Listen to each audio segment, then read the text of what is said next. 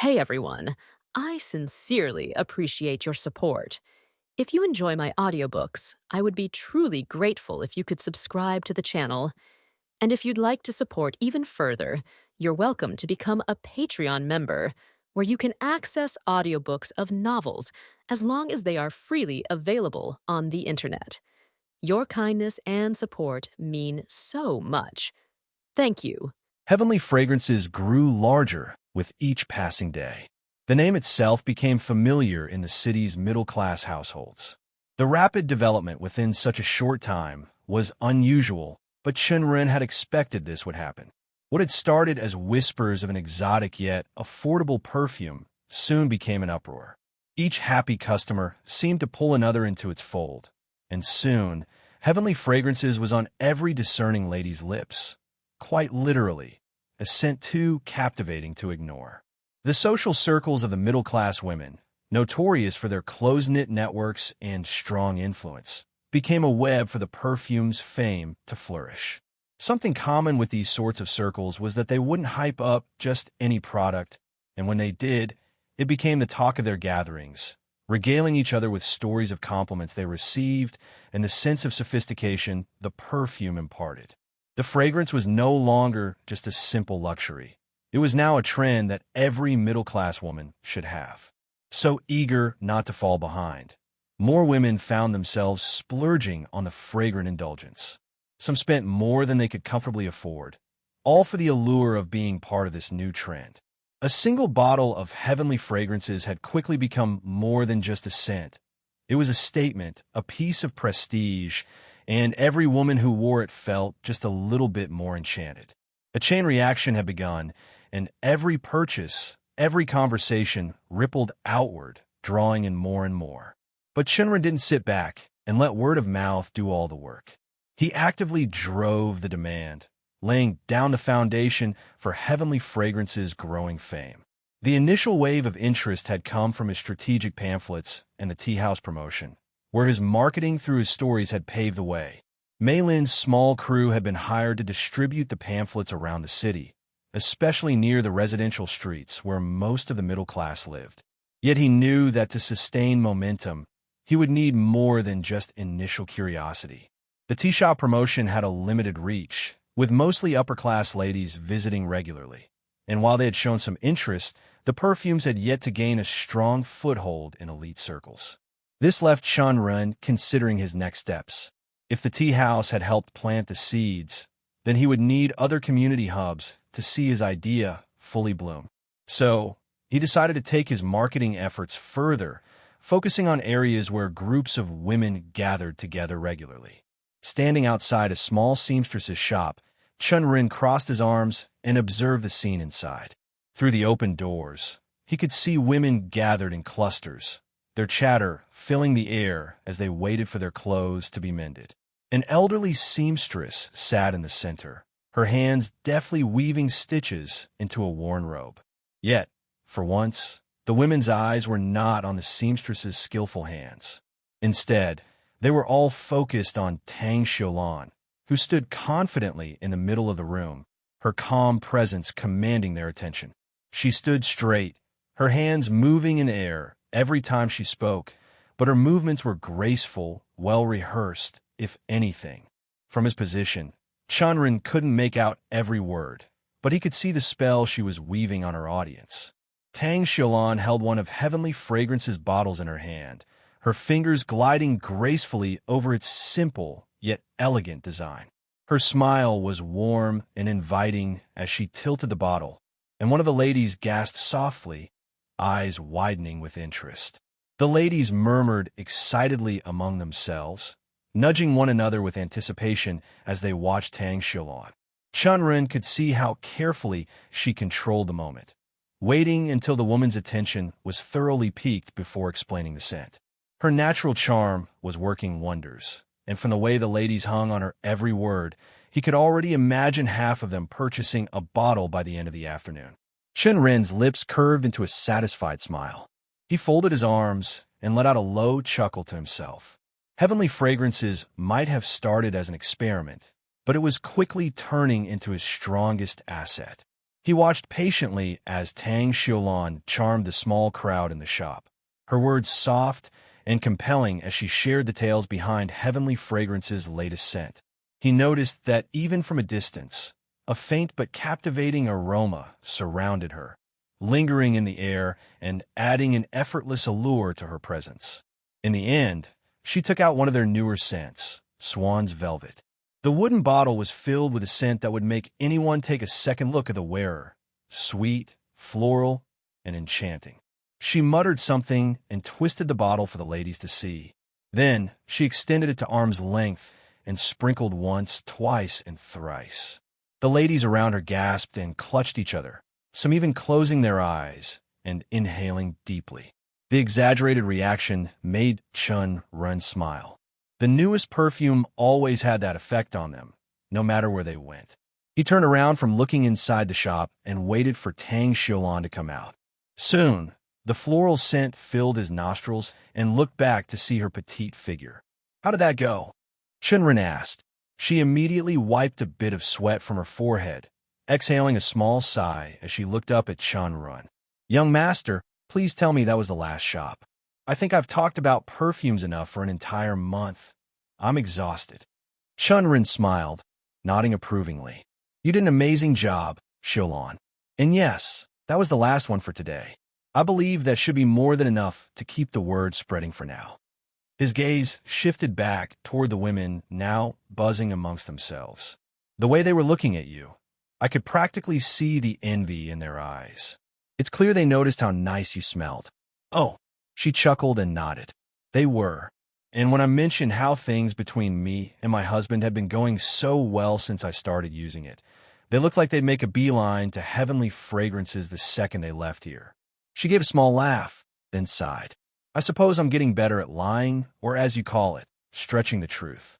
Chen Ren's grin widened as he nodded knowingly. "It's all part of business. Besides, we're not lying about the quality of the product itself.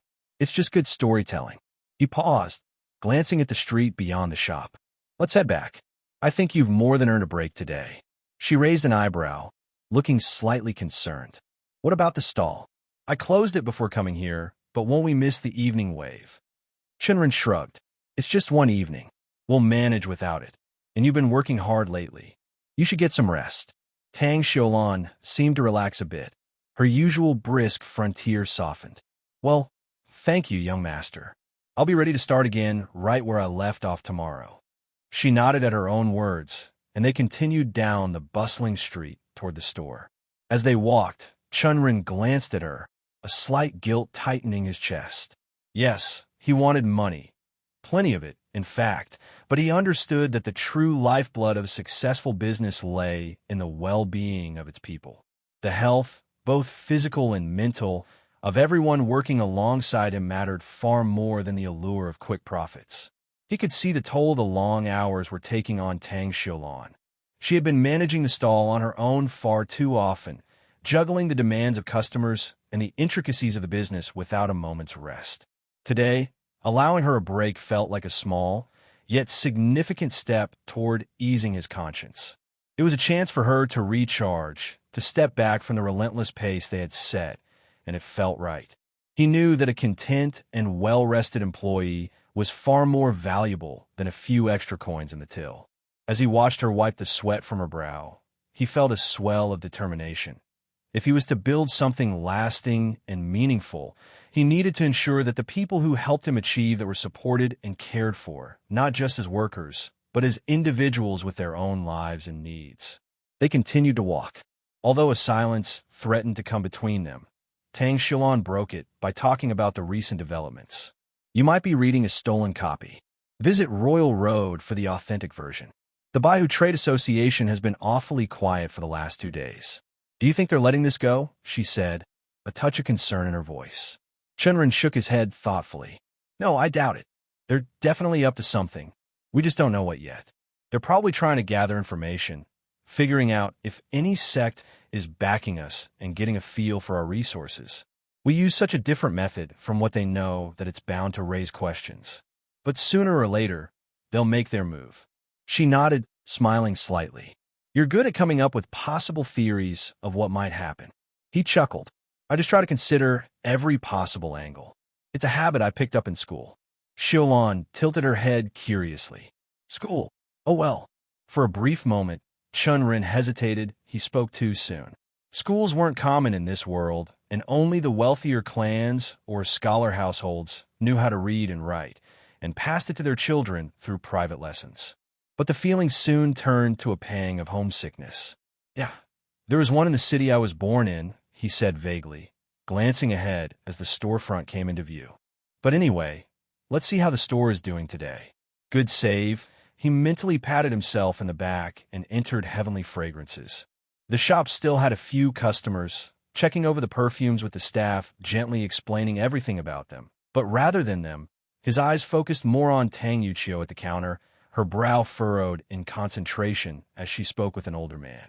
He knew who the man was, Elder Chio, the leader of the gathering community they were using to procure herbs.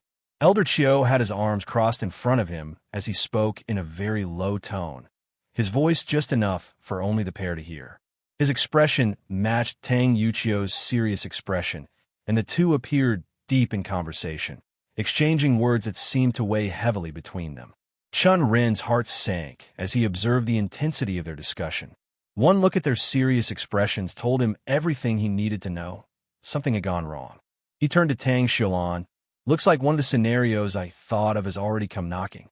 Chen Ren, Tang Yuchio, and Elder Chio stepped back a bit, allowing the extremely lively store's noise to fade as they moved into a quieter corner inside their storage room. Chen Ren observed Elder Chio's worried expression and waited, letting the older man gather his words. I'm assuming another group of gatherers has started taking all the herbs we need, Chen Ren said, prompting him.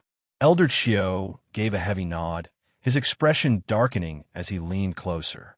Yes, young master, they turned up just yesterday, but they're relentless, practically stripping the area of every useful herb. As it stands, no permit is needed for these common plants, so by law, they have every right to gather them, but they've taken it further. They've positioned themselves in all our regular gathering spots, intercepting us and making it clear that any attempt to collect there will be met with consequences. He hesitated, a glint of frustration in his eyes. They don't just imply retribution. They threaten it outright if any of us so much as set foot nearby. Tang Yuchio's eyes narrowed, her lips pressed into a thin line. Have you gone to the city guards about it? We have, but they refuse to help. Elder Chio replied, frustration seeping into his voice. They claim their duty ends at the city limits and won't risk venturing into the forest to interfere. All they know, the men haven't broken any laws. Tang Yuchio scowled, her brow furrowing deeply. Perhaps we could send the Tang clan guards with you? Elder Chio considered her offer, nodding slowly. It would help, Miss Yuchio, but I worry it might just escalate things into a full confrontation. Their numbers are significant, about 3 dozen, quite a few of them are heavily armed. If we can't access our usual areas, we'd have to go deeper into the forest, and that would bring the risk of higher-tier beasts. Chen Ren nodded at Elder Chio, understanding where he was coming from. If they sent guards with him, a conflict was surely going to start, and the gathering community would be caught pretty badly in it. He didn't want such a thing. For now, stay clear of them. Focus on identifying who they are and report back, Chen Ren said. We'll give you further instructions once we know what we're dealing with. With a respectful nod, Elder Chio departed, leaving Chen Ren and Tang Yuchio in a thoughtful silence. Chen Ren's gaze hardened as he turned to her. Looks like I was right. They're targeting our supply lines. She nodded, looking troubled. I could still send our guards, but 3 dozen is no small number. A confrontation might not end well for us. Chen Ren smiled faintly. Seems the Baihu Trade Association isn't underestimating us anymore. But that's exactly why we secured several months' worth of supplies in advance. They'll find it harder than they think to hurt us. Tang Yuchio's eyes gleamed with a mixture of admiration and relief as she nodded, her confidence in him visibly reinforced. Her lips curved into a nod of approval as Chen Ren opened the hefty container that was in the back of them. Inside, tightly packed heaps of dried herbs filled the space, their subtle, earthy scents mixing in the air. Chen Ren smirked, tapping the side of the container before gesturing around the room, where similar crates were stacked nearly to the ceiling, filled with months' worth of essential supplies. If the Baihu Trade Association thinks they can stop us by cutting off our supplies, he said with a glint of confidence in his eye, they're in for a surprise. As he inspected the crates, he turned back to Tang Yuqiu. So, how's the planting coming along? A hint of pride sparkled in her eyes.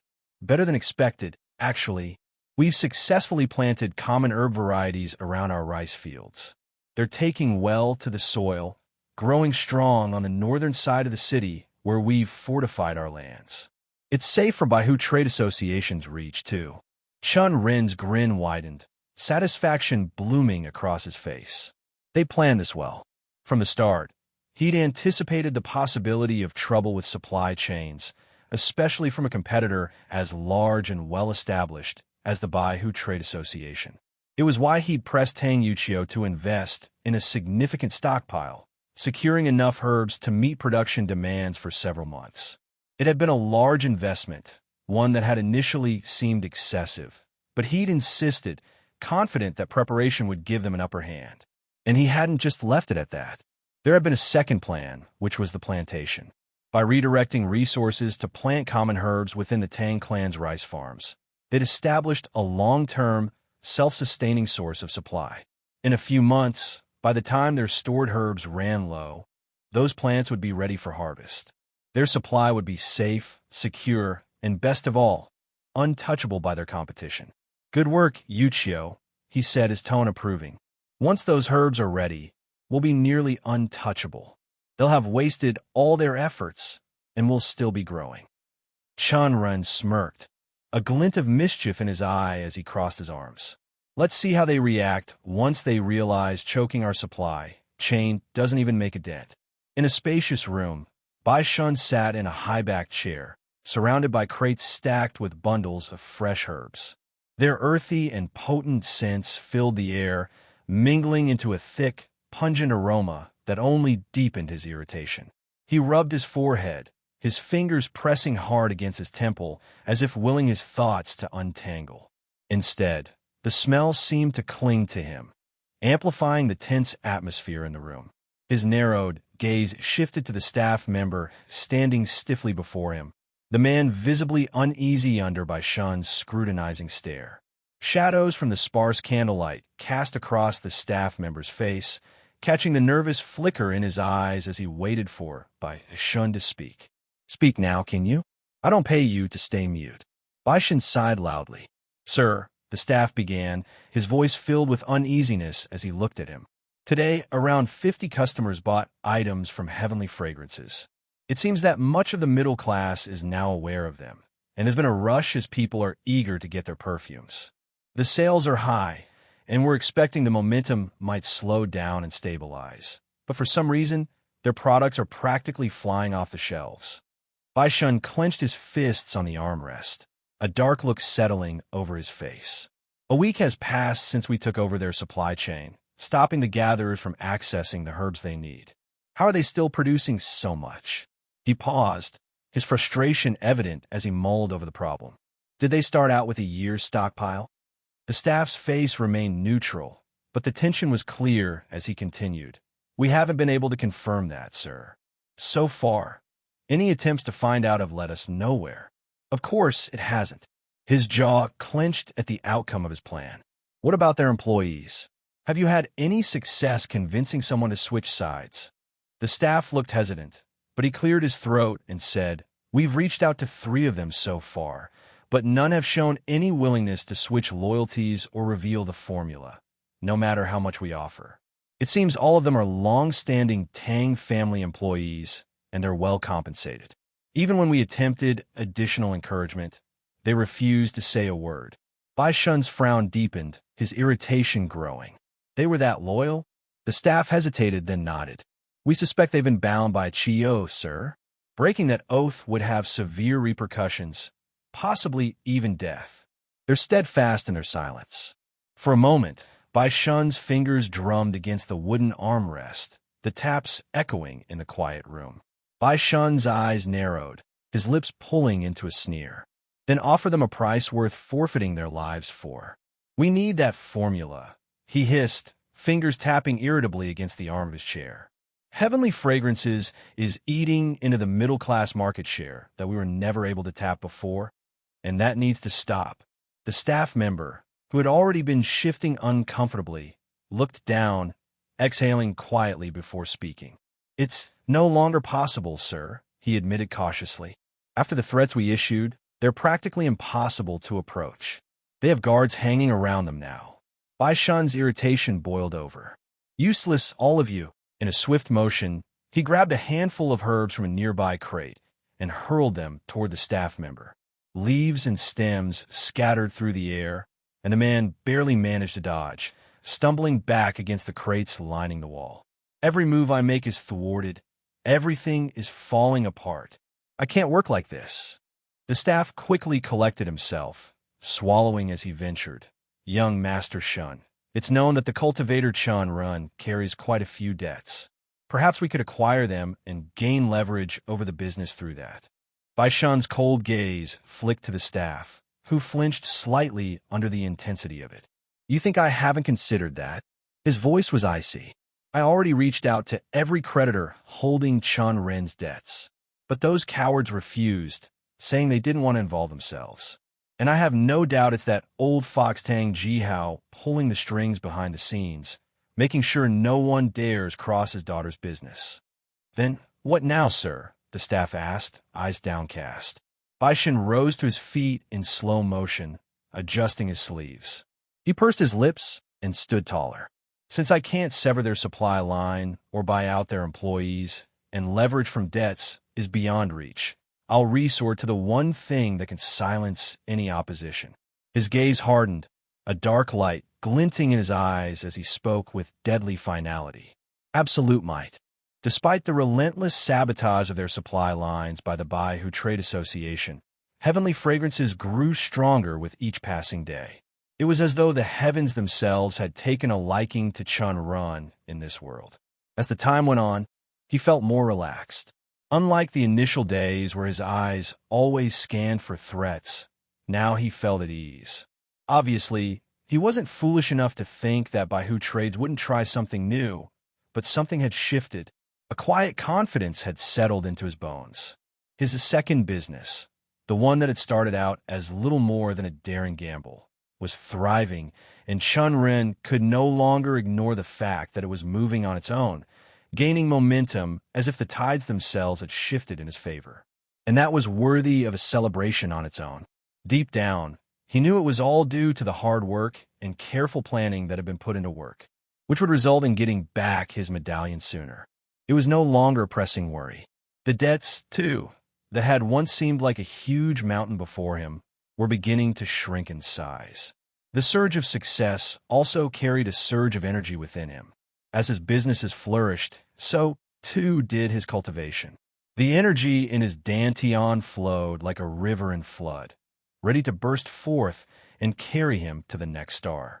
He felt his strength growing every day and his body humming with vitality, his soul expanding. But Yalan had warned him not to rush. Your foundation is not solid enough, she had told him one evening. Rushing ahead will only make your cultivation unstable. Strength gained without a firm foundation is like a house built on sand. Chen Ren had understood the truth in her words.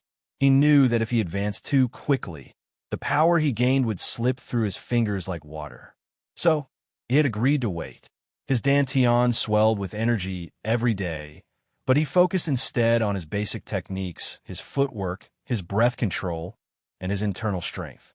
He would wait until the day was right, until the foundation had been fully set before advancing to the next star of cultivation. And so, he bided his time, quietly practicing his basics, knowing that his true breakthrough would come only when the foundation was unshakable. But amidst this flurry of activity, his thriving businesses, his growing power, and his ongoing training, there was one task that had been occupying his thoughts more and more. He had been dreaming of it for a while, waiting for the moment when the time would be right. And now, at last, he felt it had come. It was time to register his sect. Unofficially, of course, In this world, forming a sect was no small feat. It was not merely a matter of gathering a few disciples and proclaiming oneself as a sect leader. According to the laws of the empire, an official sect required a formal registration process, complete with an application detailing the sect's values, goals, and leadership structure. Even for an unofficial sect, the application needed to be submitted to the city lord's office. This was not a formality one could ignore, for failure to register could lead to unwanted attention from the local authorities. Fortunately for Chen Ren, there was no cap on who could be a leader of a sect. Even someone at the body-forging realm, like him, could claim the title. After gathering all the necessary information about the process of registration, he made his way toward the city lord's office. Yalan followed behind him, her steps light and graceful, her presence like a soft whisper on the wind. As always, she moved with the languid grace of a cat, her posture relaxed, yet her eyes ever watchful. In fact, with the way she acted so casually beside him, it was hard to remember that she was something more than just a pet, one who had lived through centuries and seen far more than he could imagine. The city lord's office was located right in the center of the city. Its marble columns reached toward the sky from 4 directions, 2 at the front and 2 from behind. The whole building was white and it shone under the midday sun. The building was a symbol of the Kalian Empire's might and prosperity. Its polished gates were colored with gold. There were guards stationed at every entrance, their expressions impassive as they observed the comings and goings of the people. One word that described the ongoing activities of the place would be busy. Merchants, cultivators, bureaucrats, and normal commoners walking in and out of the grand entrance, some hurrying with urgent matters, others exchanging polite nods and greetings. The scale of the place was staggering, with multiple wings and levels filled with bustling offices. As they approached the main entrance, Chen Ren paused momentarily to take in the sight of a large stone tablet standing near the courtyard. Its surface was polished to a gleam, and inscriptions ran across it in flowing script. It was a monument to the history of the Kalian Empire, reminding everyone how far they had come. Chen Ren's gaze lingered on the stone tablet for a while, his mind wandering. Kalian Empire was the biggest power in this world, but there was always something about the empire that struck him as fragile. How could a single emperor, even one of such immense power, keep it together for so long? Something about the weight of thousands of years, the endless cycles of history, made him wonder how it had all survived. For example, cultivators could live for a long time, so how come not one of them had gotten strong enough to challenge the might of the empire? From what he knew, the empire was founded by Xianzhu, a nascent soul cultivator. Yet as he thought further about him, he realized there were no records about him that he could remember. He had just vanished one day, leaving the whole empire to his descendants. I wonder if he simply got killed, since nascent soul cultivators can live for thousands of years. But who will be strong enough to kill such a being? He muttered, reading the stone table where information about the current Emperor Xianzhu was written. The current emperor, a domain manifestation stage cultivator, ruled over the empire's vast territories. Despite being an entire realm weaker than the founder, it was said that his power was unmatched, his control over the empire absolute. The cities stretched far and wide, and the sects, each with their own powerful cultivators, were united under his rule.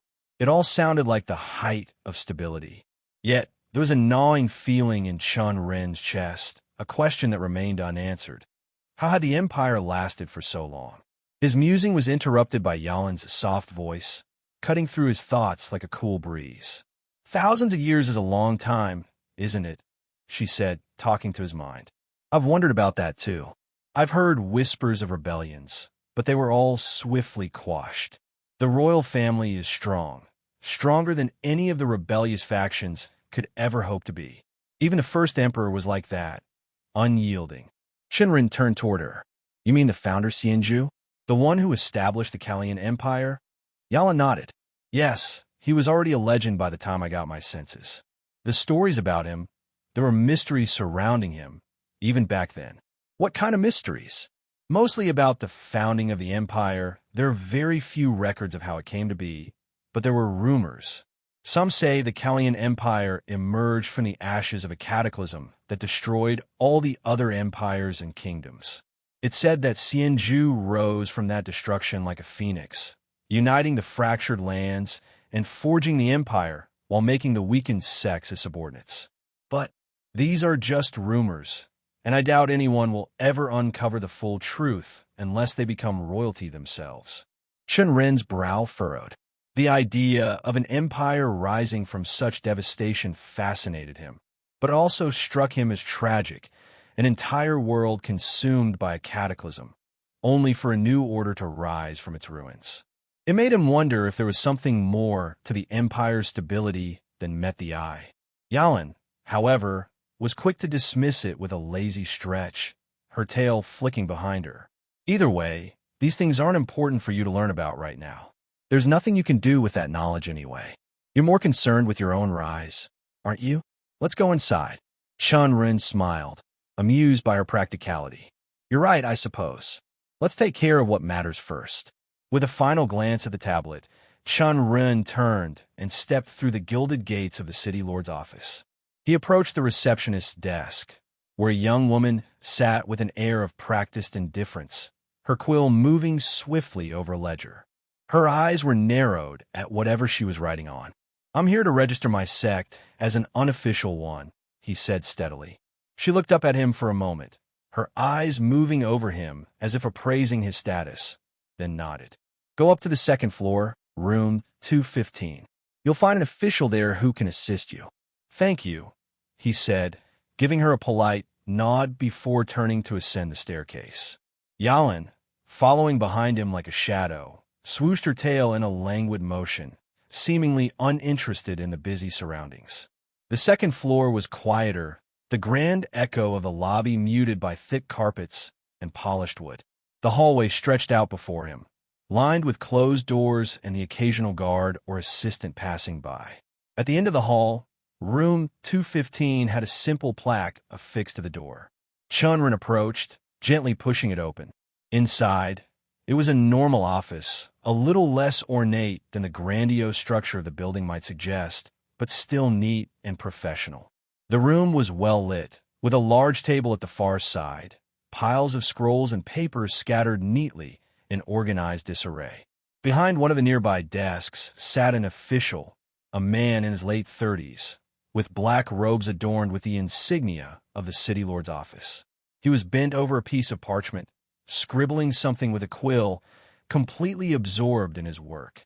As soon as Chen Ren saw him, he recognized him as Lu Wan, one of his first and regular customers who would try his noodles every day. Near the center of the room, two men sat at a table, one leaning forward with an intense focus, while the other was reclining back in his chair, eyes narrowed in concentration. He also recognized these two men, Zhang Wei and Lin Feng. Although these two weren't as regular, they would still try out the noodles every few days, and would often ask for a second bowl. They were playing chess, a game that had clearly captured their full attention. Their moves were slow but careful, and from the looks of it, they had been at it for some time. The atmosphere in the room felt relaxed, perhaps a little too much so, given the status of the place. Ignoring them, he stepped forward towards Lu Wan, and his eyes widened slightly, a flicker of recognition passing through them. Ah, Scholar One, Chen Ren said, standing before the stall with a polite smile. He hoped his registration would be quicker with familiar faces. It's good to see you again. Lu Wan blinked, clearly taken aback for a moment. Ah, it's you, the noodle stall owner, he said, adjusting his robes with a small cough, obviously trying to make sense of the situation. I didn't expect to see you here. I don't know if you're lost, but this is the room for sect registration. Chen Ren chuckled, the tension in his shoulders easing as he extended his hand in a friendly gesture. Yes, Scholar One. I'm a cultivator as well. Noodles are just a business of mine. I came here to register my sect, an unofficial one, of course. Lu Wan's eyes widened further, and for a moment, his expression grew stiff. He looked between Chen Ren and the two chess players, a slightly bewildered expression forming on his face. It was clear that Lu Wen hadn't realized who Chen Ren was beyond his role as the noodle vendor. This story has been taken without authorization. Report any sightings. Lu Wen soon masked his surprise as he smiled apologetically, realizing the misunderstanding. I'm sorry, I never addressed you properly before. I should have been more respectful. With that, he gave a small, formal bow, intending to show Chen Ren the respect he felt was due. Chen Ren, still somewhat flustered, waved a hand in protest. No, there's no need for that. I should be thanking you for trying my noodles. Now, if it's not too much trouble, could we proceed with the registration for my sect? Lu Wen nodded quickly, recovering his usual composure. Yes, of course. My apologies for the delay. Just give me a moment. I'm not the one handling the sect registrations usually, more on the finance side of things, but I'm covering for a friend today. I'll get you the form. Chen Ren nodded in understanding. Lu Wen stood up from his seat and walked over to a shelf on the wall, pulling down a scroll and quickly unfurling it. After glancing at it for a moment, he walked back to Chen Ren. Here, Lu Wen said, handing the scroll to him. This is the debrief form, basically things that you need to know about. But I believe you won't be here if you don't know the right way to register. Anyways, it's just protocol. I will bring you the application form soon. You'll need to fill it out with your sect's name, its values, and any members you have. Then, it will be processed and reviewed. If everything is in order, you'll get approval for it to be recognized as an unofficial sect. He accepted the scroll with a nod. Thank you, Scholar One. I appreciate your help. He unfurled the scroll, glancing over pages. Lu Wen was right. He already knew the things that were written. Lu Wen gave a tired smile. I'm just doing my job, he said, rubbing the back of his neck. It's not often I see someone I recognize here. Anyway, wait for a bit as I get the form. He left after giving another bow. Chen Ren sat at the desk, reading through the scroll leisurely to see if he had forgotten something when his ears were drawn to the quiet murmurs of conversation between the two men still playing chess nearby. The room was filled with a soft ambient noise, rustling papers, quills scratching against parchment, the faint shuffle of footsteps as people moved in and out. But these two men seemed oblivious to the rest of the office. Their conversation, more casual than anything of great importance, floated to Chen Ren's ears. Did you hear? The city tournament is starting in 2 months, Zhang Wei said, tapping a pawn across the chessboard with an absent flick of his wrist. Really? Lin Feng replied, lifting an eyebrow as he pondered his next move. I didn't know they would hold it so soon. Yeah, it seems like it's been scheduled for a while. I wonder who's going to win this time. What sects do you think will send their competitors? Well, Li Xian's probably going to take the win again, right? Zhang Wei chuckled, shaking his head. I don't know. He might, but there's a big question mark hanging over him now that he entered the Soaring Sword sect. That might change things. My bet's on the Void Blade sect this time. Void Blade? They lost a sect war and disappeared, didn't you know? What do you mean, disappeared? The entire sect building got confiscated. The sect vanished off the map, just like that. No one knows what happened. They say there's a lot of internal politics behind it. But whatever the case, they're no longer around to compete. Really? That's crazy. Void Blade sect was a powerhouse 3 years back. How could they just vanish like that? Yeah, Lin Feng murmured, tapping his fingers against the chessboard. It's all whispers, really. But it's a shame, though. They were strong. I guess there's no guarantee of success, even if you're strong. Chen Ren listened intently, his mind turning. He knew of the Void Blade sect. It was one of the sects Chen Ren wanted to get into if Soaring Sword sect didn't take him. Although not as grand as the Soaring Sword sect, it was one of the well-known established sects, and apparently now, it was reduced to nothing. It was a powerful reminder of the unpredictable tides of power in the cultivation world for him. Even a sect with a rich history and strong disciples could be wiped out in the blink of an eye, either through internal betrayal or external war. It made him wonder about his own ambitions, how easily they could come crumbling down if the right forces were at play. Yalin's voice broke through his thoughts. Will you be taking part in the tournament? Chen Ren glanced up at her, still processing what he'd heard. She was sitting at the edge of the room, her tail curled around her legs, watching the chess players with mild interest. He tilted his head slightly, considering the question. If sect cultivators are going to be entering, it's bound to be fierce. I probably won't, though. I'm not strong enough, I believe. But he paused, the thought lingering in his mind. I might change my mind once I see the prizes. Who knows? It might be worth it. True, there's always a reason to join a competition if the rewards are great enough. At that moment, Lu Wen returned, holding the application form in his hand. Here, he said, offering it to Chen Ren. Please fill this one out, and I'll submit it for you to be registered as an unofficial sect. Chen Ren took the form, unfurling it with a glance. It was simple enough. Sections for the sect's name, the name of the sect leader, a short description of the sect's mission and goals, and, of course, the sect crest. All things he had already considered and decided upon. He filled it out quickly, every line coming naturally to him. He filled in his own name as the leader, wrote a short but clear description of the sect's values, and sketched a basic idea of its crest.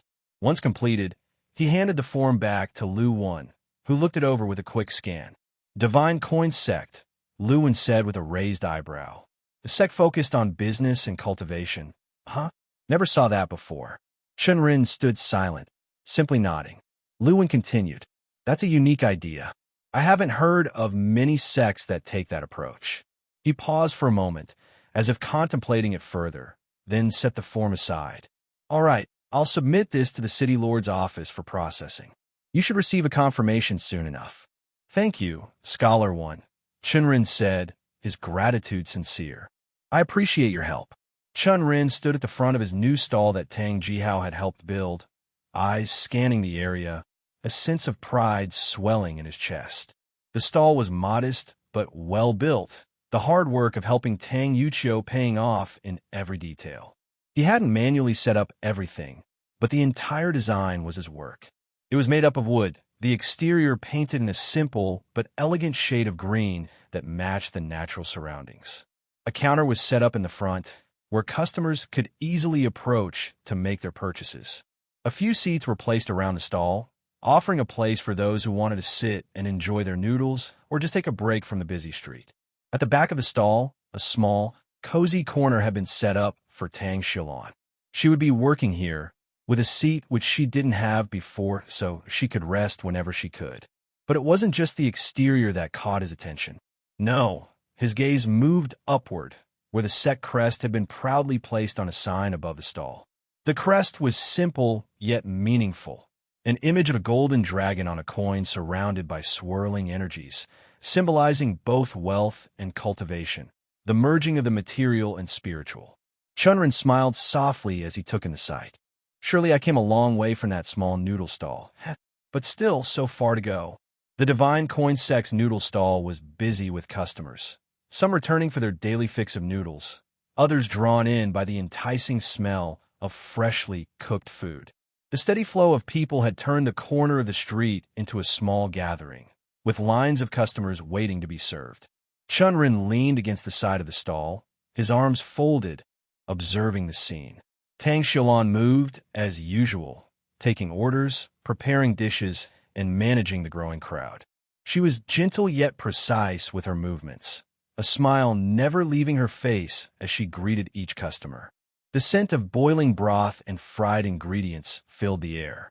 His eyes flickered to a group of street children who had gathered around the stall.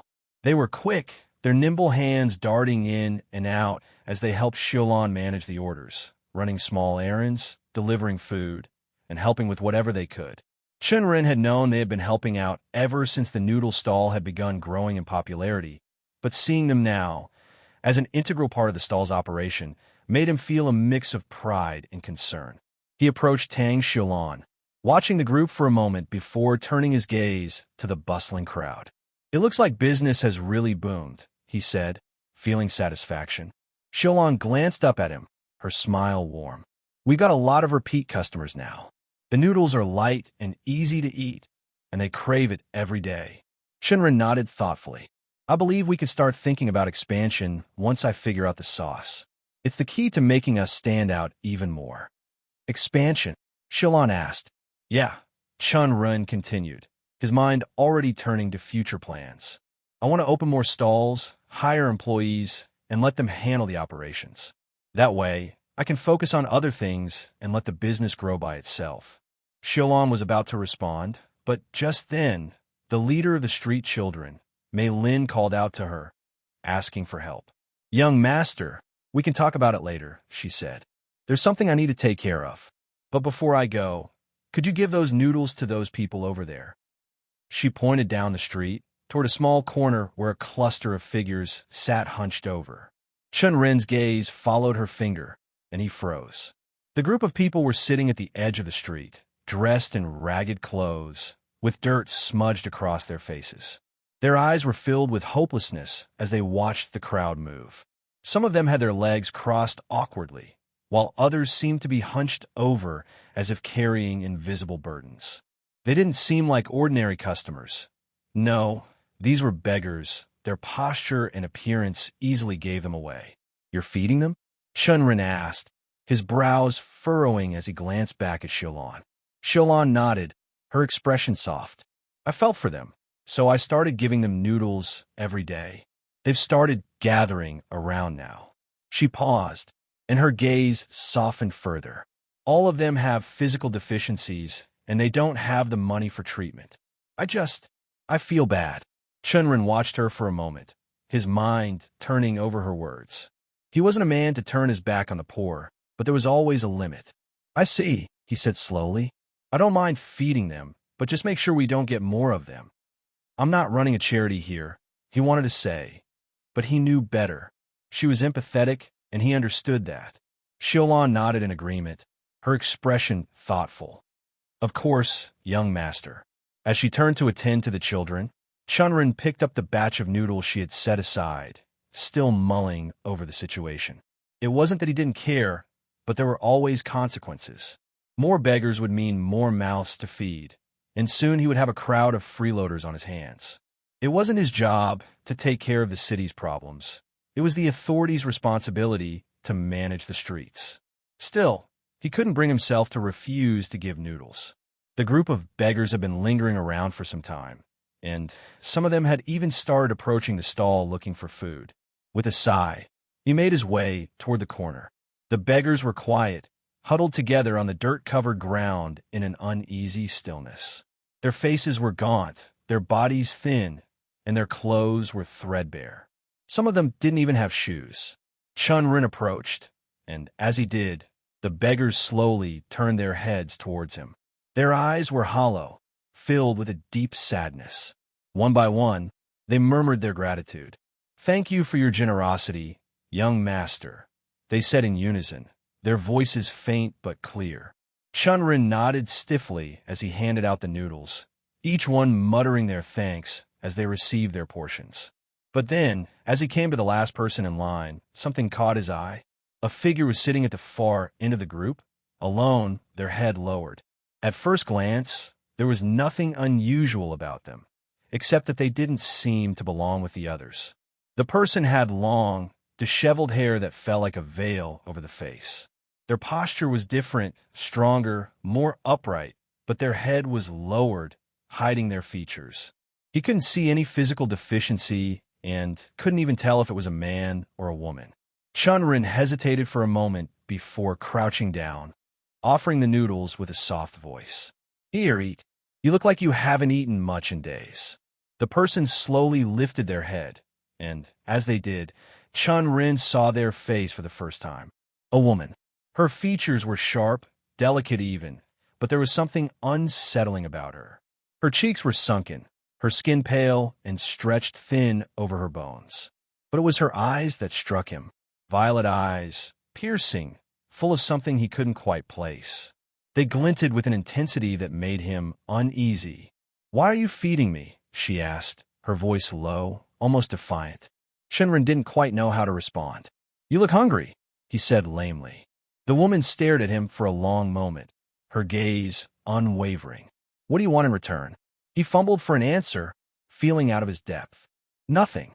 He repeated his intentions. "I'm just giving it to you because you look like you haven't eaten much." She glanced down at the noodles, her lips curling into something that wasn't quite a smile. "I don't think you're capable of giving me anything," he said, as a matter of fact. He set the noodles down before her. "Just eat it," he said for the third time, then turned and walked away.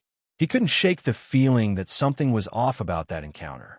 But as he returned to the stall, the strange sense of unease faded, only to be replaced by something much more immediate.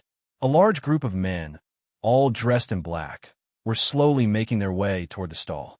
He froze, his heart sinking as he watched them. They moved with a quiet confidence, as though they owned the street. One of the men at the front shouted, his voice carrying across the street. "Listen up, everyone. Blood snakes are doing an inspection here tonight. Show us proper respect and behave." Blood snakes? Chen Ren's brow furrowed, and a sense of dread settled in his chest. He didn't know who or what the blood snakes were, but the way the men moved, the way they commanded the street, told him that this was no ordinary group. Blood snakes took the marketplace by shock. Whispers slithered through the crowd, all the eyes darting nervously to the end where they moved with purpose. There were 10 of them, wearing black shirts with the emblem of a blood-red snake stitched across their chest. Their grins spoke of the power they possessed as they thrust their chests out with each step they took. A tall, bald man walked in the front, acting like the leader as he waved to a few stall owners. Chen Ren felt their arrogance reeking out of every side look they gave. Ruffians, that's what these assholes look like. Behind him, customers who had been chattering only moments ago fell silent. He looked back and saw how they were stiff with fear. Their eyes widened, and some even visibly shivered. Even stall owners, who normally barked and bantered with customers, were quiet almost as if some force had muted them. Old man Tian, whose wrinkled hands were usually busy arranging his wares, stood frozen. His eyes kept daring around as though he was trying to find a way out of the street. Amidst noticing all the reactions towards the blood snakes, Chen Ren stood motionless. He looked through his memory, remembering if he knew of them until a memory struck. A conversation the old him had with one of his friends about gangs controlling the underground market of the city. Blood snakes was one of them. His gaze shifted to Tang Xiulan beside him, her usually composed expression now tight with unease.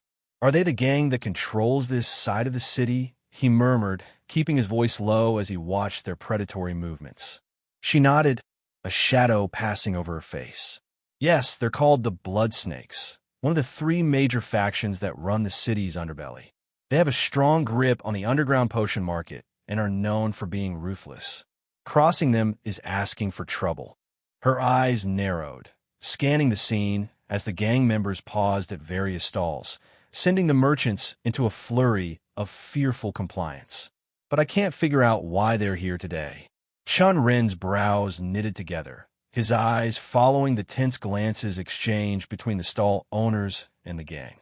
It almost felt as if they happened in slow motion, the passerby quickening their steps or diverting their routes to avoid coming too close, one elderly vendor trembling as he handed over a pouch of coins. It was probably his entire stash of profits for the day, week, or even month, who knew? The gang members sneered, pocketing the money before moving on, leaving the vendor visibly shaken. "It doesn't seem like this is the first time they've done this," Chen Ren muttered, eyes hardening as he took in the scene. The blood snakes didn't come just for show.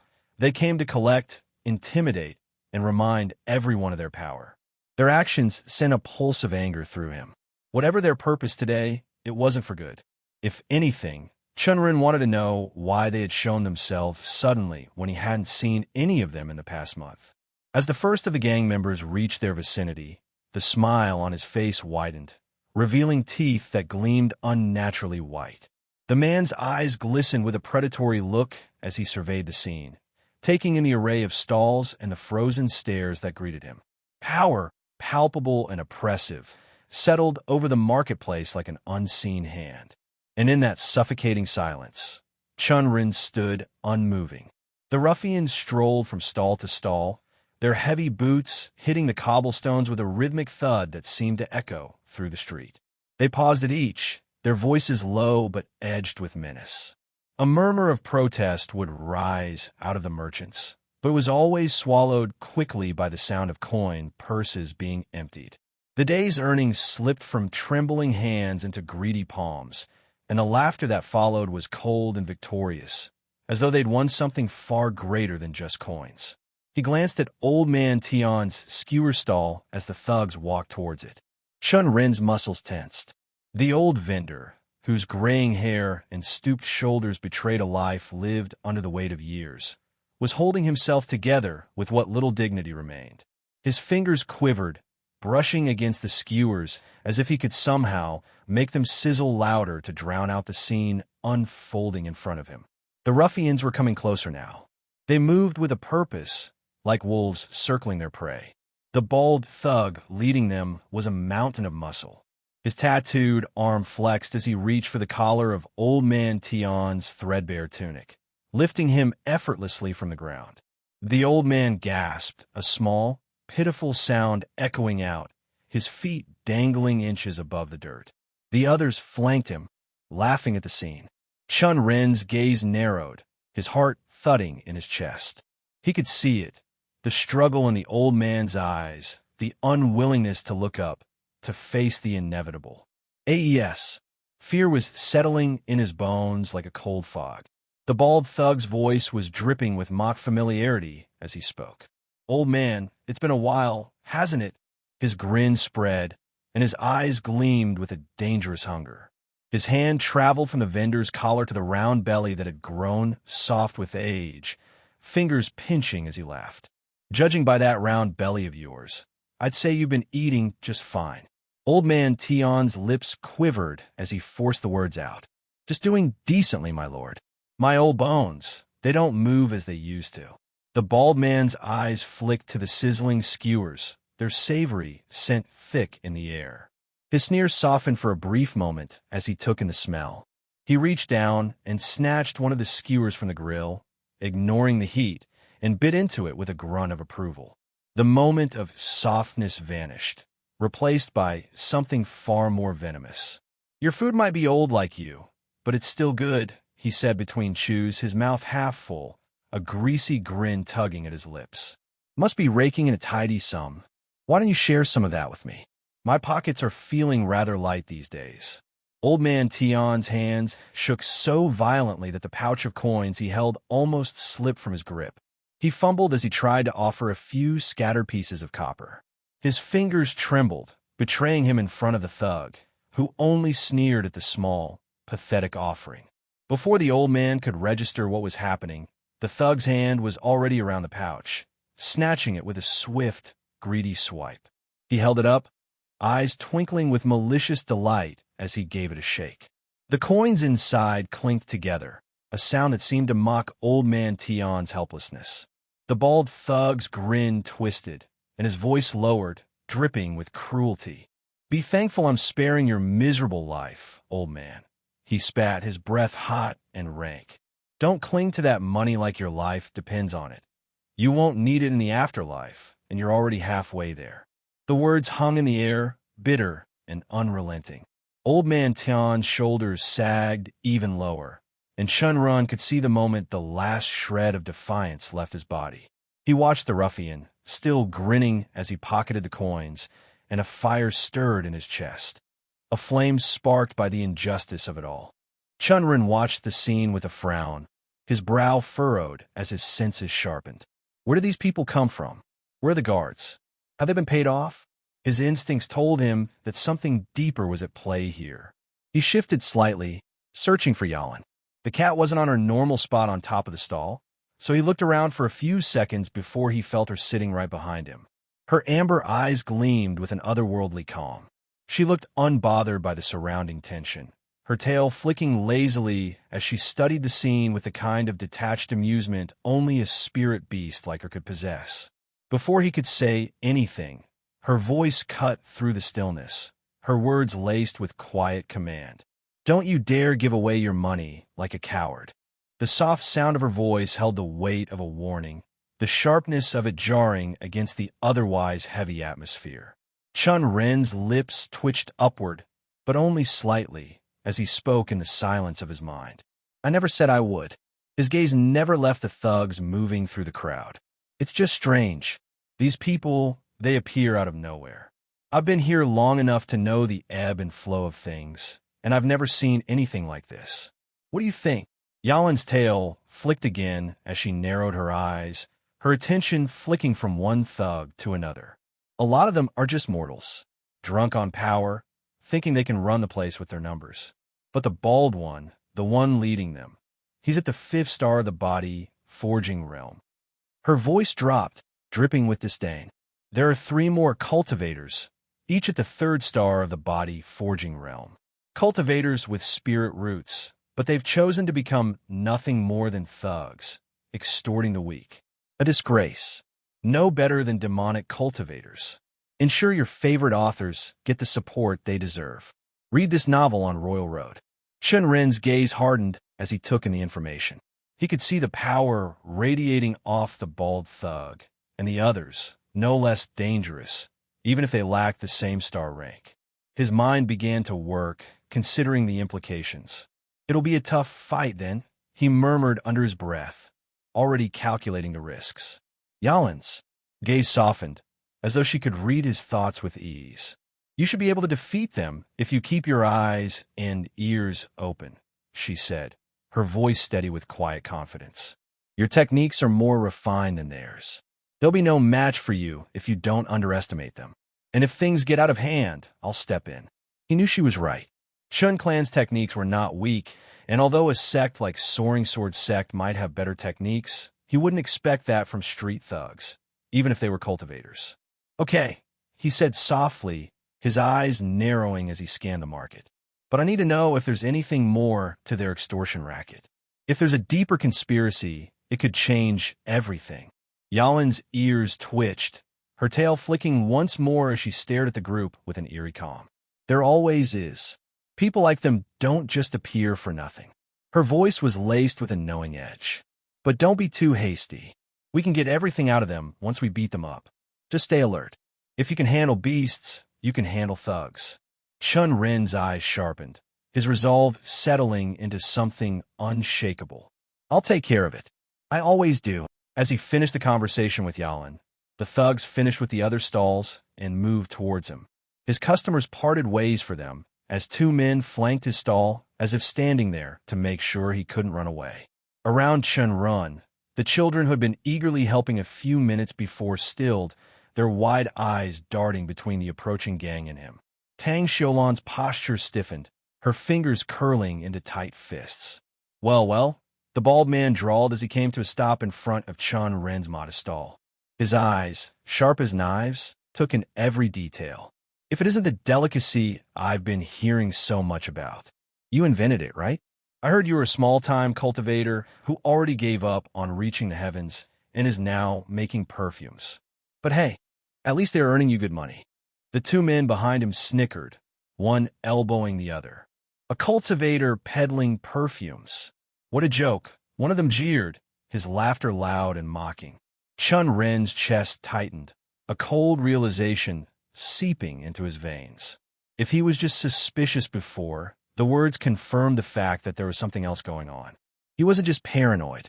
These men knew more than they should.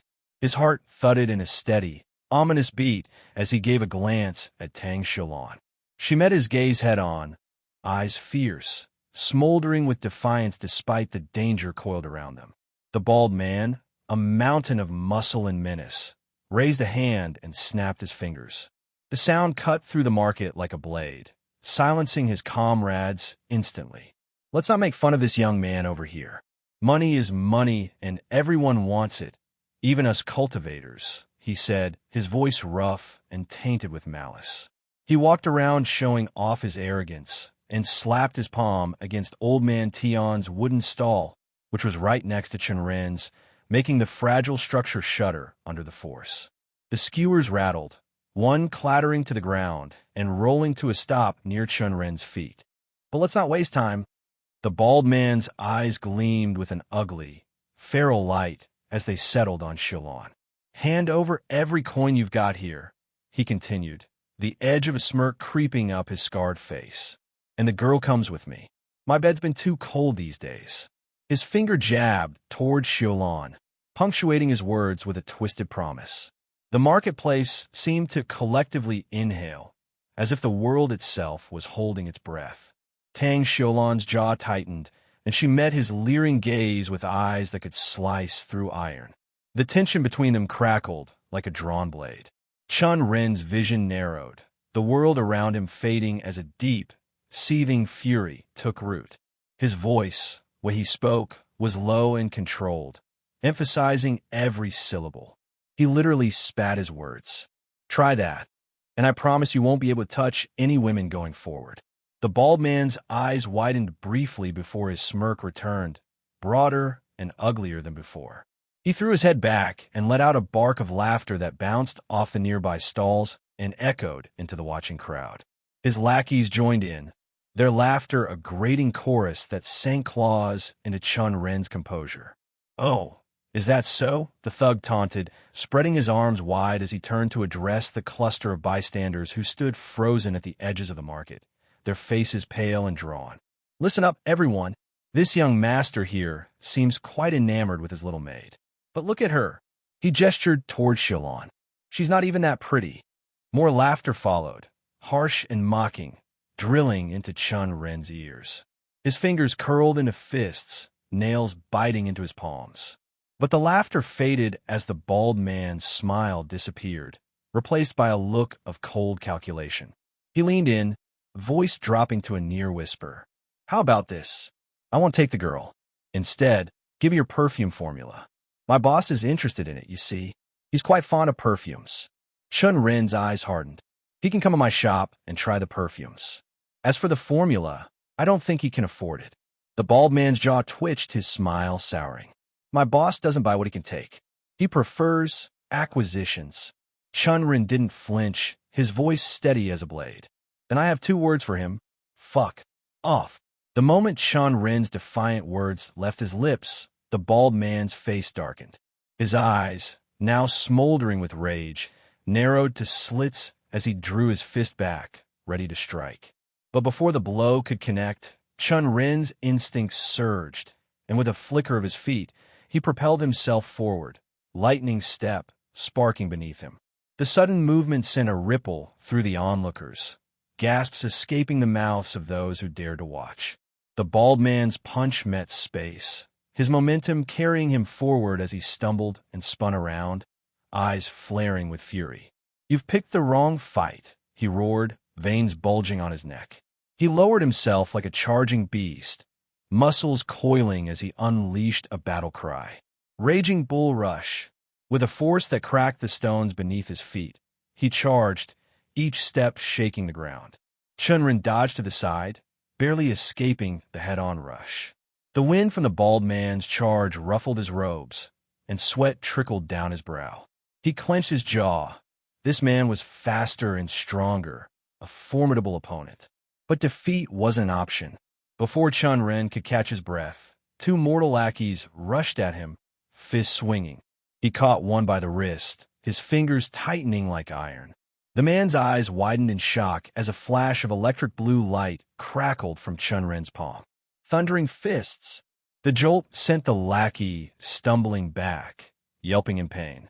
The second thug flinched, but before he could retreat, Chen Ren repeated the strike, sending him sprawling. The brief victory was cut short by a bellow from the bald man, who had already whirled around and resumed his charge. "I'll crush you." The gap between them disappeared in a heartbeat, and Chen Ren's mind raced. He darted into the open space of the market, weaving between overturned carts and dodging terrified bystanders. "Come on, is that the best you've got?" Chen Ren taunted, trying to buy himself precious seconds while striking at the gang members scattered around. The bald man's eyes burned with rage as he plowed through obstacles like a bull gone mad, his singular focus on Chen Ren unwavering. Suddenly, Chen Ren's luck ran out. The bald man pivoted with unexpected speed and struck him with a headfirst blow. Bull smack! The impact sent Chen Ren hurtling backward, his body crashing into a wooden stall that splintered under the force. Pain flared across his back as he gasped, pushing himself up on shaking arms. Before he could fully regain his stance, another shout cut through the chaos, sharp and hissing like the creature it invoked. "Cobra Fong." The voice belonged to a wiry man who leaped into the fray, his movements fluid and sinuous, as if his joints were made of water. His eyes gleamed with a predator's focus. Chen Ren's chest tightened. This man was one of the three-star body-forging realm cultivators. The air crackled with sudden tension as the man's fist lashed out, a strike as quick and venomous as a serpent's bite. Chen Ren's instinct screamed, and he pushed his body into motion, twisting just enough to avoid the blow. The wind of the missed strike brushed his cheek like a cold whisper, and the ground seemed to lurch beneath him as he spun back, breath ragged. He didn't pause. Chen Ren channeled his qi, feeling it spark like wildfire through his veins. With a surge of determination, he unleashed lightning frenzy, his fists blurred, trailing sparks as they met the cultivator's torso.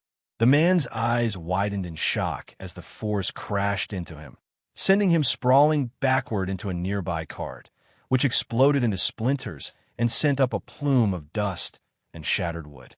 A fleeting wave of triumph rippled through Chen Ren's chest, but it was crushed a heartbeat later. Iron bands locked around him from behind, a crushing, unrelenting grip that threatened to crack his ribs on contact. The bald thug's brute strength was immense. He gritted his teeth as pain seared through his back, muscles screaming as he struggled to breathe, let alone move. "Hold still," the bald man growled, his breath hot and rancid against Chen Ren's ear.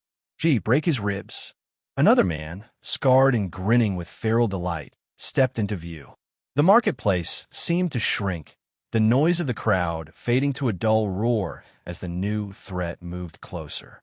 "Multiple snake bites," he intoned, the technique named slicing through the air.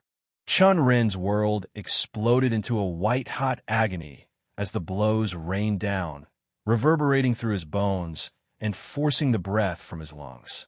His vision darkened at the edges, a dance of shadows and pain as he lashed out blindly with a desperate kick. The strike connected with a satisfying thud, sending foam stumbling back a few steps, a curse on his lips. But the reprieve was momentary. The vice-like hold on him tightened, the pressure biting deeper until it felt as if his ribs might shatter under strain.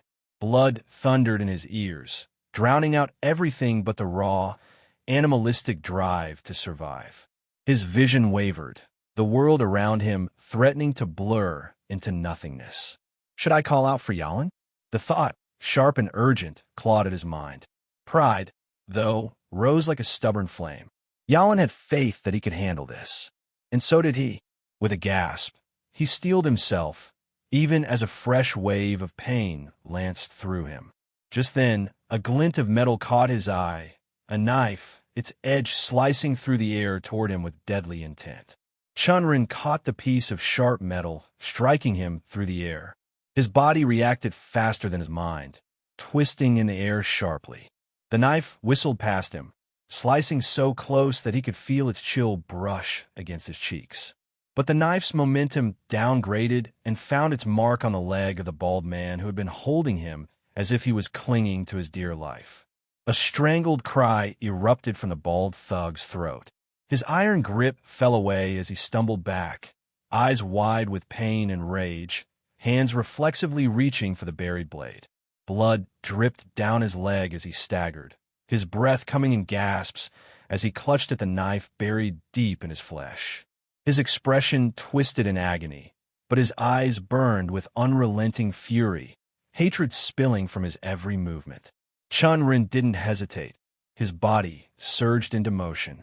In one fluid motion, he sprang to his feet, eyes darting to where the knife had come from. There, at the edge of the market, stood the beggar girl who he just gave noodles to. Her eyes were burning with determination, and 3 more knives shone in her small, weak, calloused hands. If anything, she seemed much more strong now. Where had she even gotten them from? Chen Ren couldn't guess, but there was no time to wonder. The girl stood firm. Her tiny figure seemed taller than before, as though the chaos that surrounded her didn't affect her, but she was focused, ready for action. Chen Ren quickly shrugged off his attention from her and turned to the bald man who was now howling with rage and pain. He wrenched the knife from his leg, the blood staining his fingers while his breath came in jagged gasps. His bloodshot eyes shot at Chen Ren, which seemed to boil with passionate hatred. "Arg!" the bald man brayed and prepared to lunge forward. At the same time, Chen saw how Ji staggered upright with a grin that was painful to watch, looking like an absolute maniac. He brushed splinters and dust from his shoulders, and by how his smirk expanded, this scene seemed to only fuel his twisted excitement. He cracked his knuckles. Chen Ren's senses sharpened. His instincts screamed at him that he couldn't face both at once. Frantically, his eyes swept through the stalls, searching for an advantage. Something, anything. Well, anything except for the woman with knives. Vegetables, skewers, carts, wares, pineapples, ladles. But then his gaze landed on a nearby cart bearing a wok of bubbling oil. The liquid was as angry as the bald man. Without hesitation, he lunged towards it. As if on cue, the bald thug charged. His arms swung wildly towards Chen Ren, his face twisted in every way possible. Chen Ren didn't stop his feet either, and the market seemed to slow. Almost there. The thug was too close now, and there was no time to think. Just as the man drew near, Chen seized the wok of oil, his grip firm despite the weight of the vessel and the searing, burning pain that came with it. He waited no second before flinging the boiling oil, his wrist snapping for its speed. The liquid arced through thin air and splattered across the bald thug and Ji. The two men screamed, their cries of agony cutting through the air like a knife. The oil immediately burned their skin, splashing across their faces, clothes, and exposed limbs. The searing liquid scorched their flesh, sending them into spasms, their hands clawing at their bodies in a pathetic attempt to stop the pain. And the smell of burnt flesh and scorched fabric filled the air immediately, making every other smell of the market disappear. Oh, with that, the market fell into absolute havoc. The onlookers shrieked and scrambled to avoid the splattering oil and the fight overall, but all Chen could focus on were the two men who were squirming in pain before him. He had no time to linger on their suffering, for his fight was far from over. The warmth left his eyes, replaced with lightning as he summoned his chi. His fist crackled with lightning-infused energy, and with a savage roar, he launched into a strike. Thundering punch. His fist crashed into the bald man's chest. The thug's breath left him in a sharp, strangled gasp. He was sent sprawling to the ground. His body went limp, breathless, and motionless, a broken heap at his feet. Turning swiftly, he was ready to send a similar blow to Ji, but to his surprise, the wiry cultivator was already slumping to his knees. It was quite the sight to see his malice-filled grin turn to a grimace of agony, just because of the searing hot oil. No, it was not the oil. It was then he saw. Two of the beggar girl's knives were buried deep in the man's shoulders, and blood poured down his arm, slick and crimson. He trembled as life drained from his eyes, his body faltering as his will to fight died. Silence swept through the market. The stench of smoke, burnt bodies, and spilt blood made bile rise in his throat. Chen Ren's senses clouded with the three, but he forced himself to snap into reality, wanting to deal with the rest of the members. But they seemed to have already scattered, vanished into the maze of alleys, their cowardice outweighing whatever purpose they came for. Breathing slowly, Chen Ren let the tension in his muscles ease. He stepped toward the fallen bald thug, whose body lay contorted on the ground, twitching with the last remnants of life. With a swift movement, he retrieved the pouch of coins the man had stolen from the stall owners. The coins jingled with a cold, metallic sound as he inspected the contents. It wasn't an overly large sum, but it was a day's worth of all the stalls, and he wasn't going to let mere thugs have it. Chen Ren met the bald man's dull, pain-glazed eyes, his expression hardening. The thug's chest heaved with labored breaths, but he could do little more than look up, unable to move. With a swift motion, Chen Ren delivered a sharp kick to the man's ribs, the sound of bone cracking ringing around him. "This is what you get for being a ruffian," he spat the words. He looked over at the beggar girl, who stood just beyond the carnage, her eyes still burning with determination. Her breath came in slow, measured puffs, and though she had just played her part in the battle, there was no hint of satisfaction in her expression. only the same quiet look on her face that had been there when he had given her the noodles. She met his gaze with a small nod before retreating to her familiar spot, curling up as if nothing had happened. Then picked up the bowl of noodles he had given her, quietly slurping on it. A flicker of gratitude surged within him, urging him to step forward and thank her for her silent support. Before he could act on it, a familiar voice cut through his mind like a crisp wind. 6.5 out of 10. Chen Ren turned to see Yalan, the cat with the knowing eyes, approaching with an air of detached elegance. The shimmer of her fur caught the moonlight as she assessed him with a critical gleam.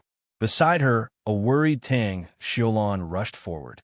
Yalan continued, not giving Xiaolan heed. Better this time. You faced greater numbers and managed to use your environment effectively. But you could have been more ruthless, and you did have some assistance. Moreover, you are shouting your techniques name seemingly for foolish reasons. Just because the thugs are doing it don't mean you need to emulate them. Chen Ren's brow lifted, a half-smirk tugging at his lips. You're still evaluating me? Yalan's eyes narrowed slightly, glistening with an enigmatic glint. Of course, I'll evaluate every battle you fight. You're not above judgment. Before he could reply, Xiaolan reached him, her soft voice cutting through his thoughts. Young master, are you okay? He let out a breath, rolling his shoulders as the dull ache of bruises reminded him of the struggle. A few scratches, and my back feels like I fought a mountain, but I'll be fine. Nothing to worry about. If you encounter this tale on Amazon, note that it's taken without the author's consent. Report it. His gaze shifted beyond Xiaolan, settling on the bald thug, still groaning in agony, and the stunned stall owners who were beginning to gather around. But the real concern isn't my injuries, he muttered, eyes sharpening. These thugs weren't just here for extortion. They wanted the perfume formula. Otherwise, they wouldn't have brought cultivators with them. The blood snakes are eyeing my businesses. Tang Xiaolan's eyes widened. What are you going to do now? Chen Ren thought for a moment before a grimace settled on his face. We need to check on heavenly fragrances. If I'm right, this wasn't the only place they hit. Chen Ren had expected that their stall wouldn't be the only one to be affected by the blood snake attacks. As they moved closer to the area, the sight before him confirmed his suspicions. The outside scene of their perfume shop was in disarray. The door seemed to be broken, and the board with their stall name was on the ground. Even other shops around them seemed to have taken some damage, and a good number of people were out in the open, talking in hushed whispers. The signs of violent altercation were unmistakable. He saw Tang Yuchio standing outside, flanked by the guards who had been assigned to them by the Tang clan.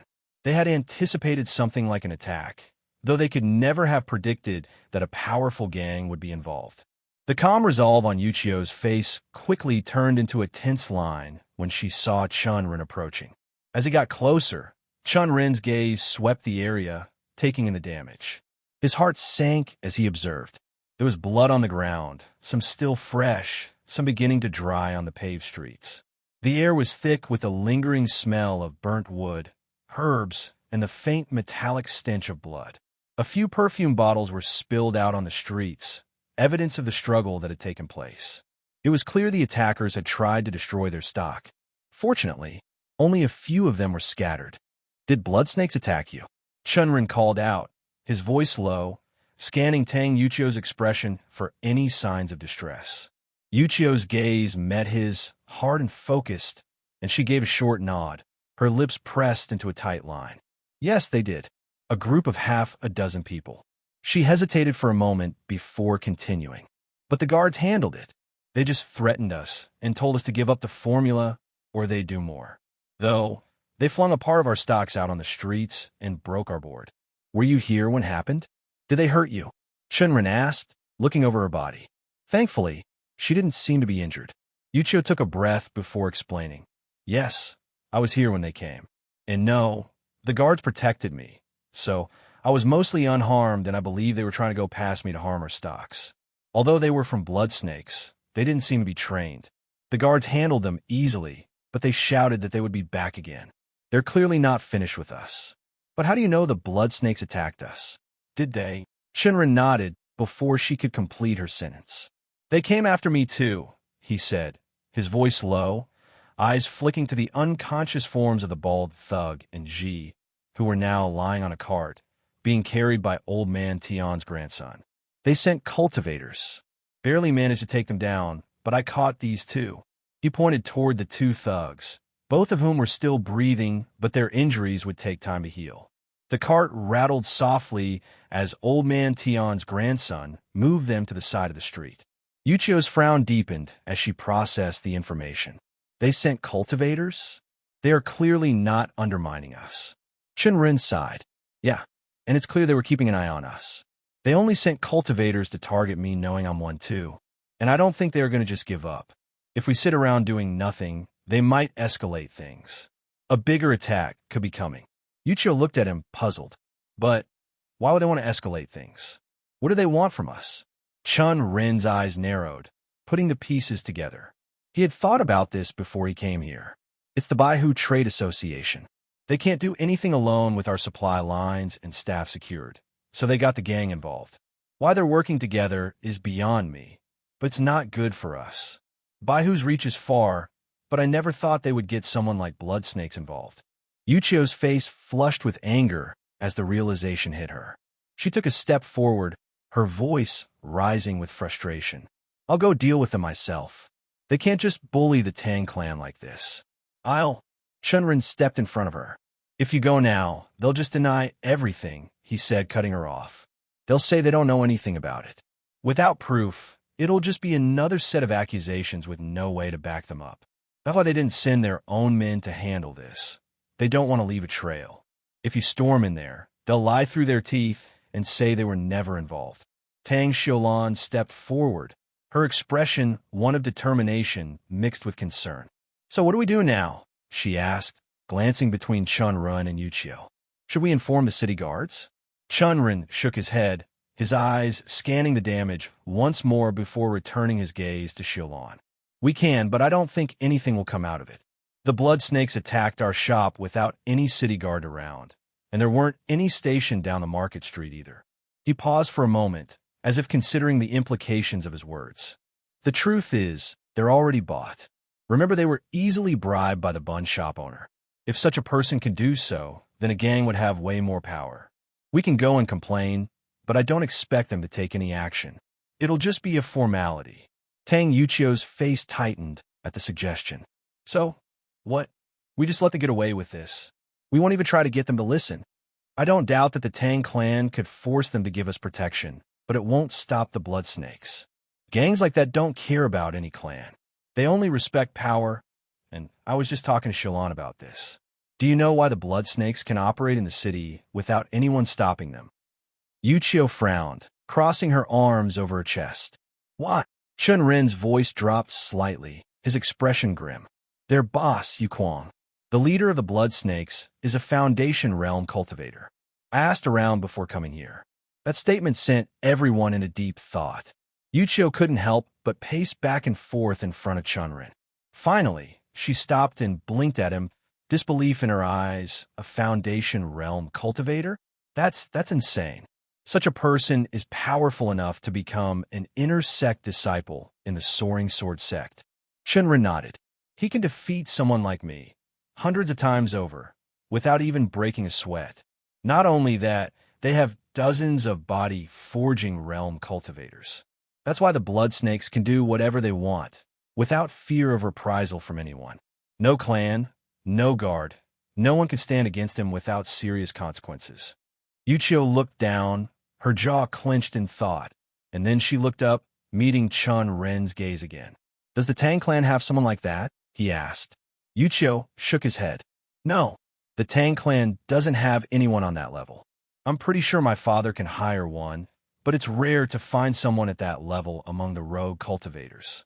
Then we're stuck in this situation, he said quietly. We can't just force them to leave us alone. Not with someone like that pulling the strings. We need to be careful. We can't just rush and head first. We need a plan, a way to deal with the blood snakes, keeping their boss in mind. Because if we go up against them, we'll be crushed. A silence fell over them as the gravity of the situation settled in. It's almost like everyone knew that something had to be done, but no one knew how to go about it without making the situation worse. For maybe the first time since coming to this world, Chen Ren felt like he was grasping at straws. A Foundation realm cultivator was way beyond his current state. They had a difference of 1.5 realm between us. Tang clan might be able to get more security, but against someone like him, even they needed to be careful. That only left a few options. Though, it wasn't as if every door was closed. He still had a trump card in Yalin, and going by his estimates of her strength, she could deal against someone like Yuquang. But was this worth revealing her identity? He wasn't sure. The more he had seen of his world, the more he realized that having a trump card like her was bigger than any cheat he might have received. His mind raced, trying to come up with a solution where he could deal with blood snakes without anyone finding out about Yalin. His gaze shifted from Yuchio to the two unconscious thugs, Baldy and Ji, who lay slumped in the cart. Then his eyes flicked over to Yalin, who had been quietly observing the conversation from the sidelines. A sudden thought struck him. "I believe I have an idea," he said, getting the attention of both the women. "My boss will hear of it, and once he does, you won't be able to get out of the consequences." The bald thug growled, his spit dripping out of the corner of his mouth. His eyes, small and beady, were filled with hatred. "You dare go against him by beating his subordinate. You will pay with your life. Your life ends here.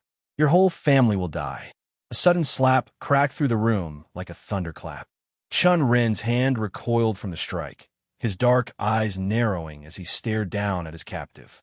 "You talk too much for a prisoner, he said. The room was small, shrouded in deep shadow with only a wavering lamp. The air hung thick, heavy with the metallic tang of rust and the sour tang of sweat. The bald thug sat hunched, chain-tight, his muscles strained against restraints that clinked with every shallow breath.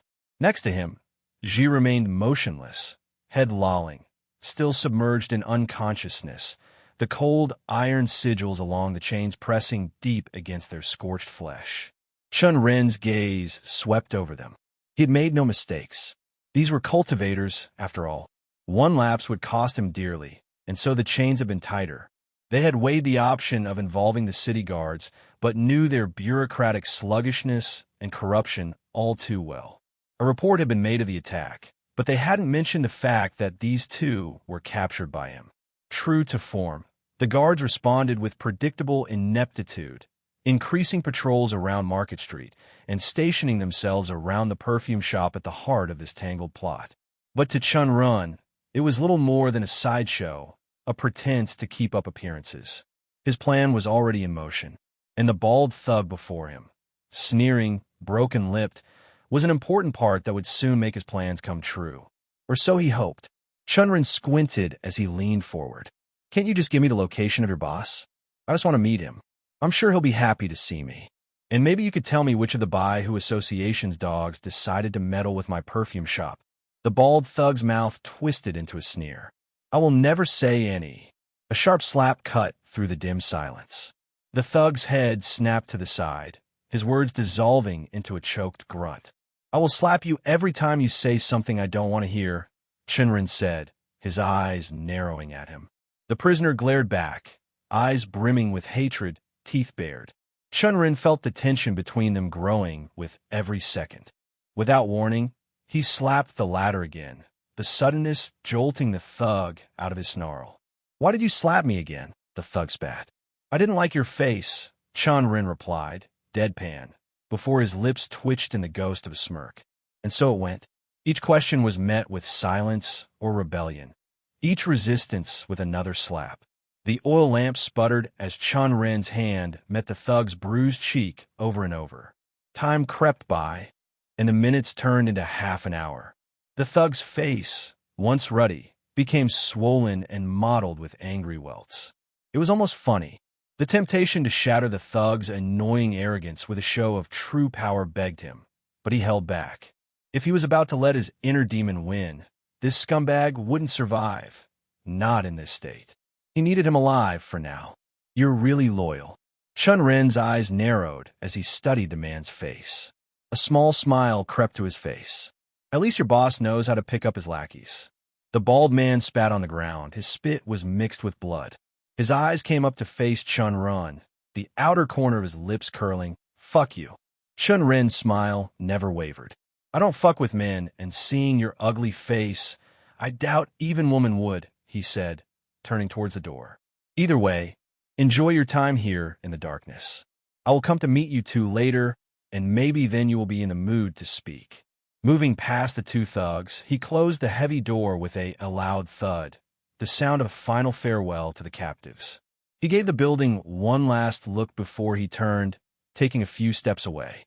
It was one of the warehouses the Tang clan owned, one that was used for one of their businesses, but once it had failed, the warehouse had been kept empty.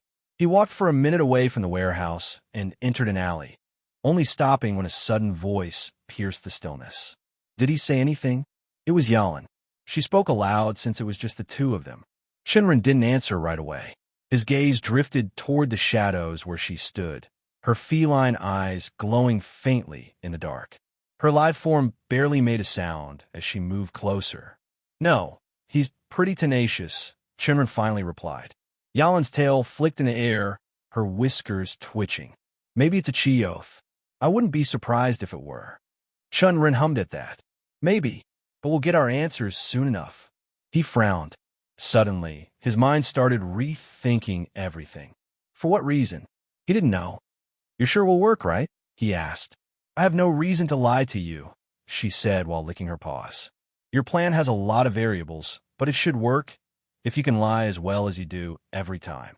Chen Ren feigned offense while touching his chest as if he was hurt. It's called stretching the truth. But before he could continue, Yalan cut him off with a swipe of her tail, her gaze never leaving the warehouse. Just keep watching the warehouse, she purred, the words like a command. If we're lucky, he'll try to get out in the next hour. With a knowing smirk, Chen Ren followed her gaze, the cold wind tousling his hair as they both waited. The hours stretched out, and the evening sun dipped under the horizon. Guojiang didn't have an easy life. He hadn't been born into a family of great cultivators, and in his younger years, he had lived an ordinary life. But fate had twisted his path when he had been found to have spirit roots, and an emerging sect had taken him in. The sect promised to hone his potential, but all it had truly done was push him toward an existence of hardship.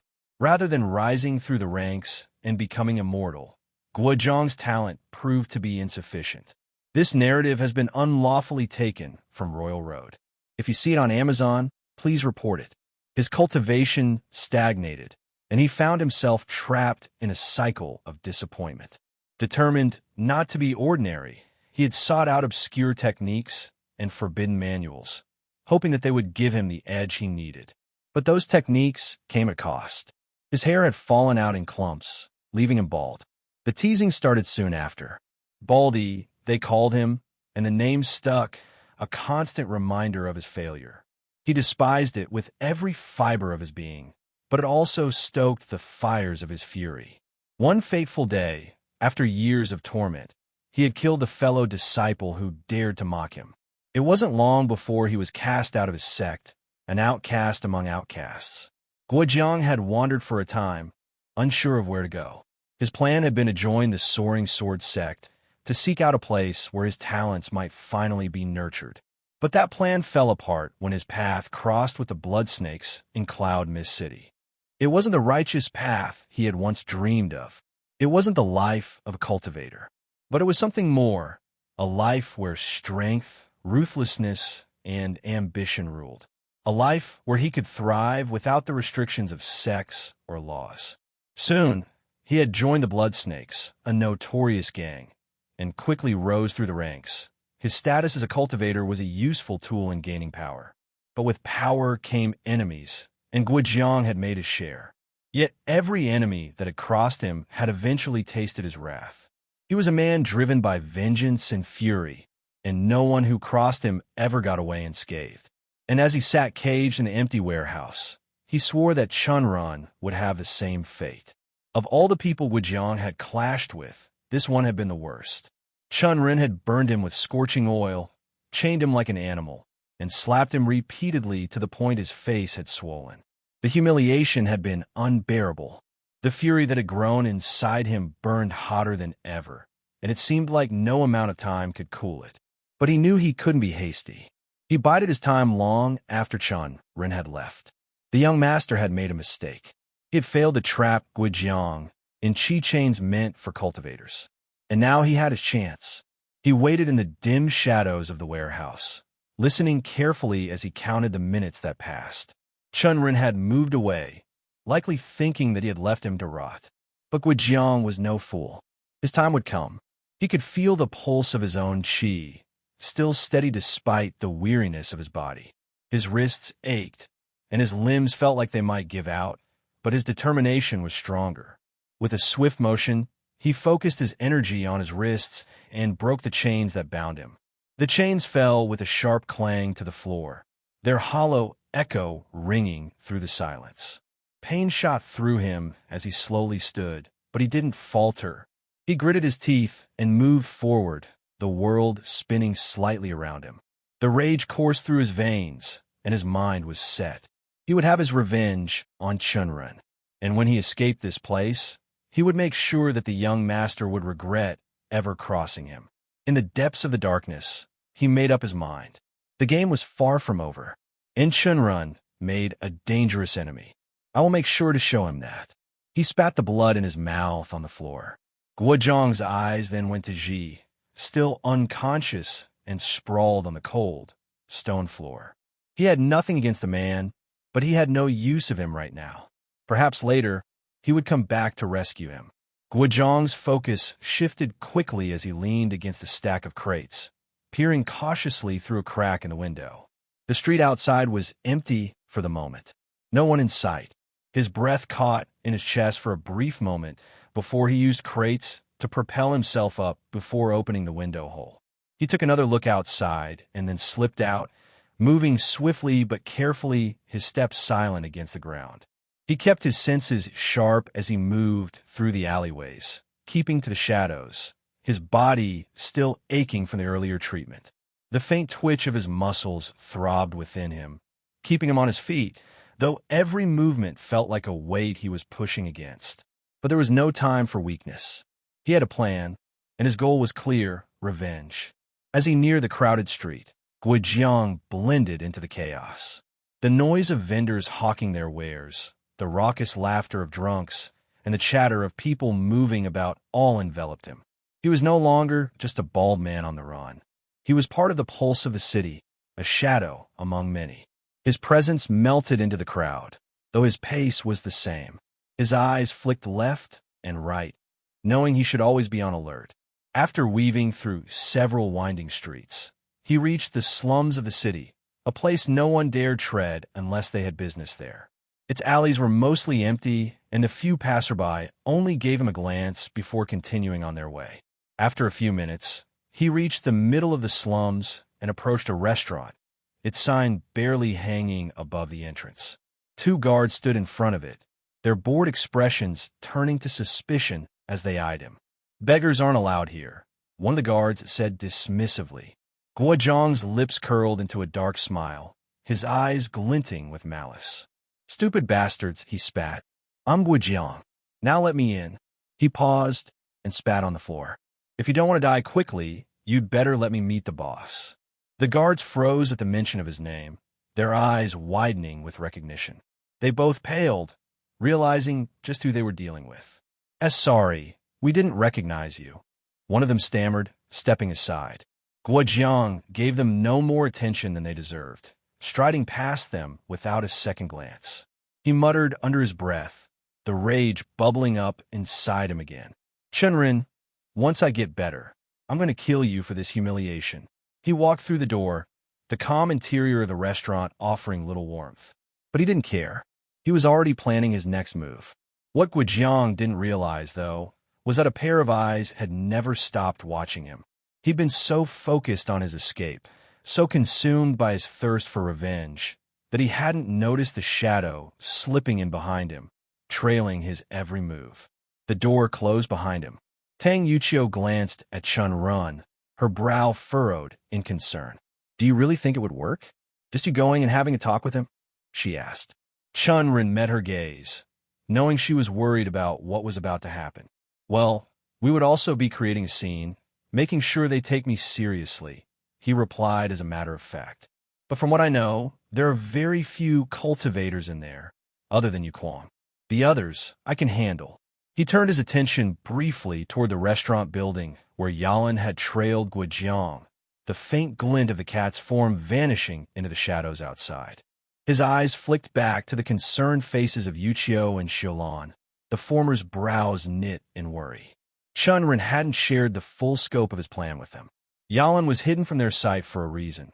Some trump cards were best kept close to the chest, even among allies.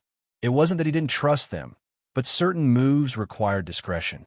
They were obviously concerned about him due to thinking that he would be risking his life against a Foundation establishment realm cultivator, but he kept his mouth shut. Around them, a half-dozen guards from the Tang clan stood straight. They were mortal men, but their purpose was clear: to ensure Chen Ren had room to move toward the inner sanctum of the restaurant, where the boss, Yu Kwang, waited. If anything went wrong, these men would keep the path clear long enough for Chen Ren to act. But for now, he needed to deal with the guards at the front of the restaurant. Chen Ren nodded at the men, then turned to his female companions. Just stay here. I'll be out of the place in an hour. Don't worry too much. I'll handle it all. Not like I'm going, and don't forget, I'm from the Chen clan. A mere gang can't stand against them. So if Yu Kwang tries to do anything, I will throw my clan name around. The guards nodded in unison, while Yuchio and Xiaolan exchanged a brief glance. Despite their concern, they trusted him. They had no choice but to. And so, Chen Ren stepped forward, moving toward the restaurant entrance with light steps. The moment he approached, the guards at the door stepped in his way, their faces tense. The restaurant is closed, one of them said curtly, his hand resting on the hilt of his blade. Chen Ren didn't break his stride. His eyes narrowed as he stared them down. I saw people entering here a while back, he said, his voice cold. They are authorized to enter. You aren't. Chen Ren's lips curled into a faint smirk as he spoke again, this time more forcefully. I believe I need to change that, then. Before the guards could react, a surge of lightning crackled to life around him, arcing through the air in a flash of bright energy. The guards flinched back instinctively, their eyes wide with fear. But Chen Ren didn't give them time to recover. The final part of his plan began like that. Yu Kwang's dark eyes narrowed as he glared at the man before him. The tension crackled between them, the air thick with unsaid threats. What did you just say? The man who was on the opposite end flinched visibly. Baldy's lips trembled as he swallowed hard. We got beaten up and captured while trying to take down Chen Ren, he repeated, eyes darting between Yu Kwang's piercing stare and the ground beneath him. The plan failed. He tried to interrogate me, but I refused to talk. I only managed to sneak out after he left. He shifted uneasily, revealing bruises and cuts that spoke of a recent struggle. My current condition, it's all because of that bastard. Yu Kwang's neutral mask fractured, his gaze turning icy. Baldy shivered involuntarily. You were given one simple job. Beat him up and make sure he remembers the warning, Yu Kwang said. Chen Ren is a no-name rogue cultivator who lost miserably to Li Xian. You have a more advanced cultivation than his, and you had numbers on your side. How did you fail? Baldy's eyes flared with desperation as he stammered. Boss, he's tricky, a real slippery bastard. He threw hot oil at us, so we couldn't keep our footing. Some of the guys ran as soon as they saw the tide turn. Of course they did. Yu Kwang snapped. Of course, they fucking did, he repeated. You brought the low-level trash from our ranks. Do you even know why we keep them around? For numbers, Baldy. Only for numbers. He huffed, anger rolling off him in waves. Now, because of your incompetence, the whole plan is in tatters.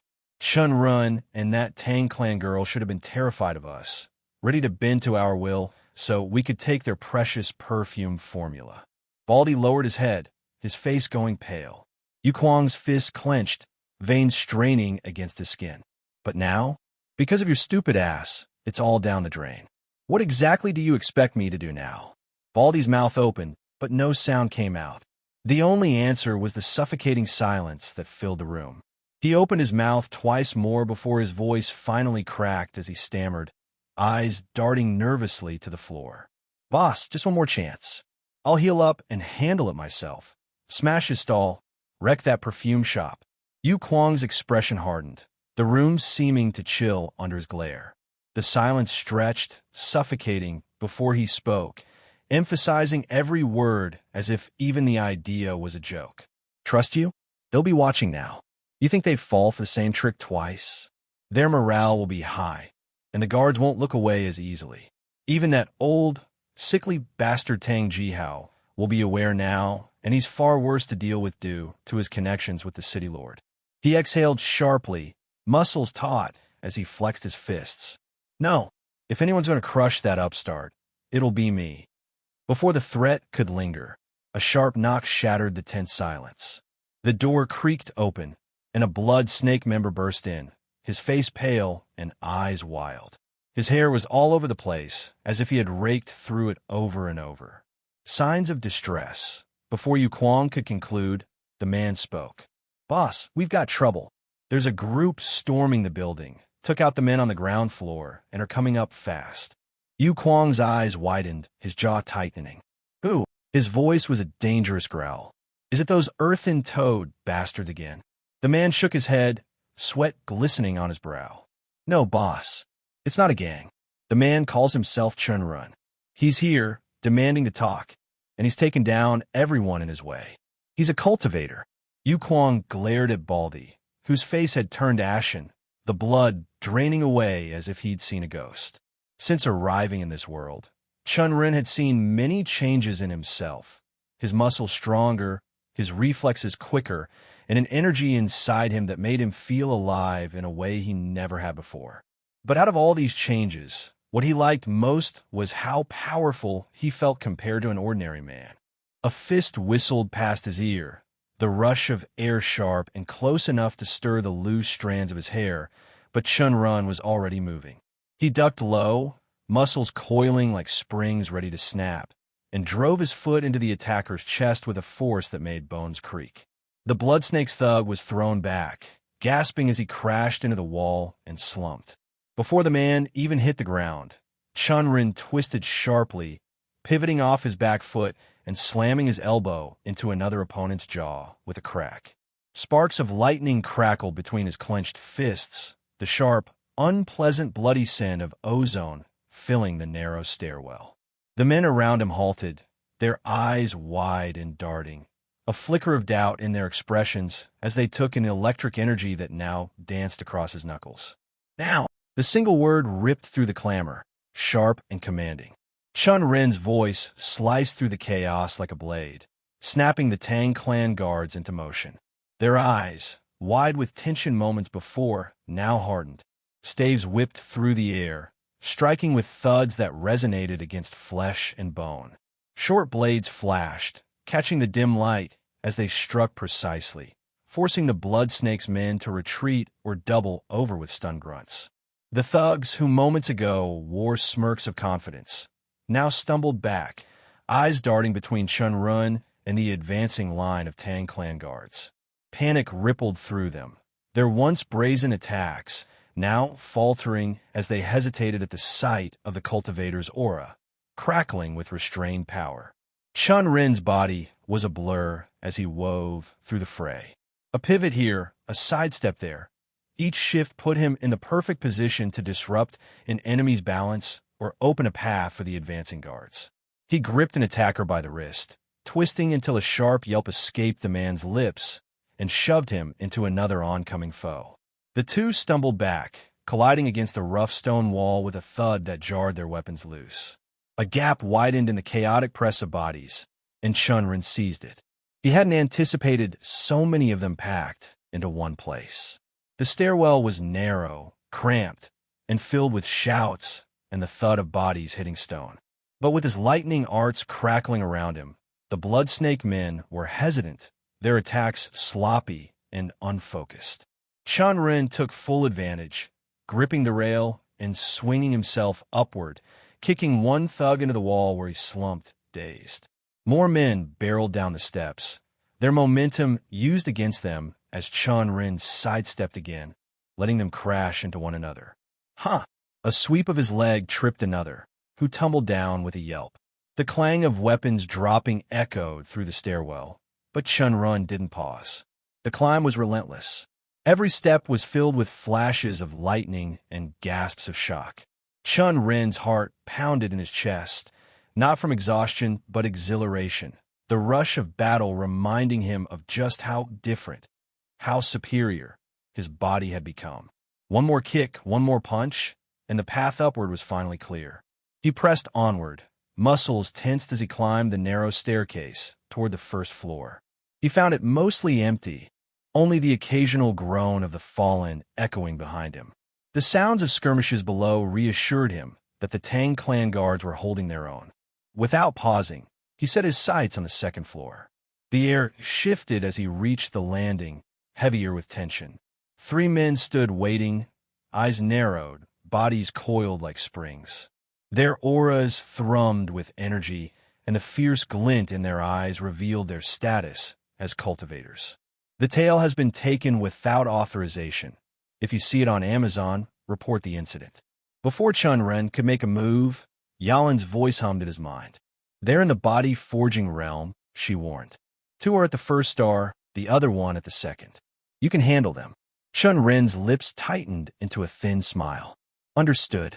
A moment later, the 3 cultivators burst into motion. Their feet barely touched the ground as they glided forward, bodies shifting with grace as their movement techniques left afterimages in their wake. The strongest of them held a sword that gleamed ominously under the dim lantern light, its edge whispering promises of lethal intent. The other 2, with their heavy clubs, approached like storm clouds rolling in, threatening blunt devastation. Chen Ren didn't give them a chance to close in. With a swift stomp, he drove his foot into the wooden floor, the boards cracking apart beneath him. Splinters shot up in jagged arcs, like tiny daggers catching the light. The advancing men faltered, eyes darting as the sharp fragments pelted them. He seized the moment. His body moved like a coiled spring, launching forward with explosive energy. His foot lashed out, catching the nearest club wielder in the chest, and sending him staggering backward, breath leaving him in a rush. The second man grinned, showing all of his teeth at once, swung his club in a brutal arc, the force behind it enough to break bones. Chen Ren shifted just enough to let the blow glance off his shoulder, a flash of pain registering before it was pushed aside by adrenaline. The impact brought him close enough to grasp the man's arm and pivot sharply, twisting the limb with a crack that sent the club wielder reeling. In a fluid motion, Chen Ren hurled him into the path of the sword wielder.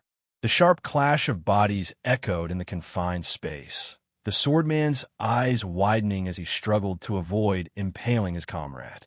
The momentary distraction was all Chen Ren needed.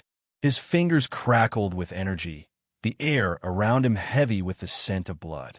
A thin grin tugged at his lips as he whispered, lightning frenzy. Arcs of blue-white electricity burst from his fingertips, leaping towards the 3 men. He moved forward, and his fist moved forward in a blur and threw punches continuously. The sword wielder's eyes rolled back as the current coursed through him, muscles twitching before he collapsed. The others crumpled beside him, twitching once before falling still.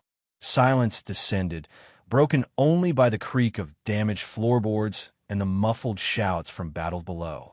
Chen Ren took a steadying breath, the electric buzz in his veins slowly fading.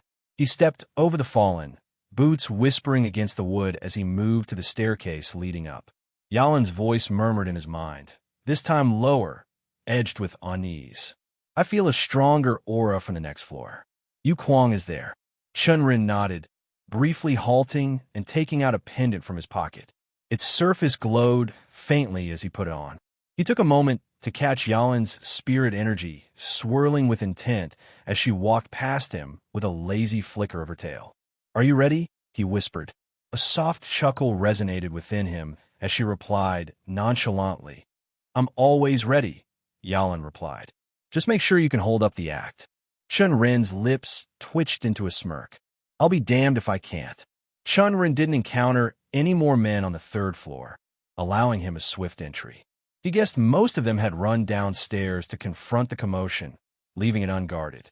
Without hesitation, he moved past several doors and halted in front of a massive double door. Although he didn't have Yalin's senses, even he could feel the prickle of insurmountable energy coming from behind the door. He took a deep breath, steadying himself before he stepped into Yu Kuang's office. The room spoke of power and luxury. Velvet drapes in deep crimson framed large windows that overlooked the dark alleys of the city. A mahogany desk sat in the center, polished to a mirror sheen, adorned with a small white tiger statue that seemed to glare at any who approached. Gold-accented furniture added to the opulence. The scent of rare incense lingered in the air. The man Chen Ren assumed to be Yu Kuang stood behind the desk. He appeared to be in his mid-30s, with short, jet-black hair and a sharp, angular face that exuded a mix of cunning and malice. It was his eyes that were sharper, holding so much more than met the eye. Along with depth of experiences, there was a sense of youthfulness to them. Yet, Chen Ren knew better. This man was much older, much older than 30s. His eyes didn't linger on him for long as he scanned the room, noting the baldy standing near another unfamiliar man. His face had gone deathly pale, eyes wide with recognition and dread. Chen Ren's lips curled into a mocking smile as he spoke. "Thank you for showing me your boss's location. I couldn't have found it without your help. You bastard." Baldy spat, fists clenched at his sides. "You should shut up. I'm not here to talk to you," Chen Ren replied smoothly, turning his attention back to Yu Kuang. "But your boss? Now, that's a different story." Yu Kuang's dark eyes narrowed slightly. Chen Ren strolled over to a chair in front of the desk and sat without waiting for permission. "I guess you won't ask me to sit. So, I'm just making myself comfortable," he said. An oppressive force suddenly began to weigh down on him, rolling off Yu Kuang like a tide. Chen Ren's muscles tensed, a faint twitch in his jaw the only sign of discomfort. He forced himself to maintain a calm expression, meeting the gang leader's gaze without a trace of fear. "If I were in your place, I wouldn't do that," Chen Ren said, voice steady despite the pressure threatening to crush him. Yu Kuang's eyes gleamed with amusement as the aura intensified, pressing harder against Chen Ren's body. The air grew thick, almost suffocating, but Chen Ren willed himself not to flinch. Finally, Yu Kuang broke the silence. "Good to finally meet you, Chen Ren.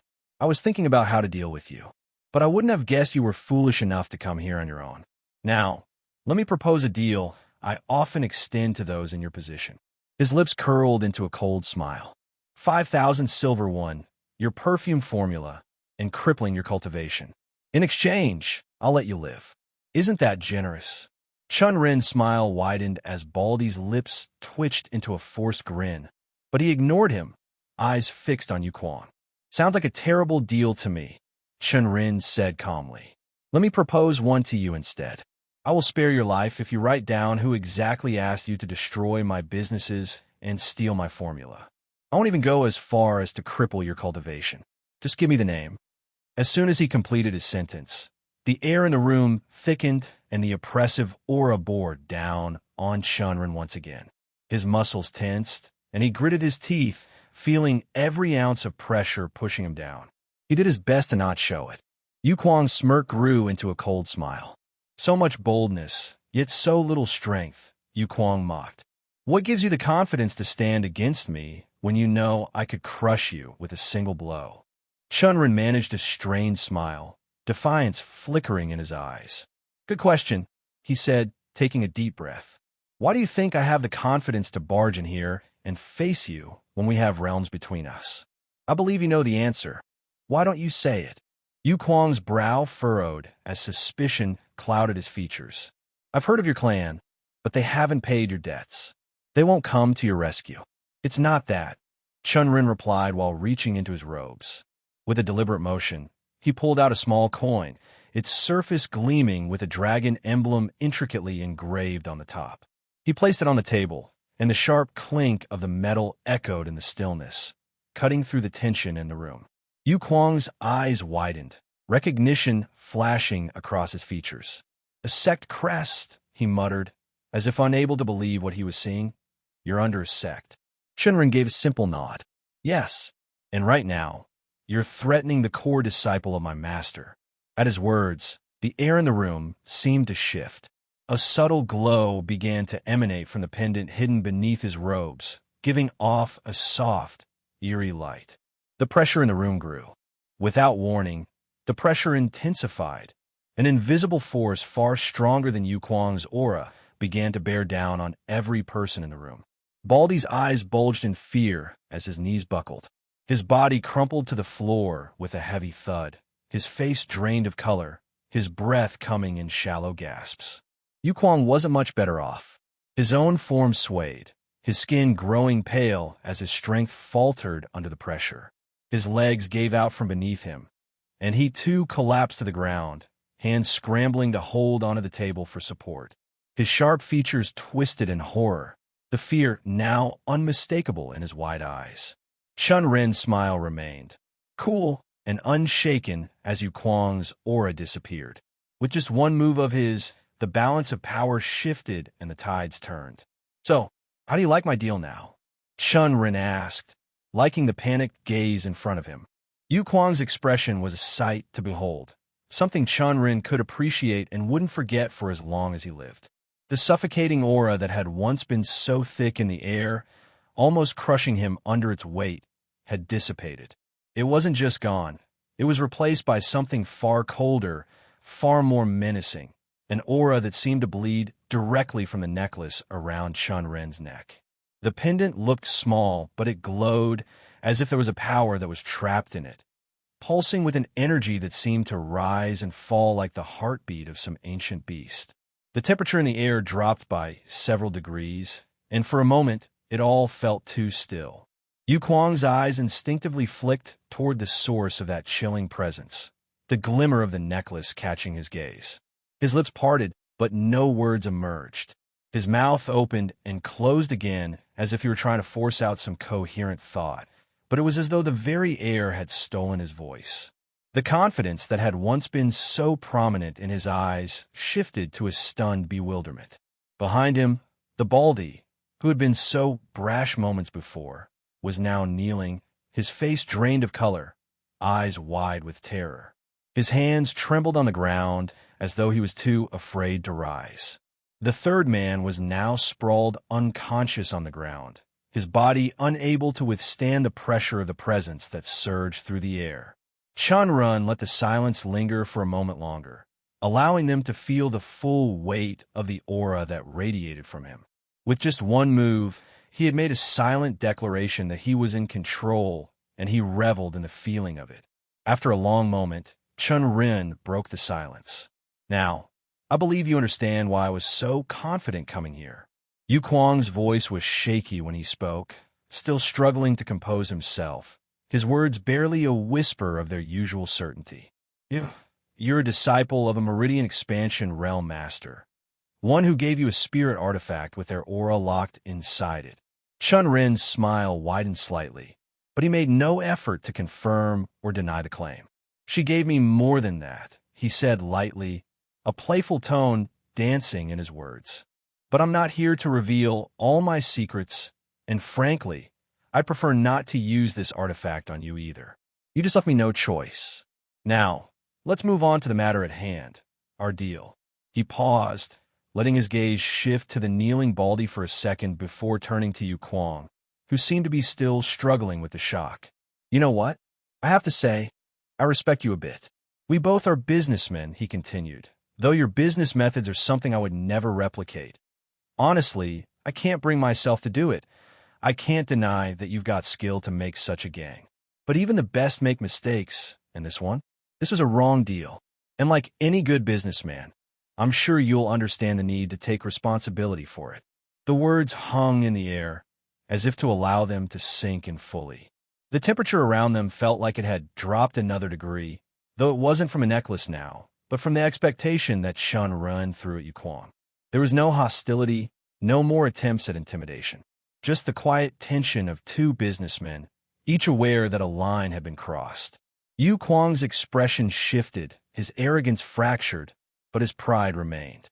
His eyes flickered to the Baldy and then to the collapsed figure of his other companion, before narrowing on Chen Ren. He opened his mouth again, But this time, he seemed to realize that whatever he said next would matter more than it ever had before. The game had shifted. No longer was it about threats, but about understanding. Chen Ren knew what would come next: a deal. He gritted his teeth, and with narrowed eyes, he visibly clenched and unclenched his wrist. His pride had been shredded, but there was no escaping the reality now. Yu Kuang finally spoke. "I'll tell you everything." Chen Ren's eyes narrowed slightly, sensing the shift in Yu Kuang. "It's by who trade association's doing, right?" he asked. Yu Kuang gave a reluctant nod, his voice tight as he spoke the name that now bound him in this web of deceit. "It's the chairman's son, Bai Shun. He agreed to give us a 30% cut if we manage to get the formula from you and destroy your business." Chen Ren raised an eyebrow, the surprise flickering across his face, but he quickly masked it with a knowing smile. "That's a lot." Yu Kuang's expression darkened, his voice barely above a whisper. "I got caught in greed. I did everything because of that. Like you said, I made a bad business deal, and now I'm paying for it." Chen Ren nodded slowly, his gaze calculating as he processed the information. Bai Shun's desperation was more than obvious. Offering such a significant cut to an organization like the Blood Snakes showed just how much was at stake for him. But something about this struck a deeper chord. His thoughts flickered, but he kept his focus sharp, unwilling to let his mind wander too far. What did catch his attention more than anything was the complete shift in Yu Kuang's demeanor. The arrogance had crumbled, replaced by something far more grounded. A man faced with the consequences of his actions. But it wasn't just the sudden shift that intrigued Chen Ren. It was the power behind it, the very same power that was now asserting itself in this space. It wasn't him that Yu Kuang feared, but the aura of influence that hung over him. That has always been the key in this world: power. Cultivation realms weren't just a pursuit. They were the bedrock of everything. Still, Chen Ren didn't let his musings take hold of him. Instead, he kept his focus steady as he looked directly into Yu Kuang's eyes. "I need your word. After this, you won't go after my business or the Tang clan's business." Yu Kuang's mouth opened slightly with hesitation before he nodded, his voice almost hollow. "With your master behind you, I'd be a fool to go after you." Chen Ren's lips twitched in satisfaction, but he didn't let the matter rest. "Okay, I'll take your word on it." Then his expression shifted to something more amused, the corners of his mouth curling in a smirk. "But I'd like it in writing." Yu Kuang blinked in confusion. "What?" Chen Ren's smirk deepened. "Not just your word that you won't harm me or my businesses anymore. I wanted to put down on paper that Bai Shun was behind all this, that he made this deal with you." Yu Kuang's face contorted in discomfort, his eyes darting around the room, as though seeking an escape from the situation. "My reputation will be ruined," he protested, his voice tight. Chen Ren shrugged nonchalantly, as if the matter wasn't worth arguing. "A gang shouldn't care about that. And you're getting off easy here. Trust me. I'm not using it to go after you or your people. I just need it to take down Bai Shun. Nothing more, nothing less. So just do it." He watched Yu Kuang hesitate, his pride clearly battling against the harsh reality of his situation. After a long pause, it seemed like the truth finally sank in. He exhaled sharply, his shoulders slumping as if the weight of his choice pressed down on him. "Fine," he muttered, and Chen Ren could see the bitterness in his expression as the words left his mouth. Chen Ren gave a single, approving nod, his expression turning satisfied. The light from the pendant flickered, its power undisturbed by the exchange, yet it served its purpose, letting Yu Kuang know that any further resistance would be futile. The balance of power had irrevocably changed, and Yu Kuang understood this now more than ever. He gave a final glance at Chen Ren before moving to a nearby table, where a piece of parchment and a quill were neatly placed. He sat down, the motion slow, almost looking painful, and began to write. The scratch of the quill against the paper was the only sound in the room, and Chen Ren watched with a quiet sense of satisfaction. "Sign it, too," Chen Ren said, his voice calm, but there was an edge to it that left no room for argument. Yu Kuang paused, looking up at him with a slight narrow in his eyes before nodding and continuing. He scrawled his signature at the bottom of the paper, his hand shaking ever so slightly as he pushed it toward Chen Ren. Chen Ren took the paper, his fingers brushing over it as he read the content. The words were exactly what he had asked for. Yu Kuang's admission that Bai Shun had orchestrated the entire plot, using the blood snakes to destroy his business. There was no mistaking it now. Chen Ren nodded once, satisfied with the document. He stood up, intending to leave, but as he moved toward the door, he paused. Something caught his eye. To the side, in a chest, he saw a sack filled with silver one, heavy and full. It gleamed under the dim light, and Chen Ren could sense the amount of wealth it contained. "What's that?" he asked, his voice casual, though his eyes were sharp. "Unauthorized content usage. If you discover this narrative on Amazon, report the violation." Yu Kuang, though clearly unwilling to part with it, didn't hesitate this time. 1,000 silver won, he muttered, almost apologetically. Chen Ren's lips curled into a small, satisfied smile. "I'll take it as compensation for the injuries your men caused on Market Street," he said, his tone indifferent but firm. "Also, consider it for the mental strain I've gone through." He paused, watching Yu Kuang's face for any sign of objection. "Oh, and one more thing, try not to send your men into Market Street again. I wouldn't want to see more of this happening." Yu Kuang said nothing, his gaze falling to the ground as though ashamed. He knew better than to argue now. With a reluctant nod, he pushed the pouch over toward Chen Ren. Without another word, Chen Ren grabbed the sack of silver and moved toward the door. He slid it open and stepped out, heading downstairs. As he descended to the ground floor, the sounds of the chaos from earlier became clearer. There, in the dim light of the lower hall, the blood snakes were scattered across the floor. Bodies were sprawled in every direction, some groaning, others unconscious, their blood staining the wooden floor in pools. The air was thick with the scent of it. Yet, what struck Chen Ren most was the absence of Tang clan members. He had instructed them to leave, to retreat after the battle had reached its peak and avoid unnecessary casualties. It seemed they had followed his orders well, as none of them were seen among the fallen. The blood snakes, however, had not fared nearly as well. Their members were bruised, battered, and broken. Though the fight had been brief, the result was decisive.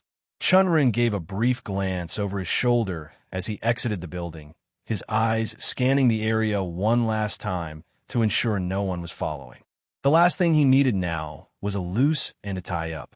The heavy tension from earlier seemed to dissipate, replaced by a calmness he liked. He felt the weight of the situation easing as the cool night air brushed against his face. It was then that he felt a sudden movement from his back, a light squirming sensation. Before he could react, a small form popped out, emerging from his clothing. A tiny kitten the size of his palm landed gracefully on his shoulder, its soft fur brushing against his skin. It was Yalan, but in a form far more fragile and small than he had ever seen before. A kitten. Yalan's expression was one of clear discomfort, her brow furrowed in frustration.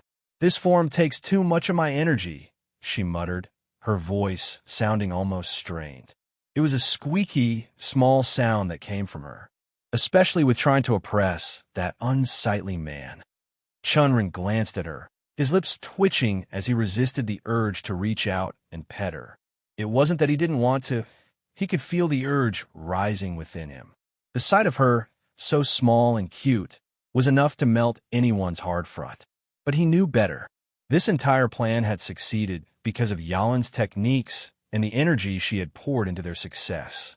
The last thing he could afford was angering her by treating her like a mere pet. He kept his gaze steady as he continued walking, allowing her to rest on his shoulder.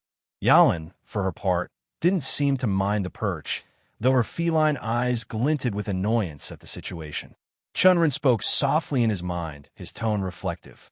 "That worked pretty well, I think. Yu Kuang totally bought my story." Yalan's voice, calm yet laced with a tinge of weariness, echoed in his thoughts. "It's the truth either way. Although not a formal disciple, I do teach you." Chen Ren couldn't help but smile slightly at her words, but there was no time to linger on that. His attention returned to the task at hand, and he slowed his pace for a moment, speaking aloud this time. "The only lie we told was about the trinket. I wonder how many people would believe that thing is more than just a dim light source. Yalin's voice responded with a faint, exasperated sigh. The trinket, it's useless. Nothing more than a faint glow. But it served its purpose today. Chen Ren nodded, his lips curling into a small smirk. Yeah, it's funny how that trinket turned out to be one of the few things the previous Chen Ren actually got right. He bought it from a random merchant, thinking it was some sort of treasure. It was too late before he realized he had been scammed. A chuckle escaped his lips, though it was quiet.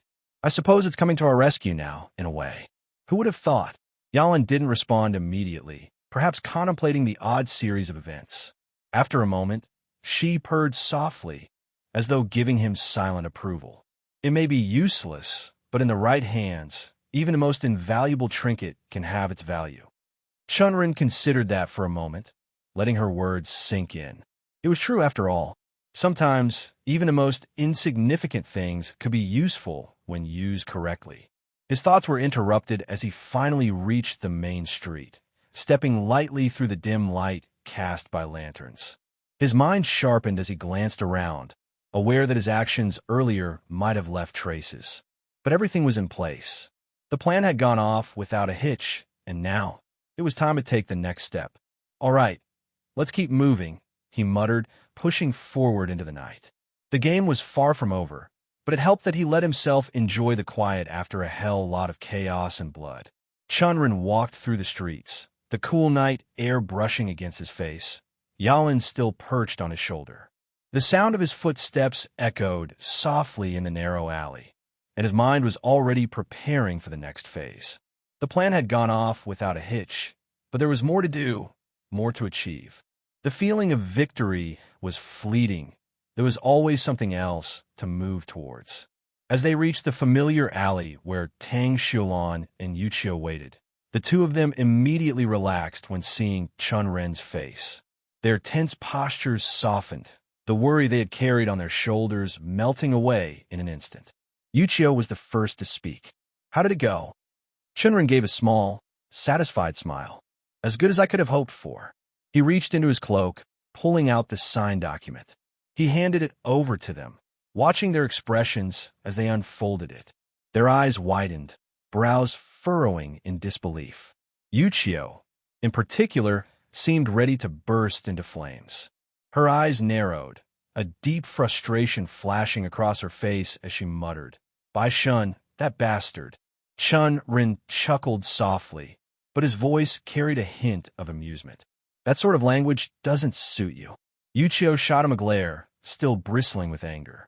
You seem to know him. Tell me more. She took a deep breath, her voice steadying, though it was clear she still had unresolved tension. Bai Shun, he's the son of the chairman of the Baihu Trade Association. Spoiled, arrogant, far too confident for someone who's barely a cultivator. He only has 7 spirit roots, but he's as stubborn as a genius blessed by heavens. Even after taking pills for his cultivation, he's only at 2nd star body forging realm. Last winter, I rejected his marriage proposal, and ever since then, he's been sending me a letter every week asking me to reconsider. He's convinced that I'm making a mistake. Chen Ren smirked, letting out a quiet chuckle. A lovesick young master. Sounds easy enough to deal with. His thoughts drifted for a moment, considering how he could use this to his advantage. Those obsessed with their pride were often the most vulnerable to manipulation. Xiulan, who had been listening closely, looked at him with a raised eyebrow. But how did you manage to deal with Yu Kuang, young master? A Foundation Realm cultivator would never have written something like that. Chen Ren's grin widened as he turned his eyes toward her. I told you I have my ways, but I like to keep my secrets, he said, and almost threw her a wink, but stopped himself from doing so. You'll find him out one day if I feel like it. His gaze softened slightly. For now, we should focus on Bai Shan. I'm itching for a nice face-slapping. Tang Xiulan blinked at him, clearly taken aback. Face-slapping. Chen Ren's grin grew wider, the anticipation clear in his eyes. You'll find out. Soon enough. Bai Shun sat across from his father, Baihu, in the lavishly decorated office of the Baihu Trade Association. His father's piercing gaze was fixed on him, scrutinizing every detail of his posture. Bai Shun clenched his fists under the table, but he knew better than to show any weakness in front of his father. "Father," Bai Shun began, his voice brimming with self-assurance, "I've tried everything to get their formula and ruin their business. My methods haven't worked, but don't worry. Soon enough, their formula will be ours. I've already made the arrangements. By any day now, I will present it to you. I've ensured that the deal is all but done." Bai Hu remained silent for a moment, his sharp eyes never leaving his son. The older man's hands were folded neatly in front of him, his face unreadable as he processed the words. Finally, he spoke, his voice low but carrying an undeniable weight. "Are you sure?" Bai Shun's chest puffed out as he stood a little straighter, meeting his father's gaze with a defiant grin. "Obviously, father. You don't have to worry. You'll see it for yourself. As your son, I can never lose face." The words left his mouth with a smug assurance, as if he was already victorious. But before he could continue, a loud voice suddenly boomed from outside the office, cutting through the tension in the room like a blade. "Bai Hu, Bai Shun, come out. I, Chen Ren, have come to deal with your unsightly tactics and put an end to them." Both father and son froze, their faces turning towards the door at the same time. Bai Shun's smirk faltered, replaced by confusion. He shot a quick glance at his father, who was already rising from his seat, his expression darkening. He immediately took a step back due to instincts as he felt the anger coursing through him. "Let's go and see what this is about," Bai Hu muttered, his voice barely audible, though the command was clear. Without another word, both of them moved swiftly toward the door. As they stepped outside, the sight that greeted them made Bai Shun's blood run cold. Standing before them were Tang Yuqiu, a maid named Tang Xiulan who he had looked into, and Chen Ren, his eyes narrowed. They radiated an unsettling aura, their expressions calm yet determined. Bai Shun's mind raced, trying to piece together what had happened. What was this boldness? Who did Chen Ren think he was to speak to them like this? His gaze flicked over to his father, only to find Bai Hu's face a mask of unreadable calm. "What's going on?" Bai Shun asked, his voice tinged with annoyance as he looked down at Chen Ren with a glare. Chen Ren, standing in the front, did not flinch at the question. His eyes were locked onto Bai Shun with a dead stare that held something deeper, something cold, calculating. "Bai Shun," he said, his voice sharp and clear, "pleasure to make your acquaintance. But perhaps in a different situation, I would have treated you better. Today, I have come to teach you a lesson. For your unsightly tactics, for hiring the blood snakes to harm my businesses, I challenge you to a trial by might. In any place, traditions and cultures were paramount, woven into the very core of life. One could not easily mend or break them. Even on Earth, countless customs bound societies together. This Xinxiao world was no different. Here, traditions were upheld with a similar, if not higher regard, especially those surrounding conflict resolution. The most notable of these was the trial by might, a duel sanctioned by the Empire, allowing cultivators to resolve disputes through combat, bound by strict rules to ensure fairness and safety. It was a custom respected by all and carried significant importance among cultivators. Yet, it was rare to see such a trial between mismatched power levels. To challenge someone weaker was to court dishonor. Only equals met in such an arena. Perhaps that explained why, when Chen Ren uttered the words trial by might, an unnatural silence gripped the courtyard. The father and son duo, Bai Hu and Bai Shun, turned to him with expressions torn between disbelief and suppressed amusement, as though he had just declared the most ridiculous jest. The servants, who had gathered at the fringes of the courtyard, exchanged bewildered glances. A few gasped while others muttered nervously, unable to fathom that the young man before them would dare invoke such an audacious challenge. Trial by might? Bai Hu's deep voice cut through the silence, laced with incredulity. His eyes narrowed as he stepped forward, the golden embroidery of his robe shimmering in the late afternoon sun. "Do you even realize what you are saying, boy?" Chen Ren met his gaze without wavering. The feeling of the stares, the skepticism, and the murmurs of disbelief pressed down on him like a storm, but he held firm. He was certain of his decision, and nothing could make him change that now. "I do," he said with a sturdy voice. "And I have more than enough reason to challenge your son to a trial by might." A hushed tension fell over the courtyard at his words. "Preposterous," Chen muttered, though a flicker of uncertainty crossed his face. Chen Ren ignored the whispering servants and the stunned expressions around him. He took a deliberate step forward, lifting a scroll in one hand. "To ensure the legitimacy of this challenge," he continued, "I have already requested the presence of an official from the city lord's office." As Chen Ren spoke, he gestured to the back where Luan stood alongside an older gentleman, an official from the city lord's office. The man's role was unmistakable. He was a special official tasked with overseeing trials by might, a position that ensured such matches adhered to the laws and traditions of Cloud Mist City and Kallian Empire. Given the city's proximity to a sect, these trials were not uncommon. Bai Shun's eyes widened with shock, darting between Lu Wen, the official, and Chen Ren. "You're claiming I've done something deserving of a trial by might? Where's your proof?" Bai Shun yelled, his voice strained with disbelief. "And aren't you ashamed of yourself? Challenging me? I'm only a second-star body forging realm cultivator, while you're a four-star one." Chen Ren shrugged at that, acting nonchalant at his words as if they meant nothing. "No, I'm not ashamed. I believe it's you who should be." He held up a note. The parchment swayed gently with the wind passing by as he spoke. "Not only did you try to seize our supply lines, which, while legal, is underhanded, but you didn't stop there. You sent the blood snakes to destroy my businesses and even threatened the lives of my employees and business partner Tang Yuqiu, the daughter of the Tang clan's head Tang Jihao. I have it here in writing, evidence that implicates you in these acts. And I believe it's sufficient grounds for this challenge, unless you'd prefer I could take this matter to the city guards." Both Bai Hu and Bai Shun paled visibly at Chen Ren's declaration.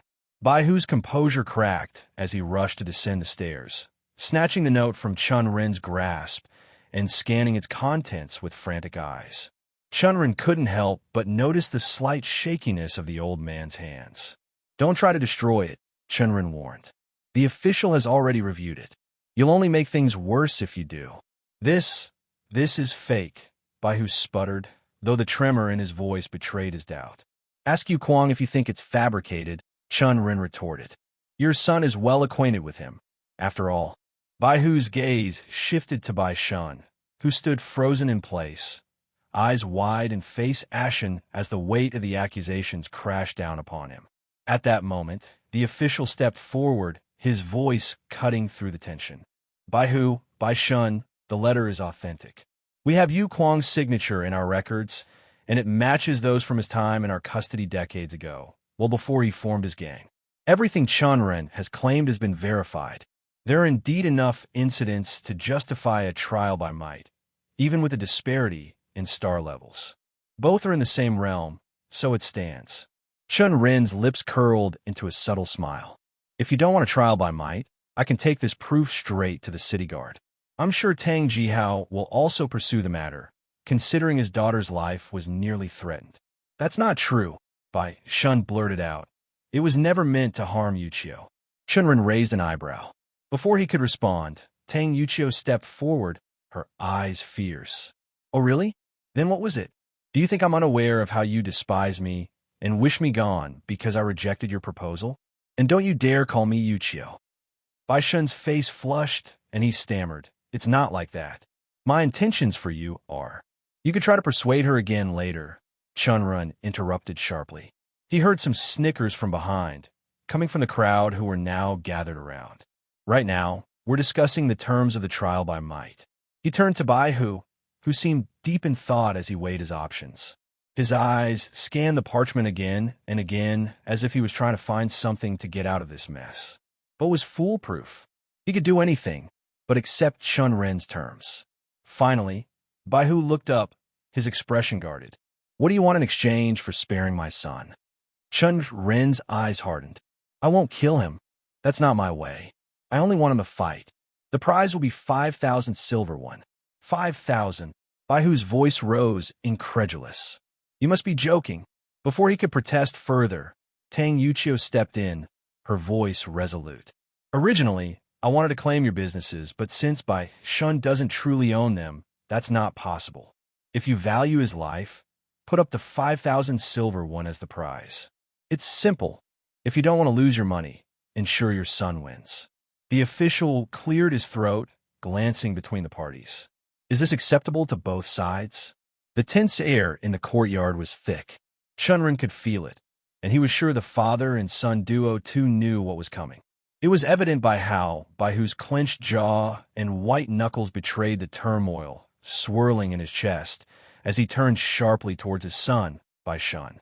His eyes burned with a ferocious mixture of frustration and helplessness.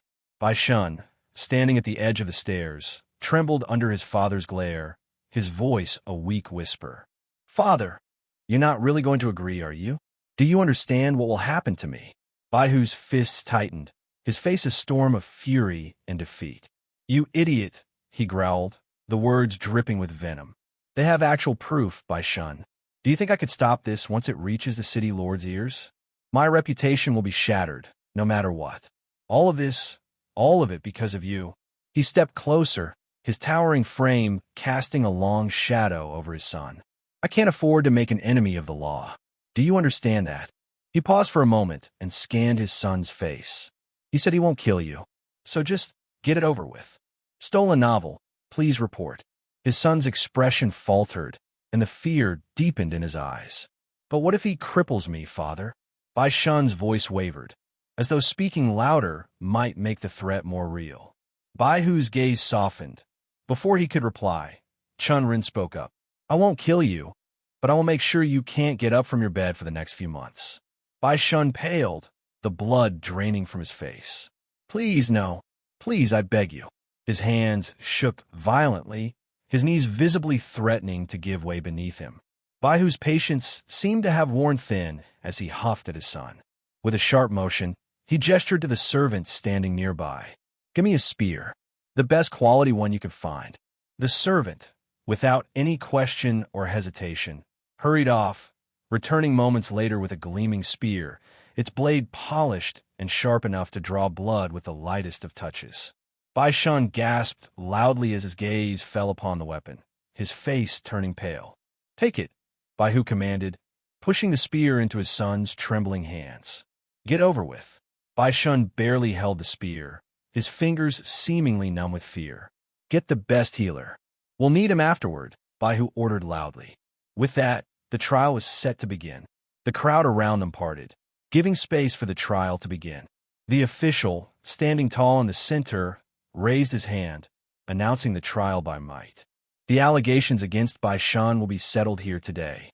Baihu, in his wisdom and to save his son from further disgrace, has taken full responsibility in his son's place." His gaze swept across the spectators, ensuring every ear caught the gravity of the moment. This trial, unlike others, will not result in death or permanent crippling. The only outcome will be one of victory or defeat, based on the ability to continue. The victor will be awarded 5,000 silver won, a sum that should not be taken lightly. He paused, his eyes flickering toward Baihu and his son, both standing on opposite sides, tension thick in the air. The fight will end when one combatant can no longer continue. Whether through submission or incapacity, when one fighter is unable to stand, the contest is over. Bai Shun's gaze locked with the figure standing before him, Chen Ren. There was no warmth in his eyes, only cold calculation. He swallowed hard, his throat tight, as he made one last desperate attempt to sway his opponent. "I have no intention of harming you." "Chen Ren," Bai Shun called out, his voice trembling, but still trying to sound dignified. "You must understand, if you hurt me, you will never recover from the humiliation you've brought upon us. No relationship will ever be formed between the Baihu Trade Association and you." Chen Ren remained calm at his words, but his lips curved into a smirk. "I don't care about your association," he replied flatly, his tone devoid of empathy. "I've already made my decision." Bai Shun's face twisted with frustration, but desperation clawed at him. "Then take the prize money, spare me, and walk away. That's all I ask." Chen Ren's eyes darkened, and he stepped forward. I won't. You try to harm me first, and I need to give it back. That's the way of the world. Bai Shun's face twisted with rage, his nostrils flaring up. In that case, his grip on the spear tightened, his knuckles turning white. I will show you the might of the future leader of the Baihu Trade Association. With a loud noise, he surged forward, the spear aimed at Chen Ren's chest, his movements fueled by desperation and the last remnants of his pride. But Chen Ren had already seen the strike coming. It was too slow, too predictable. With a casual sidestep, he evaded the spear's thrust effortlessly. Bai Shan let out a squeal like a little girl as the spear sliced through empty air. Before he could react further, Chen Ren's hand flashed out. A sharp slap echoed through the courtyard, ringing like a clap of thunder. Chen Ren watched as Bai Shan's head snapped to the side, the force of the strike leaving a deep red mark across his cheek. The man glared at him, his eyes burning with anger, but it was clear from the tremor in his stance that he wasn't prepared for the level of humiliation he was about to endure. The crowd gasped collectively, murmurs rippling through the onlookers, but Chen Ren didn't pay them any mind. His focus was solely on the man lying before him. Bai Shan's face twisted in shock as his body flew backward, crashing into the stone with a sickening thud. The impact knocked the breath out of him, and Chen Ren could see the disbelief written across his face. For a brief moment, Bai Shan struggled on the ground, his fingers twitching as he reached for his spear. Chen Ren could see the panic begin to settle into Bai Shan's chest, his desperation making his fingers tremble as they brushed against the shaft of his weapon. Chen Ren moved with an inhuman speed, his voice cold and cutting. No! With a quick motion, he stomped down hard on the shaft of the spear, pinning it to the ground with a sharp crack. Bai Shan's weapon was useless now, and the man was completely at his mercy. Chen Ren stepped closer, watching as Bai Shan's shallow breaths came in quick, panicked bursts. Please, don't. Bai Shan's voice was barely a whisper, a mix of fear and desperation, but it held no power. Chen Ren saw the way the words faltered in his mouth, his plea hanging in the air and falling uselessly at his feet. I'm just teaching you the meaning of face slapping, Chen Ren said. As he spoke, his hand lashed out once more. Whap! Another sharp slap echoed across the courtyard, Bai Shan's head snapping to the side with the force of it. Chen Ren watched the man's face redden, his eyes widening as the sting of the strike hit him once again. Slap! Before Bai Shan could recover, Chen Ren slapped him again, his palm connecting with the other side of his face. Each slap landed with a sickening force, and Bai Shan's body jerked with every blow. The crowd's stunned silence was only broken by the sound of slaps, each one making the man's face swell more, blood trickling from the corner of his mouth. Chen Ren could see the fear now, the trembling in Bai Shan's hands as he tried to shield his face, but it was futile. Every time Bai Shan tried to move, tried to beg, another slap came. Each one was more brutal than the last, and Bai Shan's pleas for mercy were drowned out by the sharp cracks of Chen Ren's hand against his skin. Thwack! The man's body jerked again as Chen Ren slapped him for the final time, his movements deliberate, his expression hard and unwavering. Bai Shan had completely given up now, his face swollen, his body slack and defeated. Baihu, his father, watched helplessly, the anger in his eyes turning to a bitter resignation. His voice broke through the chaos, desperate and hoarse. Spare him, Chen Ren, please. But Chen Ren's gaze never wavered from Bai Shan. He kicked him once, sending him stumbling backwards toward the stairs, the force of the blow sending him crashing against the stone steps. Baihu stepped forward, his expression torn between anger and helplessness, but Chen Ren's voice rang out. I'm already sparing him enough. He turned his back on Baihu, his focus returning to Bai Shan, who was now sprawled unconscious on the ground, his face a complete mess of blood and drool hanging from the corners of his lips. His face, it was an ugly crimson. The official, still standing off to the side, quickly declared, the match ends. Chen Ren wins. Baihu's face twisted with a barely contained rage, but he swallowed it down. Get him to the healer now, quick, he barked at his servants, the desperation evident in his voice. Get him a bed, get him anything. Just make sure he's alive. But before Bai Hu could turn to leave, Chen Ren's voice stopped him. Consider this a warning, Bai Hu, he said, his tone calm, yet icy. I'll always have the letter, and if you try anything, I'll remember my grudges. The next trial by might will not have the rule of no killing. His eyes bore into Bai Hu with an unspoken promise. It came out exactly how he wanted, cold and ruthless. Now, why don't you give me my money? Bai Hu's teeth ground together, his mouth opening as if to retort, but then his gaze shifted to his son, who was still lying unconscious on the stone floor. With a deep, reluctant sigh, he turned to his servant. Give me a bag with the money, he ordered. As Bai Hu personally helped lift his son onto a stretcher, the servants quickly moved to push it up the stairs, their faces drawn with worry.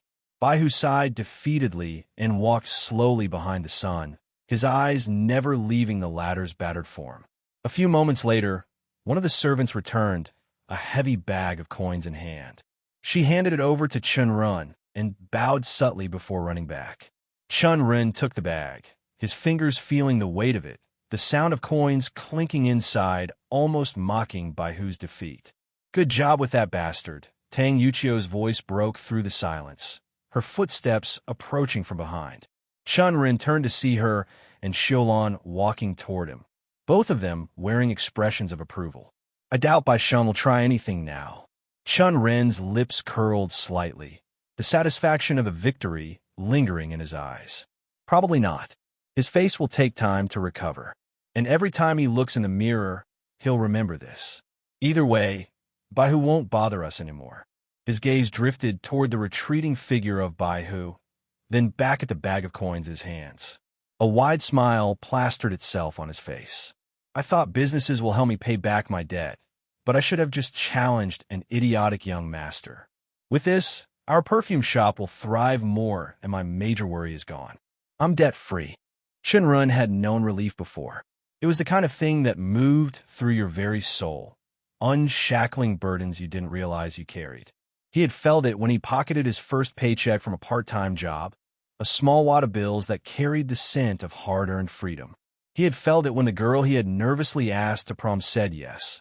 That too, with a broad smile on her face. He had even felt it after the merciful end to a week-long battle with loose motions that had left him clutching his stomach. But none of those moments came close to what he felt now. The suffocating heaviness of debt that had started to eat him had been swept away. The debt hadn't even been his to begin with, yet he had never imagined he could repay it so quickly. The perfume shop had proven to be a gold mine, its success bolstered unexpectedly by the blunders of others. Between Yu Kuang's greed and Bai Shen's idiocy, Chen Ren had managed to secure 6,000 silver when in just 2 days, more than enough to settle his history to Feng Ming and the other creditors. For the first time in what felt like ages, he was truly free. With that freedom came opportunity. His perfume business was thriving, selling an average of 100 bottles a week. Each one, priced between 5 and 8 silver won, brought in a weekly income of 500 to 800 silver won. Even after deducting expenses for employees and herbs, the profits were staggering. His purse, once perpetually empty, was now steadily filling. But freedom wasn't just about money. For him, it meant finally being able to turn his attention to something he had been putting off, his cultivation. He wanted to push through his breakthrough and get stronger. In his quiet room, Yalan sat perched on his desk. The ambers in her eyes dragged his attention like usual. I believe you've practiced enough now, she said with a purr, gaining his full attention. You've been in enough fights to temper your foundation. It's time to connect to your star space and reflect on your Dao. Unlike martial cultivators, who train their bodies and absorb qi, your path relies on simply gaining more and more wealth and reward you for it. Your recent gains should make it possible for you to push forward. I'm curious to see if you'll skip any stages this time. Chen Ren moved to the center of the room and settled into a meditative position. He looked up at her and tilted his head. Do you think I can? He asked simply. Yalan nodded and continued to lick her paw gracefully. That was the thing about this cat. Even the most boring, usual cat actions were performed with an air of superiority. She's not just a cat, after all. But focus. Back to my cultivation. Yes, the success of the perfume business is a breakthrough in itself. It's evidence of your growth, both as a cultivator and a merchant. From what I recall, the farmer cultivator I spoke of gained advancements by achieving milestones, whether it was cultivating special plants or acquiring rare farm animals. Your system is similar, though how it manifests will be unique to you. Chen Ren chuckled softly, shaking his head. All right, let's see what comes of it. The last time I entered the star space, it was weird. He closed his eyes and took a steady breath. The star space was where he had first glimpsed the dragon, its majestic form entwined with the essence of the stars. He had wondered if it was something unique to him, but apparently every cultivator had it, a mind space of sorts that they found themselves in while cultivating. And now it was his turn. Chen Ren closed his eyes, all his thoughts fading away as he drew in a long, steady breath. The qi in his dantian began to swirl, a gentle current that gradually built into a flowing river, carrying warmth through his meridians. Each inhale deepened his focus, grounding him in the hum of life coursing through him. His heartbeat slowed, his thoughts quieted, and soon the world dissolved into stillness. When he opened his eyes again, he stood within his star space. The sheer vastness of it struck him once again, as it always did. The space stretched endlessly, a boundless void filled with floating stars that twinkle and danced like fireflies in the night. The qi here was thick, tangible, and alive, moving like a threat through the air. Chen Ren tilted his head back, gazing at the stars that filled the sky above him. They were luminous, their glow like steady beacons that pulsed in harmony with the energy within him. For a moment, he stood there, watching and wondering at the mysterious realm born from his own mind. The beauty of it was humbling. Then, as he continued to watch, the stars began to dim one by one. Their glow ebbed, their light faded. A quiet unease settled over him as he looked on, but it didn't last. 2 stars remained, their lights still twinkling. Ao Beta. Chen Ren's breath hitched as understanding dawned upon him, clear and instinctive. These 2 stars represented his businesses, the noodle stall and the perfume shop. They were the milestones that had propelled him along his Dao. His gaze lingered on them, remembering his journey. He closed his eyes, focusing first on the noodle stall and how he had done it. It had been easy, making use of a delicacy that wasn't in this world, improving ways he'd made the noodles, and selling it till it stuck. He'd spun the story, explaining that the noodles were an exotic Eastern delicacy, which was half the truth, but had worked great as his marketing and rumors had spread, propelling more people toward his stall. Was it morally right? Maybe. Maybe not. His words hadn't harmed anyone. So, while it might not have been entirely right, it wasn't wrong either. It was cleverness, and it had made the stall a success. His Dao's response made one thing clear. He shouldn't blindly follow a path of righteousness. Instead, he needed to be shrewd, not in a way that harmed others, but in a way that allowed him to make things work more efficiently. That was the lesson the noodle stall had given him. Foreign knowledge and innovation weren't enough. To make something flourish, it had to be marketed, positioned, and delivered smartly. Without a story, even the best products would languish in obscurity. He didn't want that for his products. So, he took the best out of what he learned. The more he thought about it, the larger amount of qi he felt entering him and boosting his strength. With open arms, he absorbed it before his focus shifted to the other star, the perfume shop. Unlike the noodle stall, this business had been a gamble in a saturated market, where competition was fierce and innovation was rare. Yet Chen Ren had seen what others overlooked. His mind rewound to the moment he had first spotted the gap in the market. A yearning from the middle class, those caught between luxury and necessity, for a taste of refinement that didn't demand a king's ransom. He'd acted swiftly, applying principles that vibrated deeply within his Dao. Utility maximization. It was a study that talked about how customers looked for the highest amount of satisfaction while buying a product. And he had placed the price of the perfume at that point where it gave the most benefits while giving him a good profit. The perfumes were bridges between aspiration and affordability. The scents were made to offer a hint of elegance without the suffocating price tag. It was an untapped demand, and he had delivered. The market responded, filling his coffers faster than he dared to dream. But it wasn't without its trials. And he had learned another lesson. Wealth, like power, needed protection. A true businessman was a guardian, who should be prepared to defend what he built. As his thoughts solidified, the stars seemed to shimmer in approval. Another rush of chi entered him, this time sharper, more concentrated. It filled him to the brim, and yet his eyes couldn't help but wander. Beyond the two glowing stars were countless others, faint and distant, like unlit candles waiting for a spark. They hovered in the darkness, dormant yet brimming with potential. Each represented a business, an opportunity yet to be seized, waiting for him to master and integrate them into his Dao. This was the essence of his path, to conquer the stars, one by one, forging a constellation of wealth, ingenuity, and ambition. But it wasn't just about gathering riches. It was about the journey, the challenges, and the mastery required to shape these stars into something greater. As he gazed deeper into the void, something shifted. The stars, once scattered and unassuming, began to align. Slowly, they formed a shape, a massive coiled dragon, its body stretching to fit the image. The two glowing stars became its eyes, gazing down upon him with an intensity that sent shivers racing down his spine. This content has been unlawfully taken from Royal Road.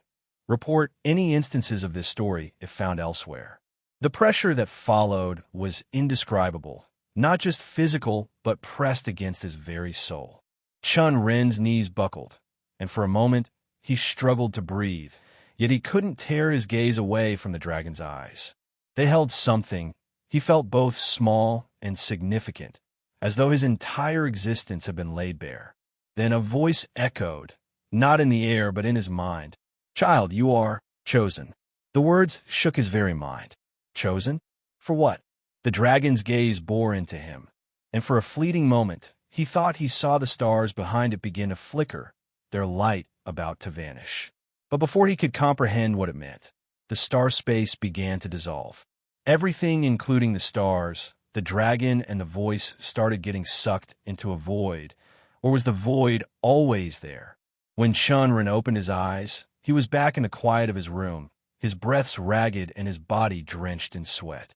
The chi within him felt denser, yet his mind raced with questions. He clenched his fists and blinked, disoriented, as his senses reoriented to the physical world. But what hit him first wasn't the light. It was the smell. A pungent, acrid stench assaulted his nose, making him grimace. His eyes darted down, and to his horror, he saw a viscous black liquid pooling beneath him, ticky and foul. He scrambled to his feet, slipping slightly in the mess, and turned to Yalin, who stood nearby, licking her paws like nothing had happened, but her nose moved as if she was disgusted by him. What is this?" Chen Ren stammered, gesturing to the puddle. Yalin raised an eyebrow and leaned slightly away from the smell. "Your extremities," she said matter-of-factly, her tail flicking in the air as if to dispel the odor. "Advancement purges impurities from your body. These are the toxins you've accumulated over the years. Your body is refining itself, becoming more efficient, more powerful." Chen Ren frowned, still staring at the dark muck. "How does that even work? I mean, all the science I know doesn't." She cut him off with an exasperated meow. "I don't know your science, and frankly, I don't care. Be glad you skipped 3 stars, and now you're at the 7th. And," she added, wrinkling her nose, "go take a bath. You stink." She looked cute with that little nose, but God, the smell. It could kill someone. Before he could get up and move towards a shower, one of her sentences replayed in his mind. His brow furrowed as he turned back to her. "Wait, did you say 3 stars? I skipped 3 stars. Yalin nodded, her expression softening slightly as she observed him. "Yes, you've surpassed 3 stages and are now at the 7th star body, forging realm. You're rapidly approaching the threshold of the next realm." Her voice carried a note of genuine admiration. "Congratulations." I haven't seen someone with your talent advance so quickly before. It's remarkable. He sank back onto the floor, the realization hitting him like a tidal wave. 3 stars. Skipping stages. The 7th. He glanced down at his body, even through the layer of grime, noticing subtle changes. His muscles felt denser, his movements lighter, his senses sharper. Even his skin seemed to glow faintly. And underneath the filth, there was a strength that hadn't been there before. He clenched his fists, relishing the energy coursing through him. The desire to test his strength burned within him, but before that, a lingering question nagged at the back of his mind.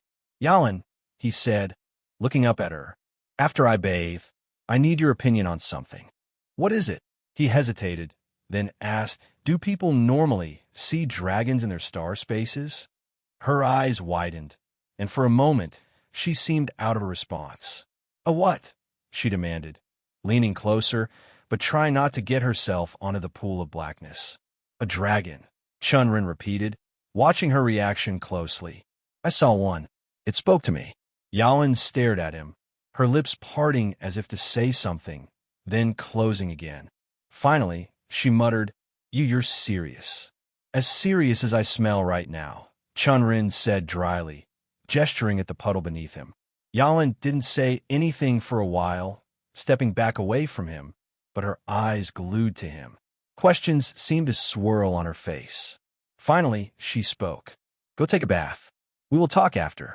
Chen Ren sighed, but didn't argue. He wasn't about to spend another second covered in whatever this gunk was. On a late afternoon, Gu Tian strolled leisurely through Cloud Mist City, his dark robe brushing the dusty ground as his sword glinted faintly against his back. The crowd parted subtly as he passed, more out of instinct than recognition, their eyes catching the strange, quiet aura he exuded. He stopped at a roadside stall displaying countless bulbous fruits, their golden skins speckled with red and green streaks. He smelled the sweet aroma from the fruits, and a temptation born in his heart, one hard to resist. And sometimes the only way to get over a temptation is to give in to that. As his pitch-black eyes settled on the shopkeeper, the man froze mid-gesture, his usual sales patter dying in his throat. The intensity of Gu Tian's gaze was heavy, like staring into an abyss that gazed back. The shopkeeper's hands trembled slightly as he adjusted his grip on a basket, sweat beading at his temple. Then Gu Tian smiled, just a small, relaxed curve of his lips, and the tension eased like a breeze. How much for one of these? Gu Tian asked. The shopkeeper quickly recovered, clearing his throat and picking up one of the fruits, which shimmered in the sunlight. Honorable Cultivator, this is a heavenly dew fruit brought all the way from the famed Xianshan Valley. It's 10 copperwon. It's said to enhance one's focus and stabilize. Just give me one, Gu Tian interrupted with a wave of his hand. Your sweet talk just sickens me. The shopkeeper paled slightly, but hurried to comply, plucking the finest fruit from the pile and placing it in Gu Tian's hand. Gu Tian knew that the man barely noticed the smooth weight of a coin dropped into his palm, his eyes flicking back to the sword strapped to Gu Tian's back. He bit into the fruit without ceremony, the juice bursting in his mouth with a mix of sweetness and tartness. He chewed slowly, savoring the unexpected sweetness, before glancing back at the shopkeeper. So, Gu Tian said between bites, how's the city doing these days? Heard anything interesting? Something that might excite a young cultivator like me. The shopkeeper hesitated, his eyes darting around as if searching for eavesdroppers. His hands fidgeted nervously as he leaned slightly closer. Well, he began in a whisper, there are a few things people have been talking about. Gu Tian nodded, but waited patiently, allowing the shopkeeper to respond. The city tournament, it's happening in 3 weeks, the shopkeeper said. A lot of promising young cultivators are expected to join. Always draws a crowd, and the rewards are said to be extraordinary this year.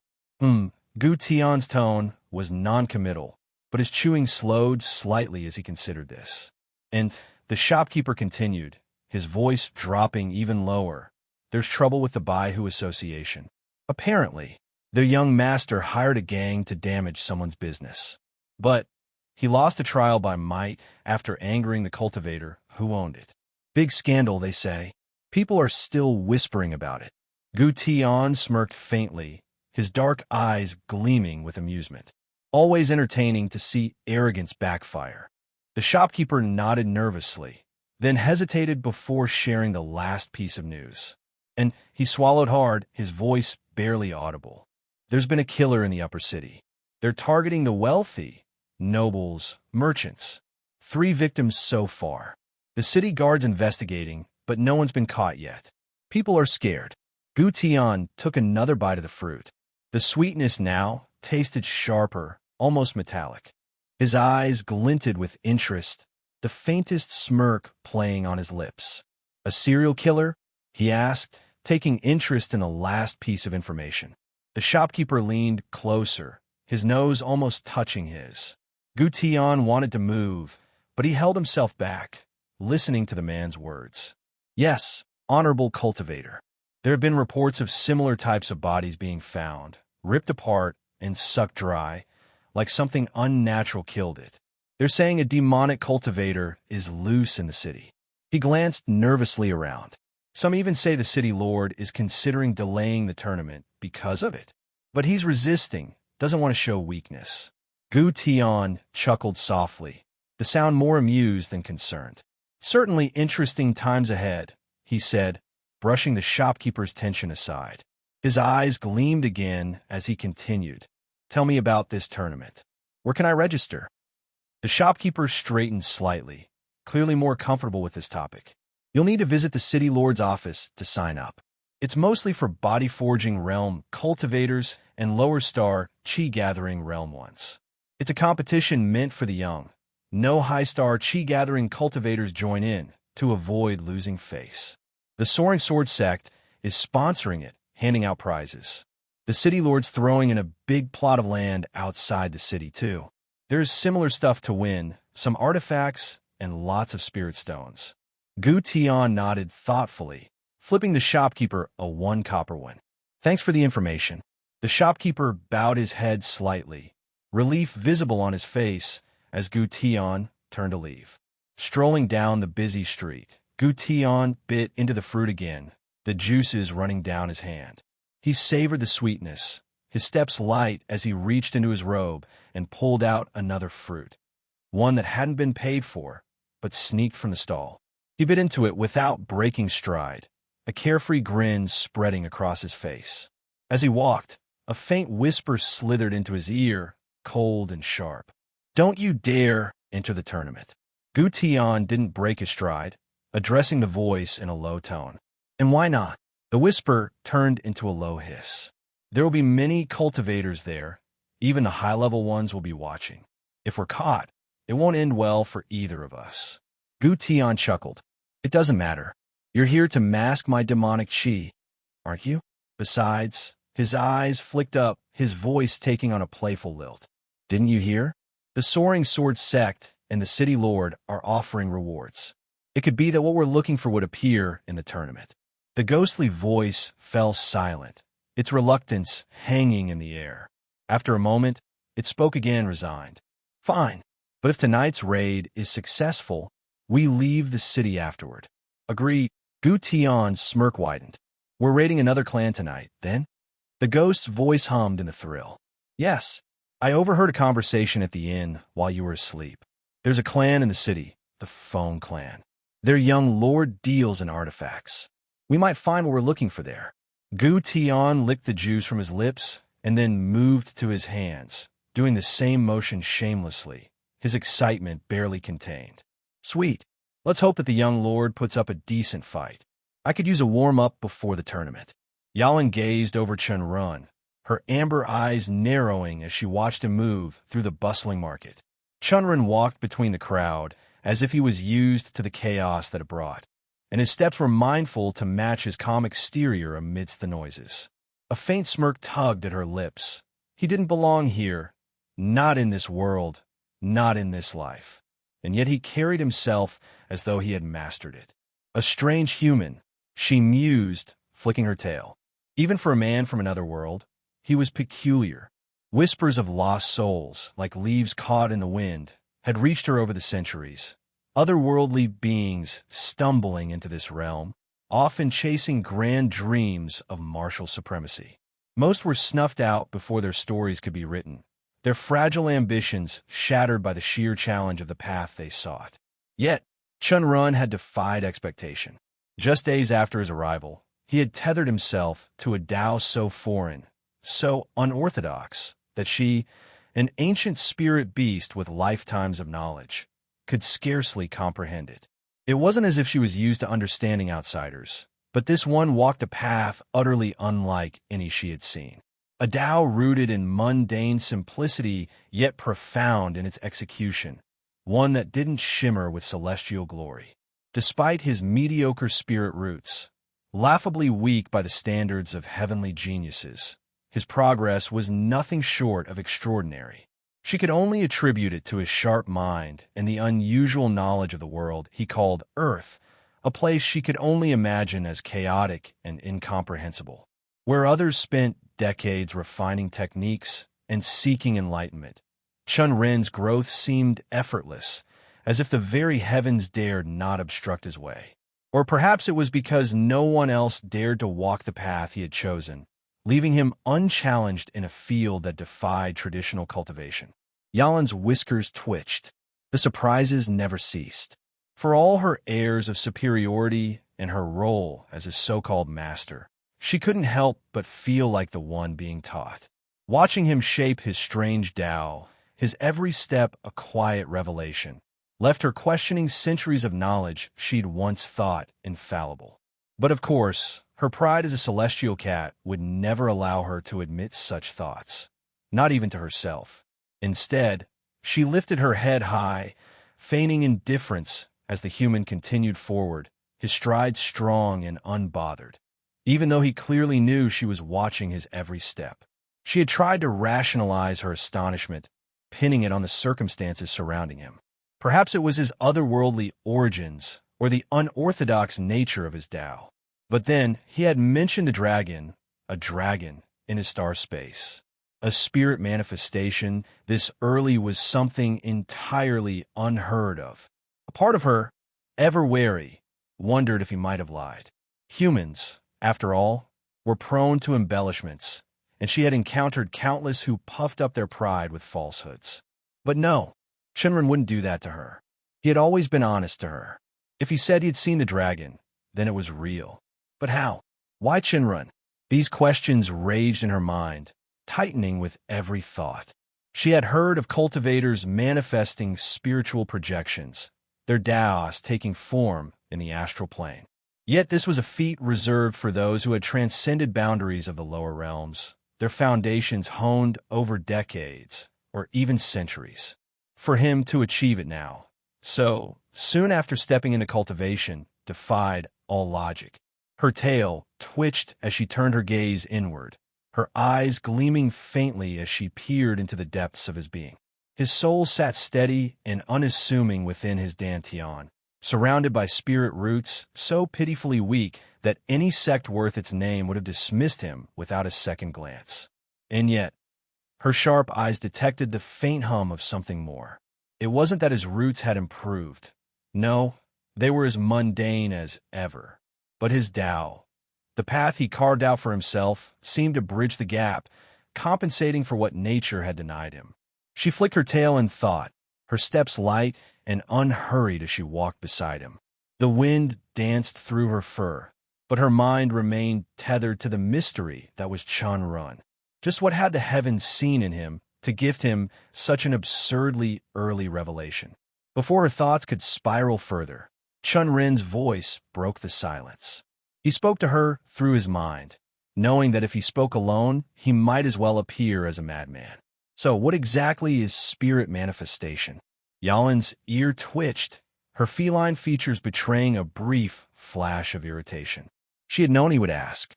Of course he would. He always asked questions. With a sigh, she cast him the sternest look she could muster, one perfected over centuries. It was the same look she had honed when raising a litter of spirit kittens, training them before releasing them into the world. Her amber eyes narrowed.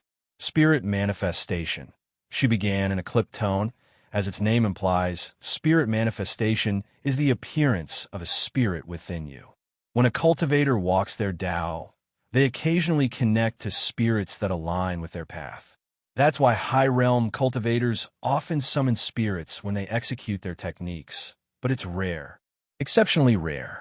Certainly not something someone like you should be able to achieve. She glanced at him pointedly, her amber eyes glinting with disbelief. And a dragon, no less. The last dragon died 3 centuries ago. Even then, it was only a wyvern, not a true dragon. Do you have any idea how absurd this sounds? Chen Ren scratched his head, a sheepish grin spreading across his face. Wait, so dragons are real? Then, as if realizing the answer himself, he smacked his forehead with enough force to draw curious looks from passers. He looked stupid doing that, but she had gotten used to his eccentricities by now. Of course they are. This world has everything. Yalan rolled her eyes, but refrained from commenting. He turned back to her, his expression brightening. This man was like a curious cub, almost trying to get to the bottom of every question he had. So, the dragon in my star space, that's my spirit manifestation? Maybe, Yalan said slowly, her tone unusually serious. But this is well beyond anything I know. If it truly is a dragon, that's significant. A dragon being alive is already monumental news. But one that shares your Tao. She shook her head. That's nearly impossible. Dragons are mystical creatures, one of the 4 heavenly beasts of legend. Notorious.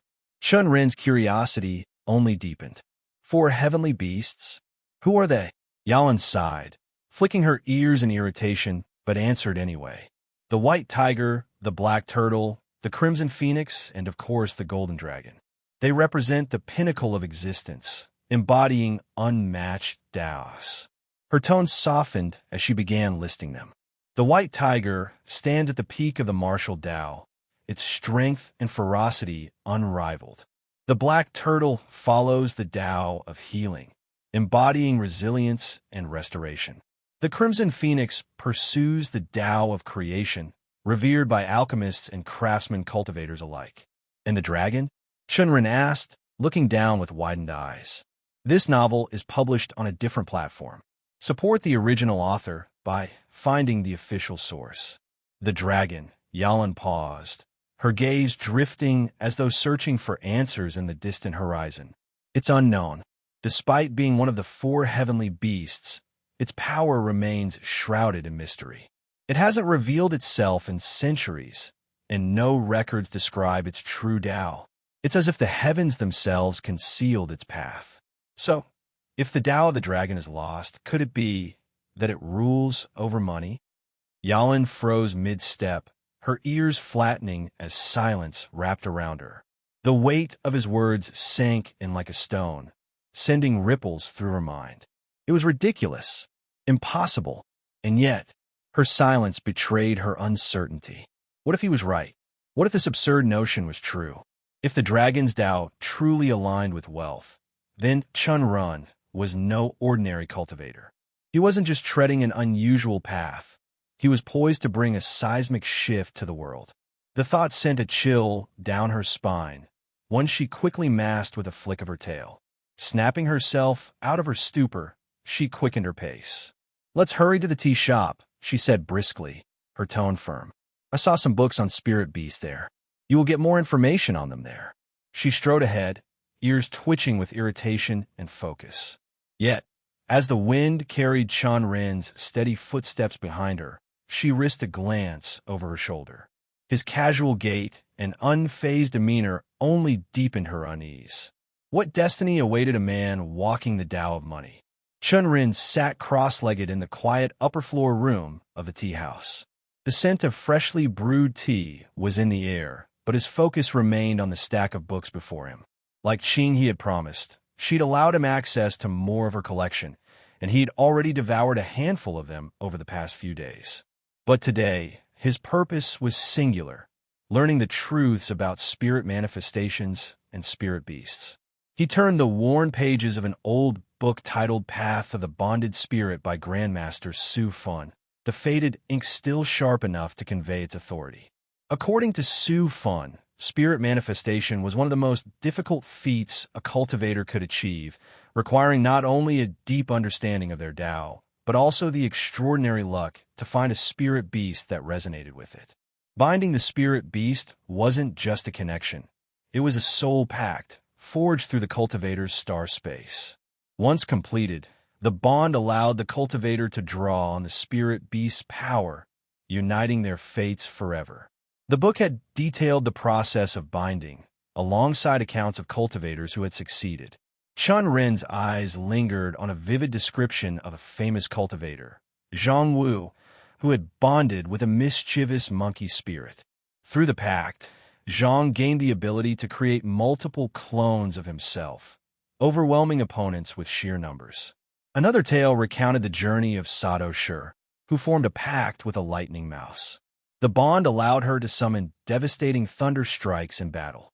Chen Ren's brow furrowed as he read on. He found detailed descriptions of spirit beasts commonly bonded with cultivators walking the martial daos. Martial Dao cultivators had a natural advantage, forming bonds with creatures like stone apes or wind wolves that enhanced their combat techniques. Alchemists, on the other hand, often bonded with fire spirit beasts, flame foxes, ember salamanders, or even minor firebirds, granting them the precise control of flames needed for their craft. The book, Path of the Bonded Spirit, was an invaluable resource. Yet, as he closed it with a soft thud, Chen Ren furrowed his brows.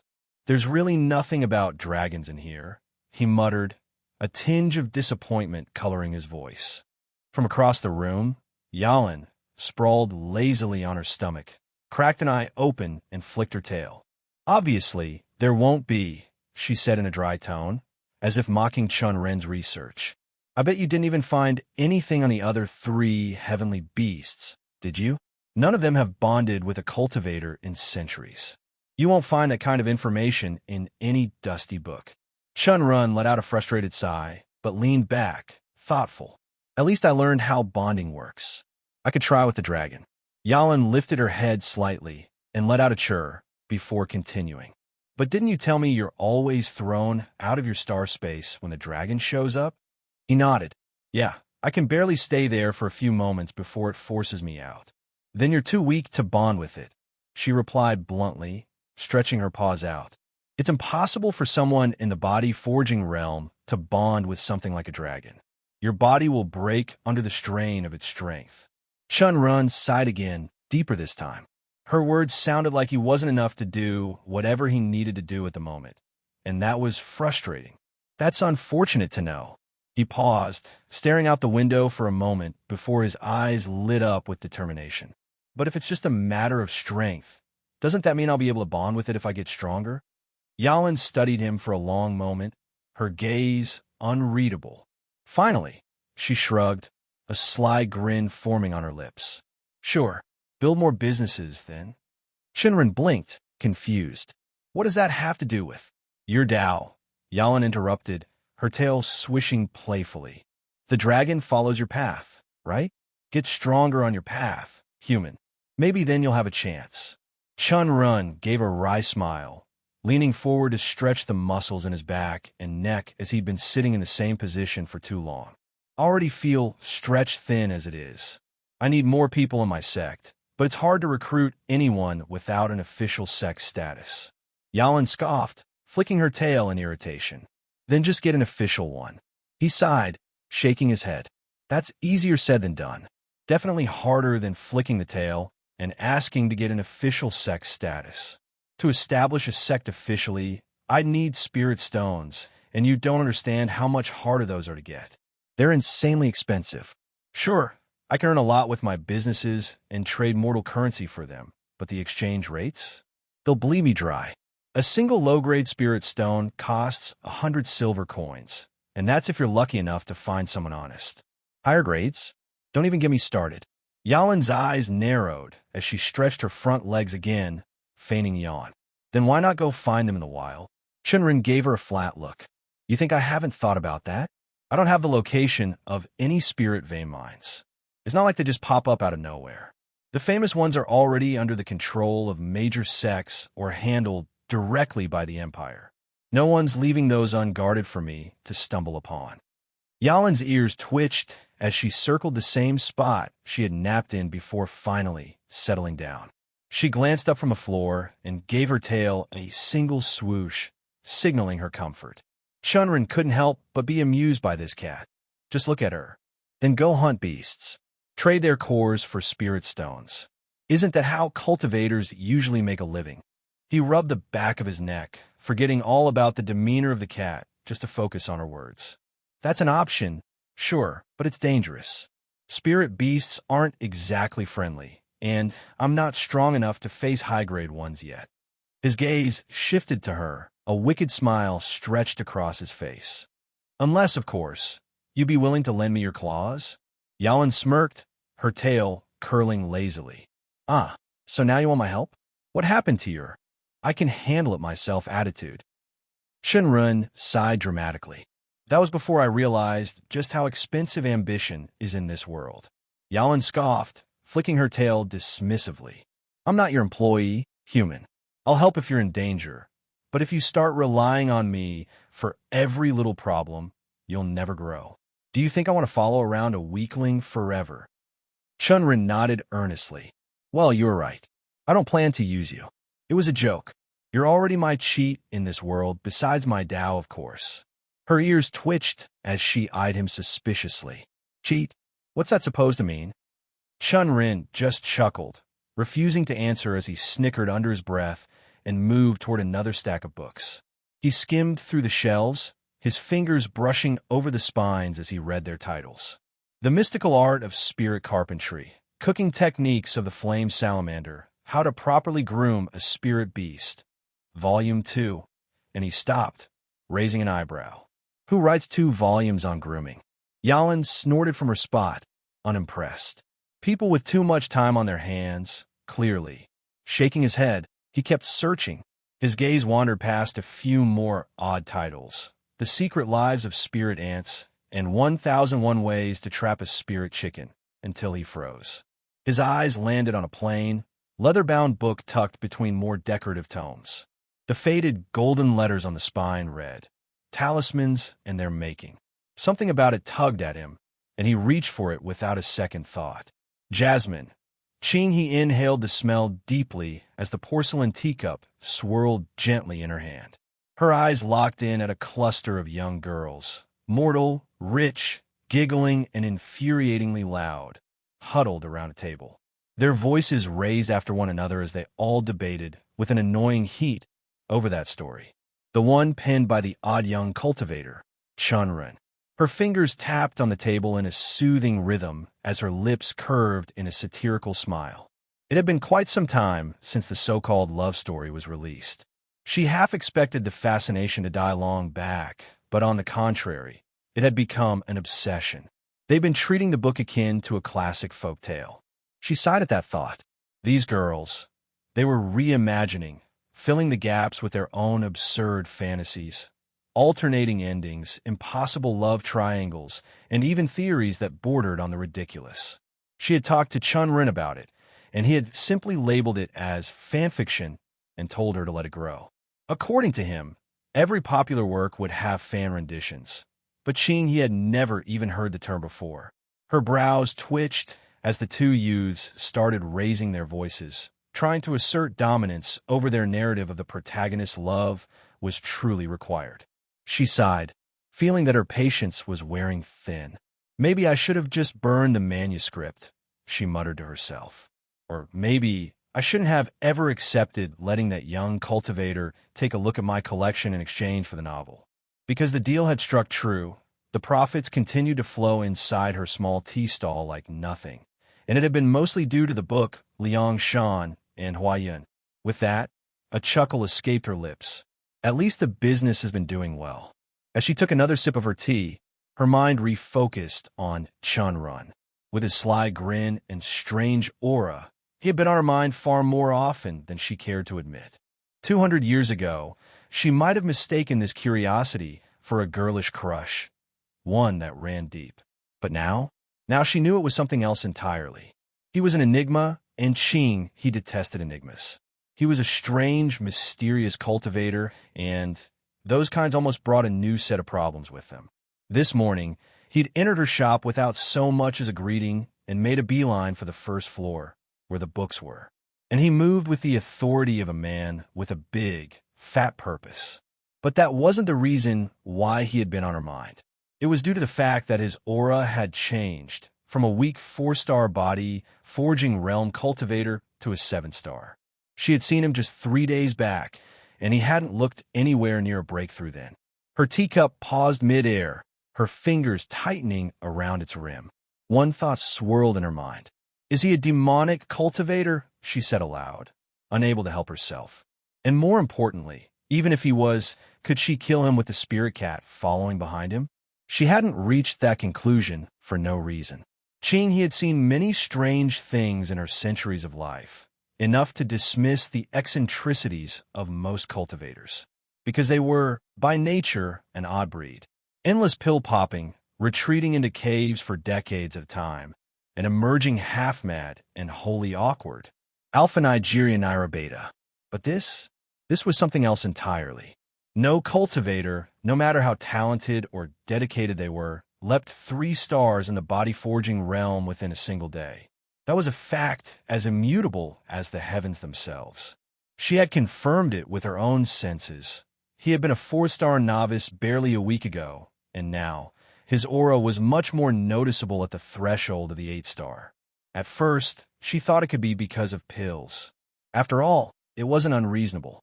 Chen Ren had recently earned a significant fortune by winning a trial by might. He could have easily bought body-strengthening or bone-forging pills, the type used by wealthy but untalented disciples to brute force their way through the early realms. But pills, no matter how strong they were, took time to absorb into the body. They worked with the marrow, the bones, the muscles, and even the bloodline. No pills, no matter how rare or expensive they were, could slip the natural order. So how? If he wasn't a demonic cultivator whose rumors had been speeding through the city, then what was he? The thought of him being a heavenly genius crossed her mind. That would at least explain the spirit cat she'd seen trailing him. And yet, something about that explanation felt wrong. Her instincts, experienced over decades of watching the rising and fall of countless cultivators, rejected that idea. No, he didn't fit into the mold of a demonic cultivator or a prodigy. His path felt stranger, more labyrinthine. The truth felt like something that she couldn't figure out just yet.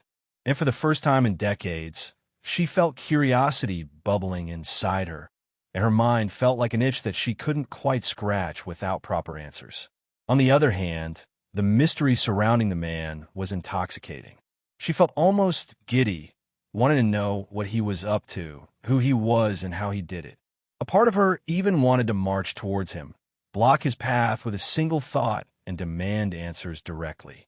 Words or force, she didn't care. Her reverie was broken by the soft creak of footsteps, drawing her eyes toward the staircase. Chen Ren, the man who'd clouded her very thoughts for the longest time today, emerged. He had a small stack of books balanced in his arms, and that spirit cat, his perpetual shadow, padded silently behind him. A faint smile crossed her face as she straightened, placing the teacup in front of her, and she folded her hands on the counter. The young cultivator stopped before her, putting the books down with a cassal thud. "Senior Qing, I found these books and was hoping you could help me understand them." Qing-he's eyes flicked to the titles, her brow arching with each one she read. Talismans and their makings. Arrays and applications. A dumb cultivator's guide to pill creation. Interesting. Her gaze rose to meet his. "Are you try to learn all the cultivation disciplines at once?" she asked, a faint edge of incredulity lacing her voice. Chen Ren grinned, an expression so disarming it nearly masked the absurdity of his response. "Actually, yes," he said with a casual nod. "I was looking for books on spirit beasts, but these caught my eye. They seemed interesting." Qing, he pressed her fingers to her temple, exhaling slowly. "Interesting," she repeated, her tone dry. "I don't think you realize what you're getting into." Most cultivators only dabble in secondary arts when they've reached a bottleneck or lack talent in pure cultivation. Sects value a skilled alchemist or array master because those talents are rare, but mastery of secondary art is an entirely different path from cultivation itself. Few have the time or the capability for both. Chen Ren nodded thoughtfully, his grin never faltering. That's precisely why I want to dabble in them, he replied, his voice carrying a conviction that caught Qinghe off guard. I believe they'll unlock the next set of opportunities for me. Opportunities? What kind of opportunities? His grin widened, a glimmer of mischief in his expression. I believe you already know, he said smoothly. Business opportunities. Qinghe blinked, momentarily stunned by the simplicity of his answer. She leaned back, her lips pressing into a thin line. She couldn't understand this man or his intentions, and she was far from assuming what they were. Business opportunities, she repeated, shaking her head. You're an odd one, Chen Ren. Most cultivators seek power, enlightenment, or even revenge. And here you are, treating cultivation as a stepping stone to what? Becoming a merchant. Not just a merchant, a successful one. For a moment, he said nothing, simply studying him. There was no hesitation in his words, no sign of doubt. If nothing else, she had to admit, his confidence was as intriguing as it was maddening. She let her eyes linger on him, her expression an amalgam of disbelief and curiosity. If you discover this tale on Amazon, be aware that it has been stolen. Please report the violation. It wasn't the first time Chen Ren had said something so wildly unconventional. She still remembered the day he nonchalantly talked about founding a sect, as if it were the same as opening a tea shop. Now, here he was again, speaking of mastering cultivation disciplines, not for self-defense, enlightenment, or even survival, but for business. Her lips twitched with a mixture of amusement and incredulity. You're telling me that you're learning these, not to make pills for breakthroughs or to protect yourself with arrays, but for business? She waited for his response. He nodded enthusiastically. Are you dumb? She asked, not holding back her thoughts. Chen Ren didn't flinch, his grin unfaltering. Obviously not, he replied. Business is my path. I've been doing well in the mortal market, as you've probably noticed, but it's only a stepping stone. Sooner or later, I'll need to target cultivators, and to do that, I need to understand what they want to buy. These books, he gestured to the stack on the counter, are the key to developing products they'll value. And, as you said, these skills can double as tools for self-defense. That's just a bonus. He let out a sharp laugh. Going by your unnaturally fast breakthroughs, I seriously doubt you need more tools to defend yourself. Chen Ren's expression shifted ever so slightly, a flicker of something unreadable passing over his face. He met her gaze squarely. I can see that your old eyes are still working. He raised an eyebrow, leaning forward slightly. They work better than yours, and I haven't lived for centuries just to miss something so obvious, she replied. And you don't strike me as foolish enough to think mortals would have books on cultivation disciplines. It's clear you understand what I am. Chen Ren nodded slowly, his fingers drumming lightly against the counter as his eyes darted around the shop. After a moment, he leaned in slightly, lowering his voice to a near whisper. So, can you help me with these? I've skimmed through them, but most are written in overly formal language, full of jargon that's hard to grasp. If I'm going to learn, I'll need guidance. And frankly, you're the only one I can come to. For a moment, he was taken aback. Surprise flickered in her eyes as she studied him, searching for any sign of deceit. The man stood tall, with his usual smile on his face, not even the smallest falter of emotions in his eyes. Finally, finding none, she opened her mouth, ready to reject him outright. But then, her earlier questions about his rapid progression surfaced in her mind, tugging at her curiosity. She hesitated, the words dying on her lips. Instead, she leaned back. I could help you, but in exchange, I want something from you. Chen Ren tilted his head. And what might that be? You're going to tell me how you've been progressing so fast in your cultivation. Chen Ren hesitated, his eyes shifting between the stack of books and Qinghe's steady, expectant stare. Revealing his Dao wasn't something he took lightly. By now, he understood just how rare it was. The idea of casually sharing it with others felt similar to handing over a priceless treasure, dangerous and foolish. More importantly, if his suspicions were correct, his Dao might be the thread that tethered him to a lost heavenly beast. That connection wasn't something he wanted prying eyes on. But again, he wasn't just anyone. Though the woman carried herself with the aloof dignity of someone who didn't care much for others, Chen Ren had spent enough time around her to know better. She was sharp, sure, but also bound by her word, a rare trait in a world where deceit was second nature to many. And while she sometimes acted like she'd rather be anywhere but talking to him, she'd still been honest, patient even, in their past conversations. He sighed, leaning forward slightly. Fine, I'll tell you, but only if you promise.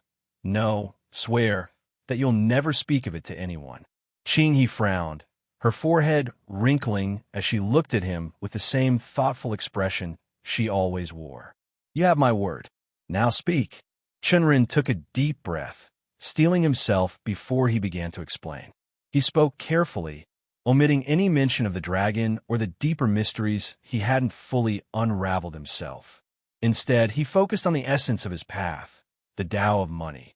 He described the way it resonated with him, how it shaped his understanding of the world, and how it opened doors in ways few could comprehend. As he spoke, his expression shifted.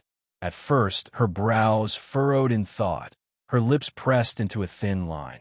Then, as the realization sank in, her jaw slackened, and the teacup she grabbed up to take a sip remained in midair. When he finished, she closed her eyes and let out a long, slow breath. So, she finally said, you're not a demonic cultivator. You simply follow an esoteric Dao of money. Chen Ren nodded, a small, sheepish smile tugging at his lips. That's right. She opened her eyes and set the teacup down. And here I was, wondering if you were the soul-devouring fiend skulking through the city. Chen Ren blinked, caught off guard. Wait, why would you even think that? He leaned back in her chair, her fingers idly tapping the armrest. Because there's been talk. Whispers of a demonic cultivator roaming the city, killing people and consuming their souls. It's spreading fast, too fast. Even the city guards have ramped up their patrols to hunt the culprit down. Chen Ren's brow furrowed as he processed her words. He went silent, his mind drifting to the streets he'd passed through earlier. Now that she mentioned it, the atmosphere had been strange. People moved with a cautious edge, their gazes darting to every shadow, their steps quick and lacked the usual calmness. He dismissed it as paranoia, but if a killer was truly on the loose, their wariness made sense. I didn't notice people acting off, he admitted, but I didn't think much of it at the time. He studied him for a moment, her lips curving into a faint smirk. Well, at least I can cross you off the suspect list, she said dryly. He paused, unable to know what exactly to respond with. He replied, Thank you, and I'm not that. I'd never do something like that. He studied him for a moment before giving a slow nod. You don't carry any demonic chi. That much is certain. Her gaze shifted slightly, landing on Yalan, who lay nonchalantly by the counter, her tail flicking lazily. But what about your spirit beast? Before Chen Ren could respond, Yalan hissed with sass and spoke directly into their minds. I'm not his. He's other eyebrow shot up, the faintest trace of amusement flickering in her eyes as she looked back at Chen Ren. Care to explain that one, kid? Chen Ren scratched the back of his neck awkwardly. She's complicated. Yalan isn't just any spirit beast. She's been a protector of my clan for generations. In this lifetime, she's bonded to me. But, he paused, glancing at Yalan. I'd say she acts more like a master than anything else. His lips quirked into a faint smirk, her sharp gaze flicking between him and Yalan. Interesting. Makes me wonder about your clan, but I won't pry further. She let the silence settle briefly before shifting her attention to the books on the counter. Now that my questions are answered, let's get to business. She tapped the top book with her finger. I'll help you with the basics of these disciplines, but don't get your hopes too high. I'm no master of any of them, just someone with a baseline understanding. You'll have to make do with that. Chen Ren nodded quickly, his excitement plain. That's more than enough for me. Senior Ching He. Where do we start? She slid the book on talismans toward him. Tomorrow afternoon. Meet me at my shop, and we'll begin with talismans. It's as good a place to start as any. Tomorrow? Why not now? Chen Ren asked, ready to pout her way in if it would work with the old woman. Ching He pointed out the window, her tone wry. Because it's already night, and unlike your young bones, mine need proper rest. I have to close up and do some reading of my own. From her place by the counter, Yalin let out a soft, amused snicker, but said nothing. Chen Ren nodded, his excitement dimmed only slightly. Fair enough. He glanced out at the darkening streets and sighed. Either way, I need to go. One of my creditors has something of mine, a medallion, I need to collect tonight. Ching He's expression turned serious at that, her gaze narrowing. You're heading out this late? Be careful. The demonic cultivator hunts at night, and you don't want to cross paths with him or her. Most of the attacks have been closer to midnight, so you might be fine, but caution is always wise. Chen Ren dipped into a slight bow, his tone respectful. Thank you for the warning, Senior Ching He. I'll be careful. With that, he turned and stepped out of the tea shop, the faint jingling of the bell above the door accompanying him into the night.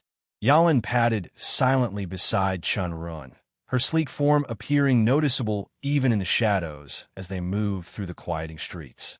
The path to Feng Ming's estate was familiar to him, not from this life, but from the fragmented memories he had inherited. The layout of the city's upper side was etched firmly in his mind, making it easy to navigate the straight route from the tea shop.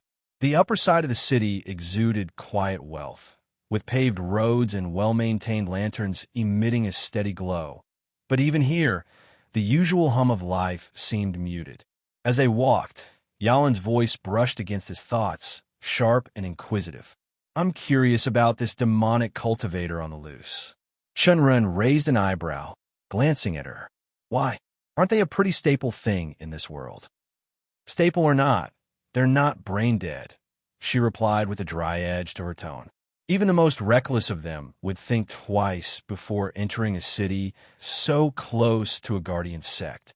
If a demonic cultivator is here, actively killing people, it's not random. They're here for a reason, and I doubt it's a small one. I would caution you to not let your guard down, even for a moment, no matter what. Her words carried an unmistakable warning tone, and Chen Ren frowned slightly, his steps slowing for a brief moment. He knew she was right. He had no illusions about his strength. He had grown, yes, but not enough to take on a demonic cultivator. He rubbed his temples as he walked. I get it. I'll be careful. Good, Yalin said. From what he knew, the demonic cultivators were stronger on the same level, because demonic chi inherently were far more destructive. It was because they use a lot of forbidden techniques, making it always tricky to fight them. They never played fair. But well, she was right. He should be careful. The streets grew quieter the further they walked. Shops were shuttered, their owners hurrying home, and even the few pedestrians Chen Ren had seen earlier seemed to vanish. The mist, which usually began creeping through the city as the night deepened, hadn't even started to rise, yet the unease in the air was palpable. More guards patrolled the streets than usual, their lanterns swaying as they moved in pairs, scanning the shadows with sharp eyes.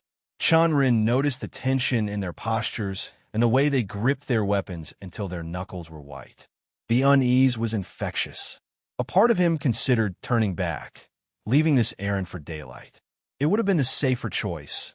Less risk, less tension crawling up his spine with every step. But he'd already sent a Tang Clan messenger earlier that morning to arrange a time for retrieving the medallion. The response had been clear, this hour tonight, and he didn't want to delay that. He had no idea if Feng Ming wouldn't stall him if he delayed the meeting, and he wanted to end the matter of his debt tonight. So, despite the unease coiling in his chest, he pressed on, shoulders squared and steps steady. Hopefully, he thought wryly, the demonic cultivator/serial killer is taking a well-deserved break tonight. The attempt at humor didn't quite dispel the tension, but it was enough to keep him moving forward. Chen Ren moved towards the upper street, and the lower district fell behind him.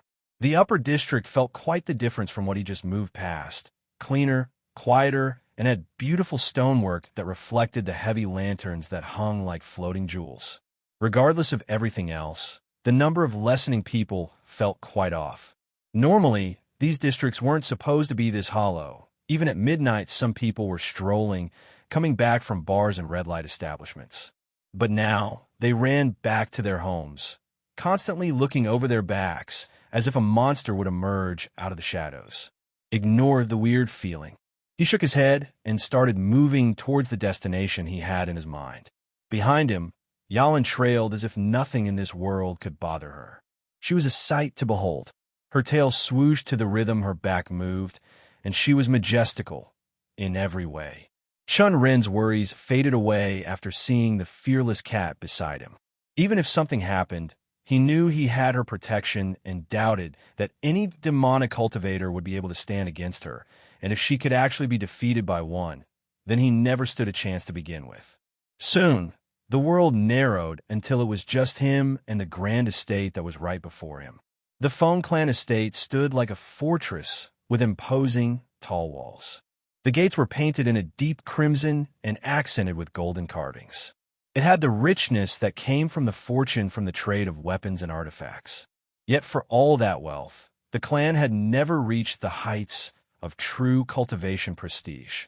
They had been merchants, not warriors. Their legacy had been tarnished by generations of mediocrity, and the current generation fared no better. Spirit roots were a rarity among them. Even their brightest star, Feng Ming, possessed only 30 spirit roots, a paltry number. Chen Ren let out a huffed breath from his nose. It was ironic how their paths had crossed. Months ago, he and Feng Ming had met under different circumstances. Feng Ming, frustrated and bitter over his inability to enter the Soaring Sword sect, had poured his grievances into Chen Ren's ears. Back then, the previous body owner had been naive and had an inflated ego. Therefore, he had boldly promised to help Feng Ming gain entry after he won the sect's entrance examinations. The memory left a bitter taste in his mouth. Feng Ming, his entire body soaked with greed and desperation, had assumed that Chen Ren's confidence was backed by strength. Eager to bind him in debt, he had handed over a small fortune to secure the man's loyalty. But when the competition began, the truth was laid bare. The old Chen Ren's lack of skill was as glaring as the midday sun, and his humiliating defeat was a spectacle the entire city still talked about. Feng Ming's mask had slipped after that. The once amiable youth had transformed, his scorn sharper than the blades his clan forged, and had barged right inside his room to collect the debt. Chen Ren exhaled slowly and rubbed soothing circles in his palms. That was the past. The old Chen Ren was gone, buried along with his failures. The man who now stood before the Feng clan gates was entirely different. Today, he would settle this debt once and for all. The pouch of silver at his waist wasn't heavy, but its significance outweighed its weight. It was more than repayment. He could finally sever the ties. Feng Ming's money had been a chain, but today, Chen Ren intended to break it. Adjusting his robes, he stepped forward. The faint clink of coins accompanied his movements, a sound that felt strangely like freedom. Without any other thought, he stepped into the Feng clan compound, his steps steady as his eyes swept over the scene. The guard stationed at the entrance stiffened as they saw him approach, their hands instinctively moving to their weapons. They crossed their halberds in front of him, blocking his way. "Who are you?" one demanded sharply. His thick eyebrows were like two caterpillars looking down at him in an attempt to look scary. "I'm Chen Ren, from the Chen clan of Red Peak City. Feng Ming should be expecting me." The guards exchanged a glance. The stout and black-haired one rubbed his neck for a brief moment, and a silent conversation passed between them. After a moment, the taller one replied, "Wait here," before disappearing into the depths of the compound. Chen Ren took a step back, leaning casually against the wall beside the gate. He inhaled deeply and calmed his soul, focusing on the faint rustle of leaves. Minutes passed. He remained motionless. That fool hasn't returned yet. Did he get lost or drop dead on the way? Yalin's voice stirred in his mind, completely covered in pure irritation. New. Chen Ren smirked faintly. No, I don't think so. It's a power move. Feng Ming's trying to make me wait. He wants it to seem like he's too busy, like I'm the one in need here. It's petty but predictable. This was exactly why he'd gotten comfortable when the men walked inside. Just like Bai Shan, Feng Ming was another stereotypical young master who liked to make others feel like they were less important in front of him. Yalin hummed in agreement. Shall we just break the gate down? It would save us both time and patience. Chen Ren shook his head at that. Let's wait a minute more. Then we'll see if this gate can withstand my thundering punch. Fortunately for the gate, the guard returned just then, looking slightly flustered. It could be the midnight coldness crawling to his face, but Chen Ren doubted that was the case. He gestured stiffly. You may enter. Follow the servant. She'll take you to the young master.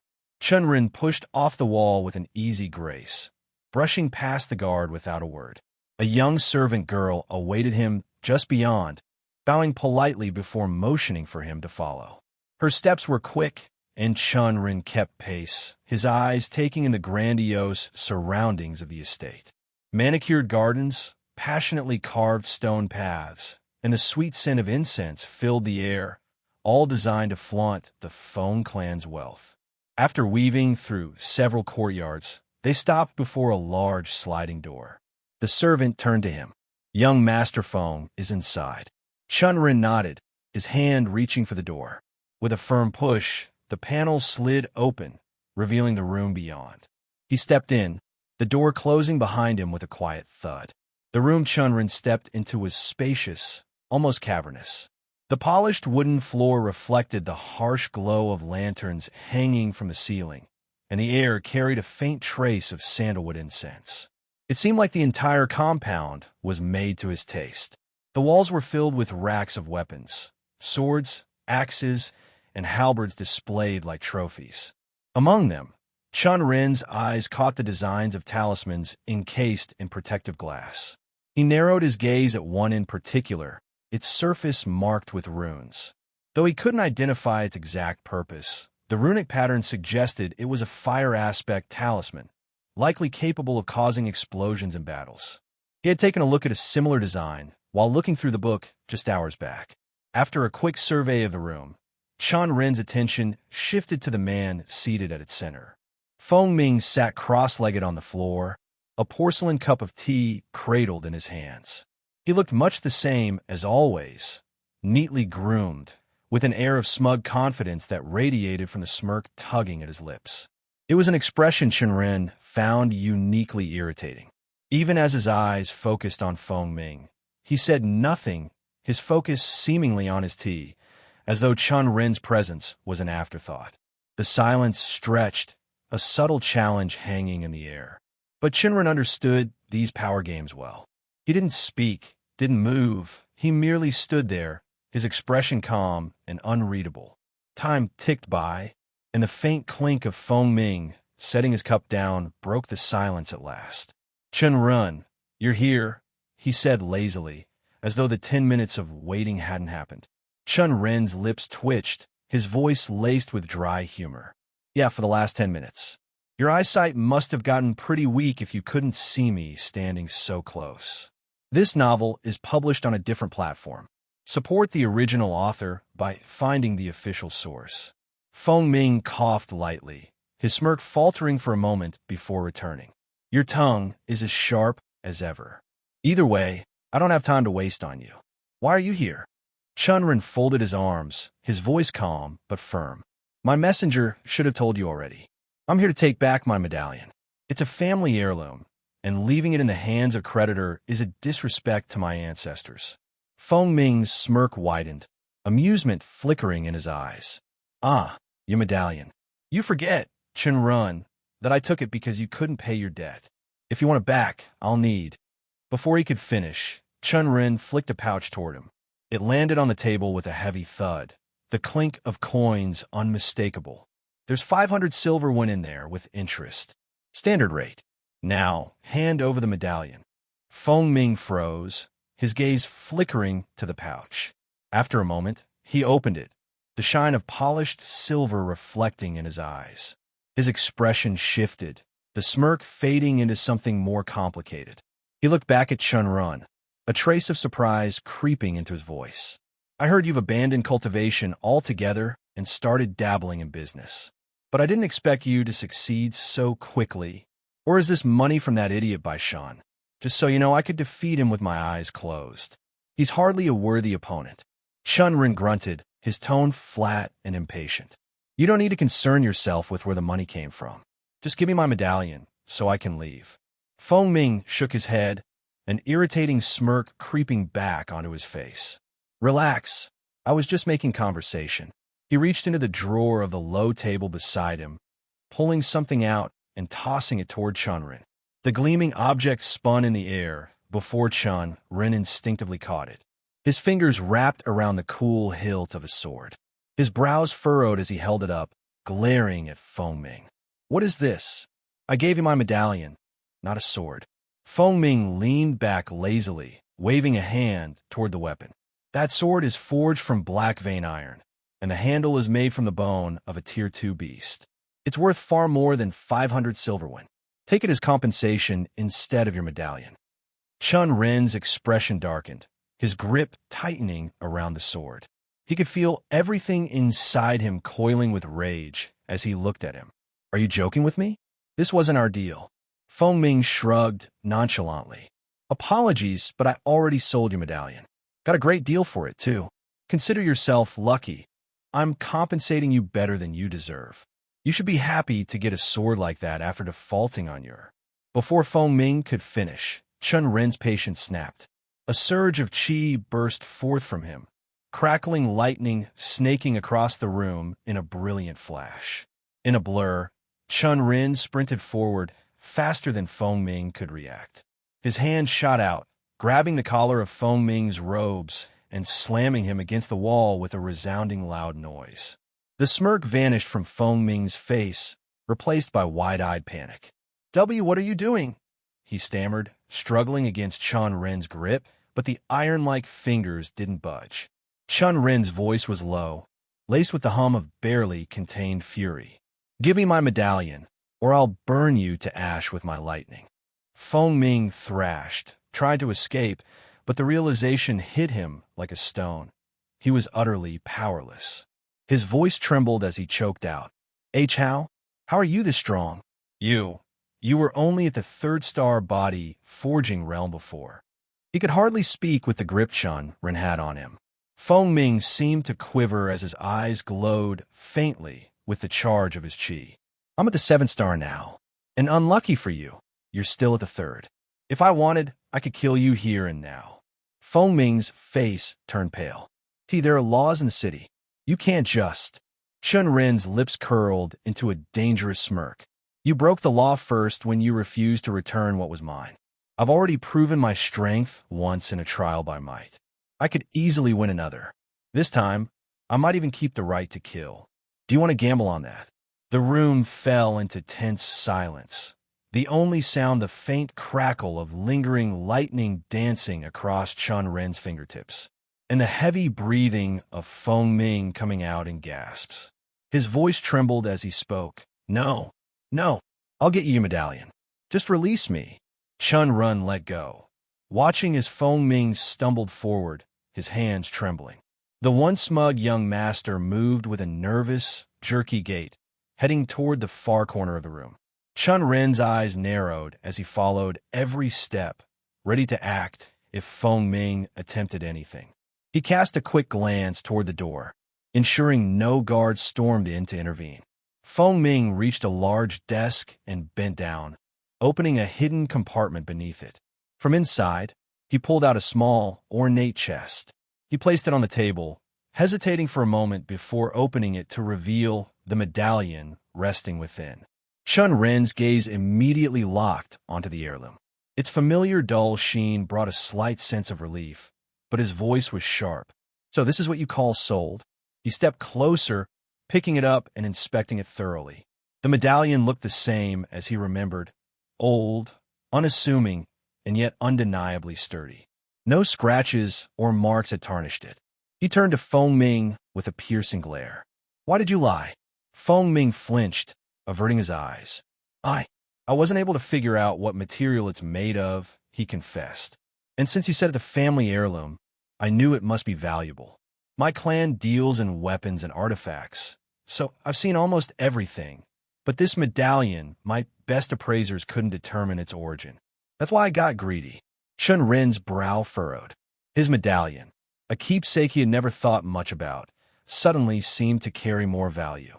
His mind wandered briefly to Yalin and the strange circumstances surrounding his ancestors.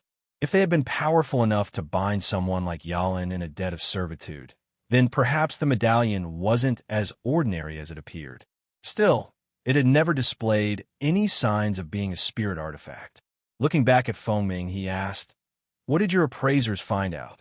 Feng Ming swallowed hard, his hands twitching nervously. "Not much. Just that it's old. Very old. There's some strange writing etched on the back, but it doesn't match any known script in the Empire or any region my appraisers are familiar with. Beyond that, nothing. Trust me." Chen Ren studied him for a moment before nodding. "Fine, but next time, don't lie to me. I'm not the same person you used to know." Feng Ming opened his mouth as if to respond, but Chen Ren had already turned, striding toward the door.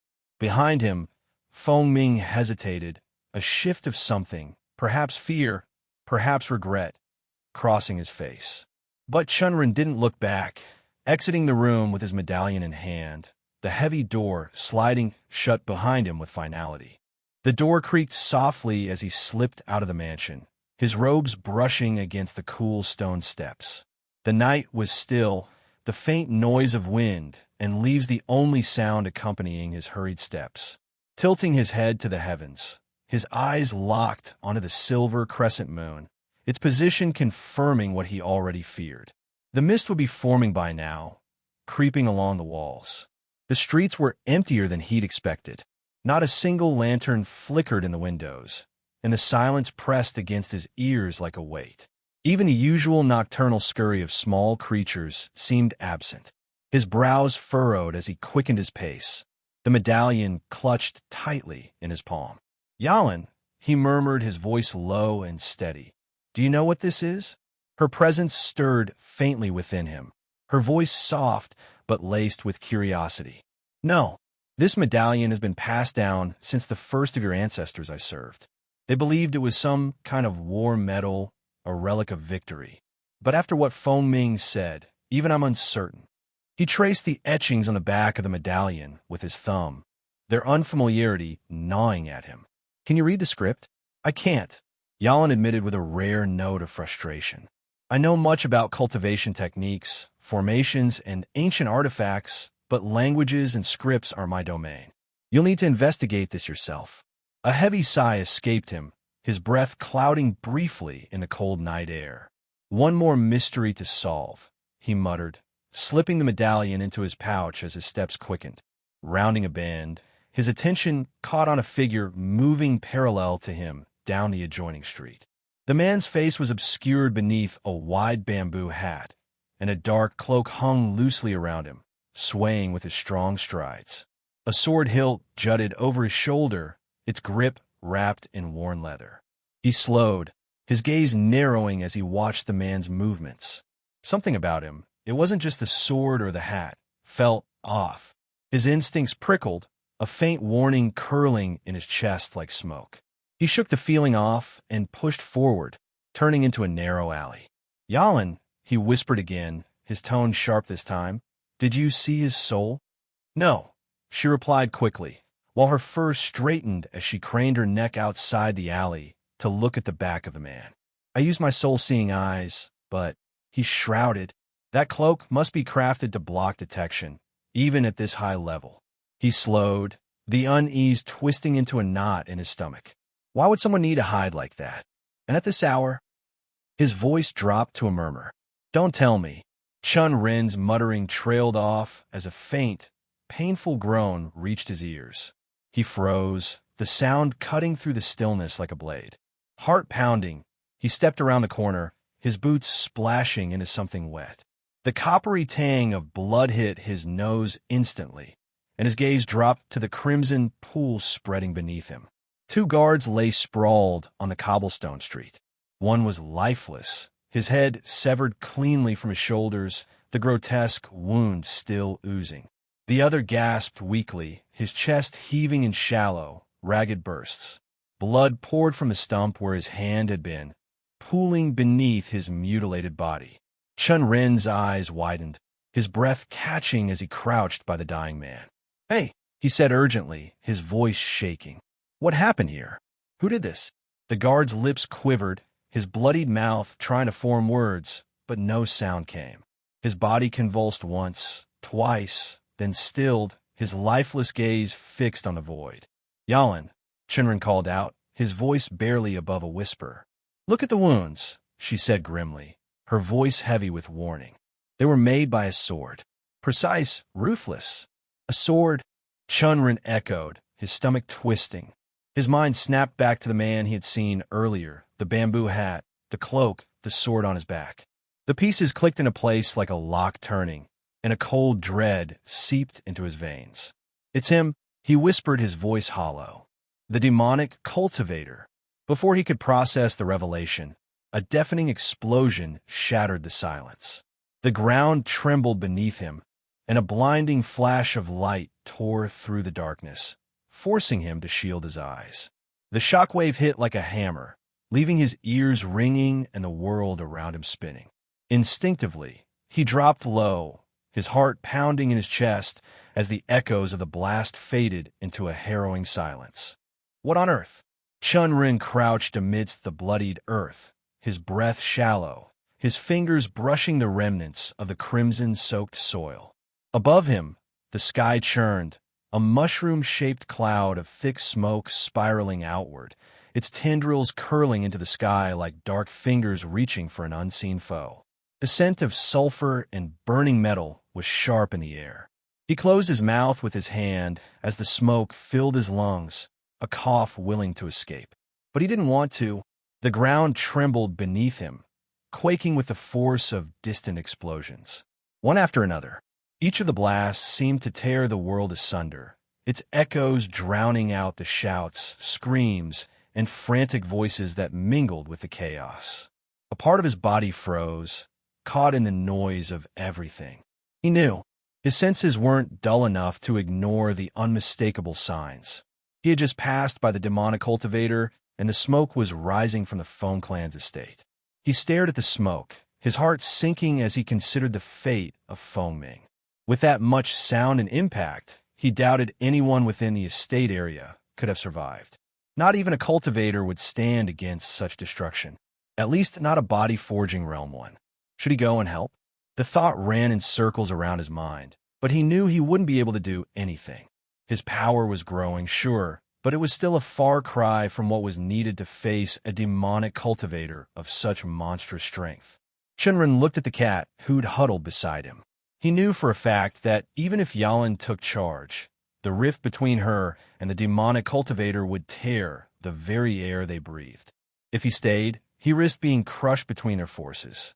Yalan's fur fluffed out in agitation, and her amber eyes moved between Chen Ren and the chaos. "Yalan," Chen Ren whispered. His voice almost didn't come out due to the fear that crept at his insides. At his voice, Yalan's eyes stuck on his. "We should run." Without another thought, the cat nodded and they started to run, leaving the bodies behind. "I don't know the demonic cultivator's strength either, but it's better to steer clear." "There's no point in risking it with you here," Yalan said, jumping over a wall and running on top of it. Just as Chen Ren opened his mouth to agree, a scream sliced through the commotion. A loud, animalistic shriek that rattled the very earth and sent a ripple of dread down his spine. He halted as his eyes snapped toward the source. "God, what is that?" Chen Ren squinted his eyes. The thick smoke parted, revealing monstrous shapes emerging from the gloom. Ethereal, beastly bodies revealed themselves, their massive forms glistening in the haze like phantoms of flame. Their red glowing outlines pulsed with an annoying light, their large bodies almost transparent, as though they were born from the very smoke itself. They resembled rhinos, and his eyes widened as he took the sight in. There were 7 in total, their monstrous roars reverberating through the air like the cries of spirits trapped in a nightmare. The ground trembled beneath their weightless forms as they surged forward, their ethereal hooves striking sparks from the stone. 3 of them, larger than the others, veered toward Chen Ren's position, their ghostly bodies gliding over the earth. Chen Ren's heart plummeted. He didn't need to see more to know what was coming. His legs tensed, ready to spring into motion, but his mind struggled to form a plan. Chen Ren, run! Yalan's voice broke through his shock. Without waiting another second, Chen Ren shot forward, his feet pounding the stone streets, propelling him faster than he'd ever moved before. The city around him was chaotic, voices rising in panic, but they were all swallowed by the continuous thunderous roars of the ethereal rhinos that chased him. Their haunting cries shattered the air, leaving only the sound of his labored breaths as he pushed himself onward. I need a plan. Something to put them off. His thoughts churned as adrenaline peaked. He immediately shifted directions in a blur to throw them off, his body flickering in and out of sight, moving with unnatural speed as his lightning step technique took hold. His legs screamed in protest as he used it at its full ability. Every step a jolt of pain, but the technique was a lifeline, allowing him to leave streaks of afterimages. The strain was unbearable, but his heart raced with desperation. Despite all his efforts, the rhinos continued to chase after him, like shadows that would never be outrun. Chen Ren, look to your right.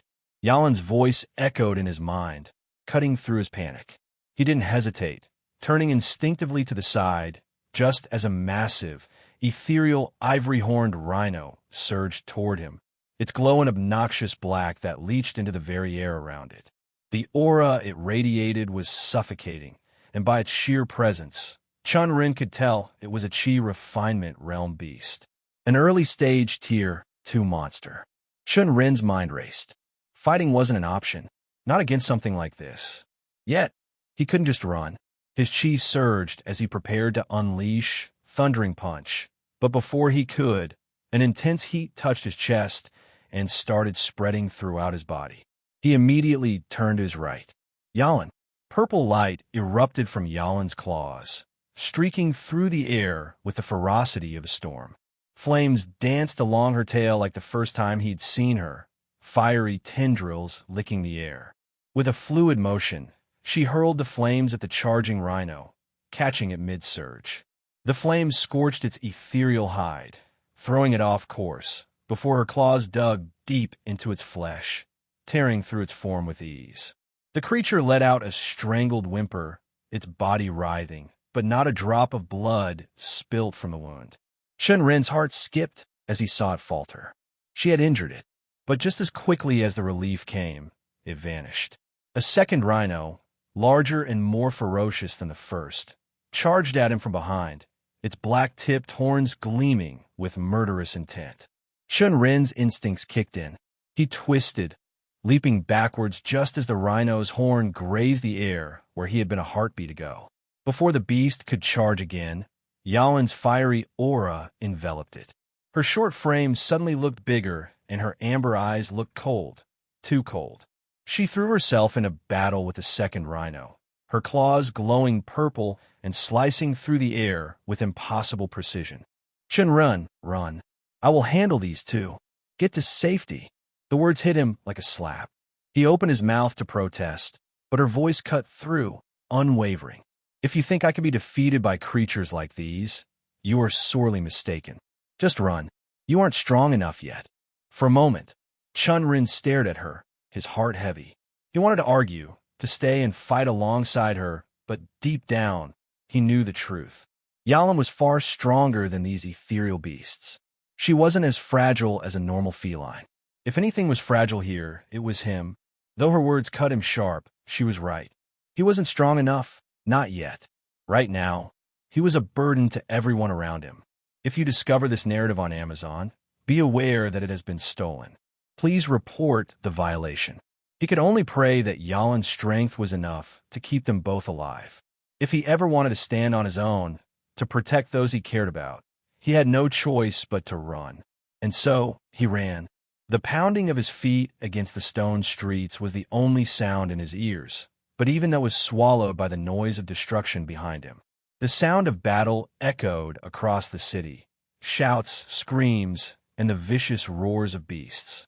He couldn't help but know, deep down, that Yalin was holding her ground, her flames lashing out as she fought back the rhinos. He aimed for the Tang clan compound, hoping that it would offer some kind of sanctuary, but just as he neared the edge of the street, the ground beneath him trembled violently. He turned instinctively, just in time to feel the wind of a projectile whiz by his cheek, missing him by a hair's breadth. A chill ran down his spine as he looked back. Standing in the street was another large rhino, its eyes fixed on him like a predator eyeing its prey. Its ivory horn glowed with an eye-blinding black light, sending shivers through his bones. Chen Ren felt his heart race, and before he could react, the rhino fired another volley of projectiles. He barely managed to twist his body, using lightning step to dodge. Golden lightning surged through his legs, sending him darting to the side as the deadly projectiles sliced through the air where he'd been a moment before. The rhino didn't relent. With a deafening roar, it charged forward, its massive form blurring toward him like an unstoppable force. Chen Ren's mind screamed at him to move, but he knew that he couldn't outrun this one. Not head-on. He needed another way. His eyes moved through the street before an idea struck him. His gaze hardened. He pushed his chi to the surface, flooding his body with power, and planted his feet. With a deep breath, his fists tightened, and with a raw, thundering force, he slammed them into the ground. The shockwave rippled through the earth, and cracks splintered outward, tearing through the stone beneath his feet. The rhino's charge faltered as one of its hooves caught on the crack, causing it to stumble and slide awkwardly. For a brief moment, it was off balance, long enough for Chen Ren to seize the opportunity. Without hesitation, he turned and bolted, changing direction entirely, his mind racing. Another roar split the air. Looking over his shoulders, he saw the rhino regain his footing and start to give chase. Chen Ren's heart fell, mind racing for a way to lose it. He couldn't keep running in circles, couldn't stay out in the open for long. His eyes shot up to the horizon suddenly, where a dense mist began rolling in, creeping over the city like a living thing. A spark of inspiration flared in his mind. The mist. If he could make it there, if he could blend into the fog, maybe, just maybe, he could lose the rhino. He pushed himself harder, his feet moving faster, silent as the wind, as he sped toward the encroaching mist. Lightning danced around his legs. The rhino followed, undeterred, its roar reverberating through the streets. It got closer and closer every second.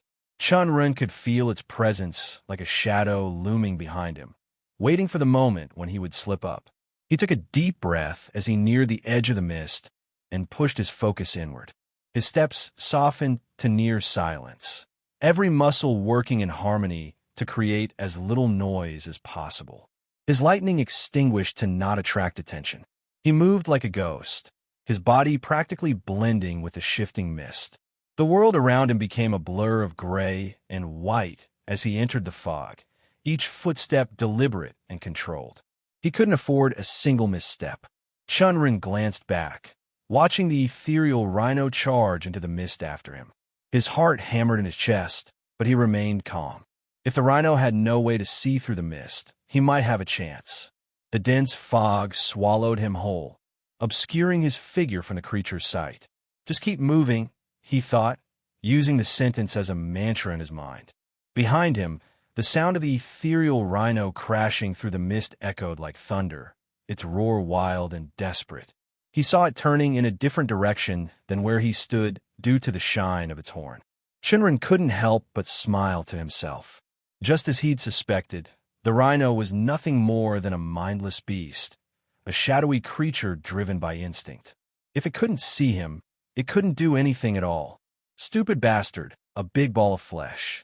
With that thought, Chen Ren moved carefully through the fog, each step measured and silent. The mist, thick and oppressive, offered him the perfect cover. Slowly, the silhouette of the rhino materialized through the haze, its massive body huffing as it searched for him. Looking here and there, Chen Ren's heart raced as he crept closer to the creature's rear.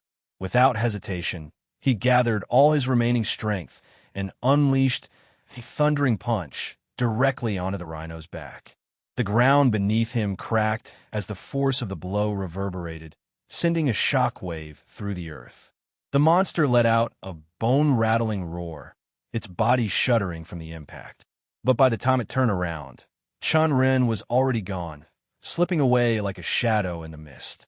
The rhino, disoriented and enraged, madly charged back and forth, trying to catch the elusive figure that had struck it.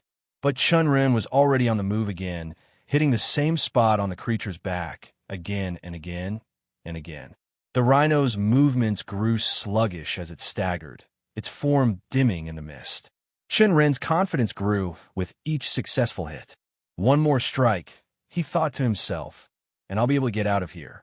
He rushed forward, gathering his remaining chi and unleashing his lightning frenzy on the rhino, his fists crackling with power. This time, however, the rhino seemed to sense the change. With surprising agility, it turned just in time to meet his strike. Chen Ren's fist landed with a deafening impact against its face, and the rhino screamed in pain, its body jolting backwards. But before Chen Ren could make his escape, the rhino retaliated. Its ivory horn shot forward, slashing across his shoulder with a sickening burn. Pain exploded through him, but he gritted his teeth, pushing through the agony. Adrenaline surged as he leapt over the creature, narrowly avoiding its follow-up attack.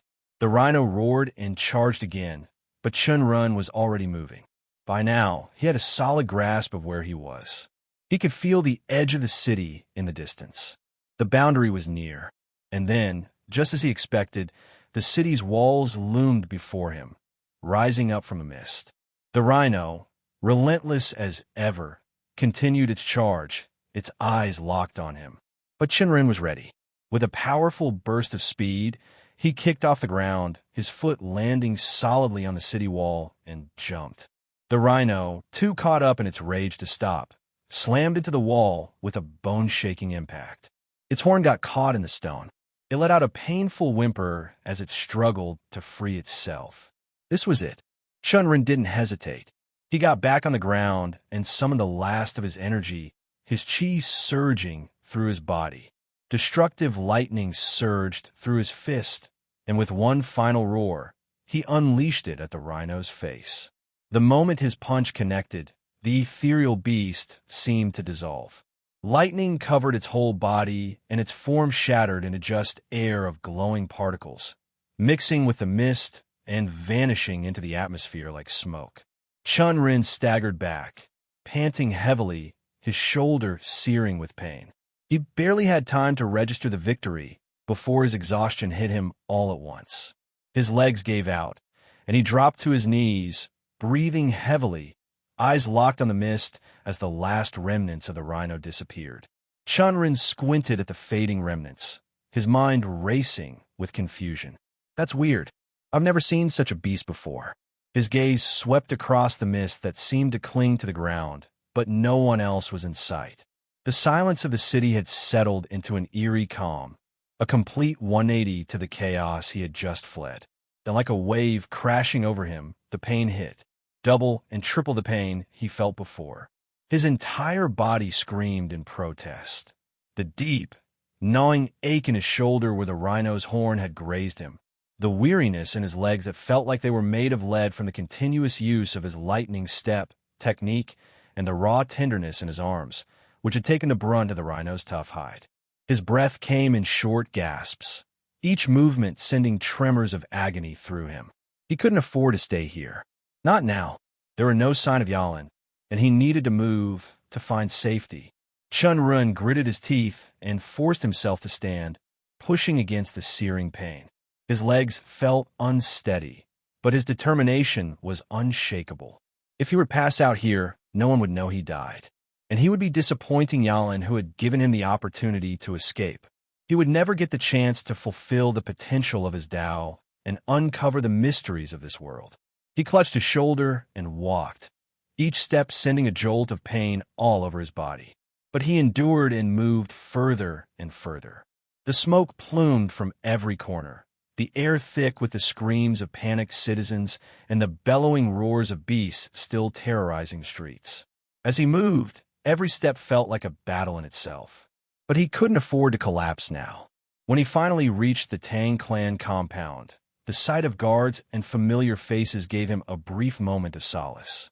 Tang Xilan was among them, her eyes scanning the crowd. But when she spotted him, her face blanched.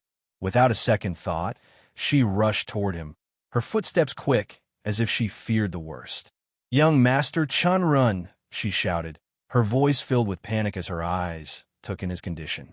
His body, weakened and drained from the battle, faltered as she reached him. Chen Ren had no strength left to hold himself upright. His body sagged, and with a soft, almost defeated sigh, he collapsed into her arms, his vision beginning to blur. "I have no energy left. Please take care of me," he murmured, his words barely above a whisper, heavy with exhaustion. He gave in to the darkness that clouded his vision. The dots drew a full blank, and numbness clouded his entire body. Chen Ren felt like he was running and running, his lungs burning as if they were on fire, his legs trembling under the weight of his own body. Behind him, a monstrous demonic beast roared, its grotesque tentacles writhing like living shadows, each one tipped with a sharp edge that thirsted for his blood, seeking him, wanting to slash his flesh into pieces. The earth beneath him quaked with each step of the beast, the sound of its guttural growls reverberating through his chest. Lightning coursed through his legs, arcs of electric energy crackling at his heels, urging him forward with desperate speed. Yet no matter how fast he ran, no matter how much he pushed himself, the beast was faster. Every step sent pain coursing through his body. His limbs felt heavy, and his strength was a shallow reservoir rapidly draining away. Too slow, too weak. A cold, slimy tendril lashed out and wrapped around his waist, yanking him off his feet. He thrashed wildly, trying to get out of this trap, but the tentacle only tightened, crushing his ribs as it dragged him closer to the monstrosity. It hovered over him, a terrifying amalgamation of chaos and darkness, its grotesque mouth lined with jagged teeth stained with the remnants of its past victims. Shreds of human flesh and bone dangled from its maw, the stench of death suffocating. Chen Ren's heart sank into an abyss of despair as the creature spoke, its voice a deep, guttural resonance that seemed to echo within his very soul. "Your soul is mine now." The beast reared its head back, preparing to devour him, when a deafening roar split the air. Chen Ren covered his ears, the sound almost rupturing his eardrums. The skies above erupted into brilliance. Golden light emanated, making his jaw drop. A massive golden dragon glided down, its scales shimmering with celestial radiance. Its eyes burned with fury, and each beat of its wings sent waves of energy rippling across the landscape.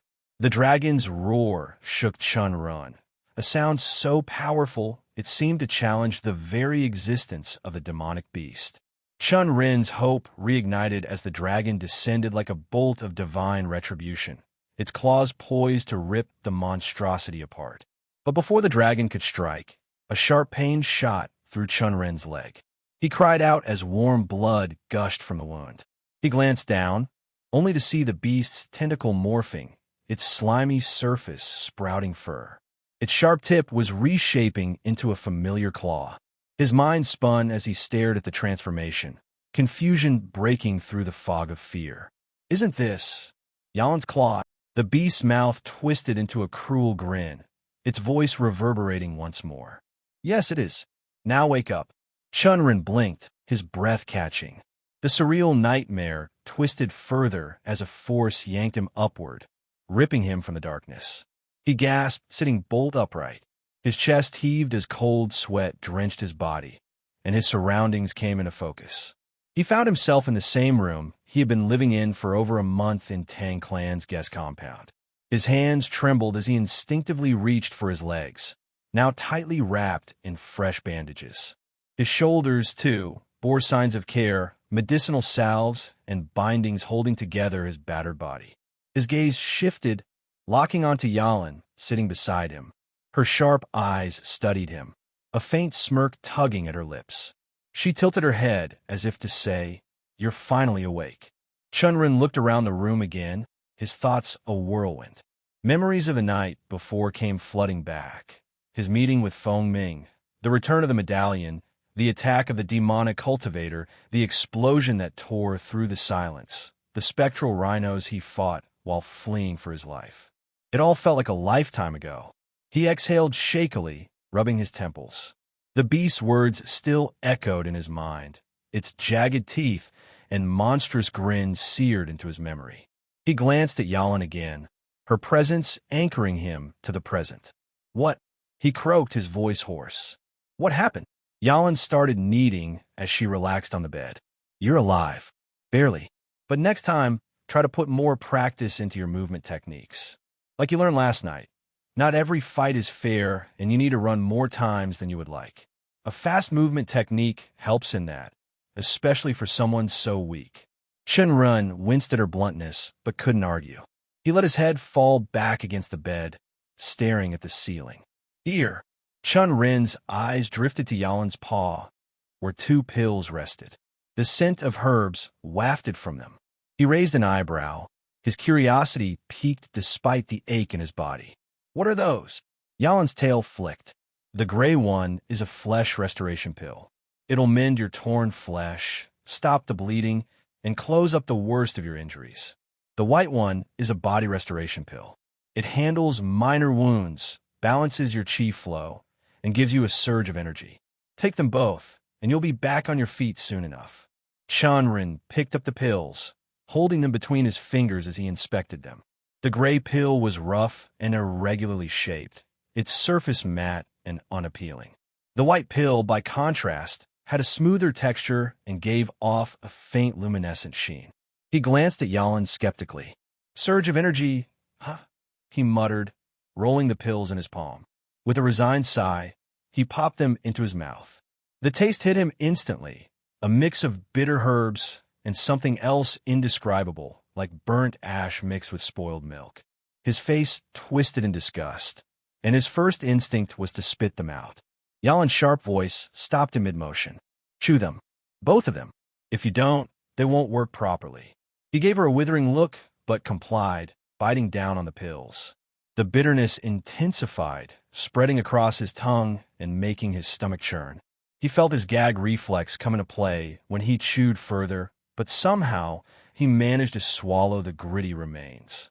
His entire face scrunched up in pain. As the last of the taste faded, warmth blossomed in his core. It started as a tickle, then spread like wildfire through his veins. His breathing steadied, and the ache in his shoulders melted away. Even the dull throb in his legs dampened until it was barely noticeable. He flexed his fingers, marveling at the sudden vitality coursing through him. Yalin watched his reaction with an amused smirk. "Feeling better already, aren't you?"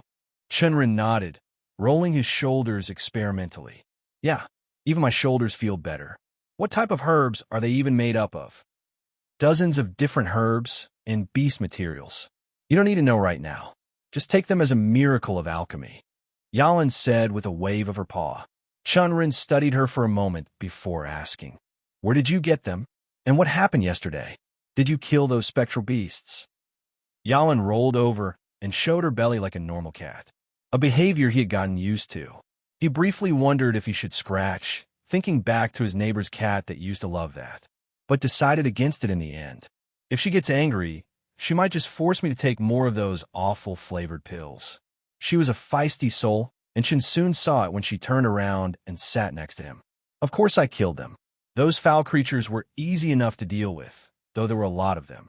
After finishing them off, I wanted to come back for you, but the demonic cultivator was still out there. I couldn't risk letting him escape.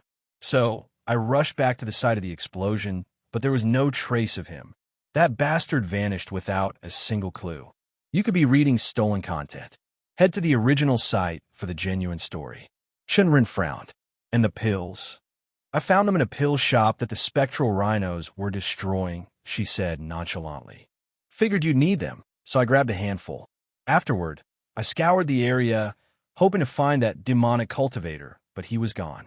By the time I came back to look for you, you'd already disappeared. When I finally tracked you down, you were collapsed in the Tang Manor's courtyard with Xiaolan tending to you. Chen Ren leaned back against the pillows, absorbing Yalan's words. His fingers drummed lightly against his thigh, betraying his unease. The demonic cultivator got away, fuck. He must be stronger than I thought if he can control those spectral rhinos. Yalan shook her head. No, I don't think so. There are no traces of demonic chi on them. They weren't his doing, not directly at least. I believe they came from a spirit artifact, not the work of the cultivator himself. Whoever set this chaos in motion, I doubt they intended for the city to be wrecked like this. The other killings were done quietly, in the dead of night. This mess doesn't fit the pattern. Honestly, I don't even think the explosions were caused by the demonic cultivator. Chen Ren furrowed his brow, her words gnawing at the edges of his thoughts. He suddenly recalled the talismans he'd glimpsed in Feng Ming's room before fleeing. Those fire runes. The memory clicked into place, and a theory began to form. If Yalan was right, and the explosions weren't the cultivator's doing, then those talismans. He gritted his teeth.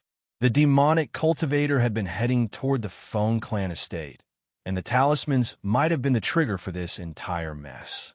Perhaps the blasts were intended to draw attention, enough to set the Feng clan's guards and the city watch on high alert. The spectral rhinos could have been a diversion, buying time for the demonic cultivator to slip away unnoticed. As his thoughts raced toward a conclusion, a knock on the door jolted him back to reality. He exchanged a glance with Yalan, then called out, "Come in." The door creaked open, revealing Tang Xiaolan. Her usual confidence was replaced with an expression of worry and concern. Her eyebrows knitted in a tight frown, and her lips tightened. Her gaze darted to Chen Ren, and the tension in her shoulders eased slightly when she saw him sitting upright. "Young master, you're awake. How are you feeling now?" she asked, stepping into the room. Chen Ren offered a faint smile, trying to downplay the gravity of his injuries. "I'm fine, feeling better already. Wounds like these won't keep me bedridden for long." He glanced at Yalan and back at Xiaolan. "Can we have a room for a moment?" Xiaolan didn't nod immediately. Chen Ren noticed it and frowned. "Is there something else you need to tell me?" "Yes," Xiaolan replied and cleared her throat. Her hands fidgeted nervously as she looked at him. "Young master, the city guard are asking about you. They're here to question you." Chen Ren's frown deepened. "Question me? About what?" "They're suspecting you're the demonic cultivator. They're talking about taking you away to interrogate you. I try to keep them away from your room, but they are insisting on seeing you." Chen Ren's eyebrows shot up in shock. He exchanged a quick glance with Yalan, her fur standing slightly on end as her ears twitched in shared alarm. Without wasting a second, Chen Ren pushed the covers aside and swung his legs over the bed. "Where are they?" he demanded. Tang Xiaolan hesitated, wringing her hands. "They're just outside the compound." "Young master, you shouldn't move. You are injured." Chen Ren grabbed his outer robe, ignoring the slight twinge of pain in his still-mending shoulder and Tang Xiaolan's words. "I'll go deal with it," he said firmly, striding toward the door. "And don't worry. Most of my injuries have healed." "Be careful," Xiaolan called after him, worry evident in her tone. "I'll be fine," he said without looking back. "I'll just explain what happened last night. They've got no right to throw around accusations like this." Despite his confident words, his thoughts churned.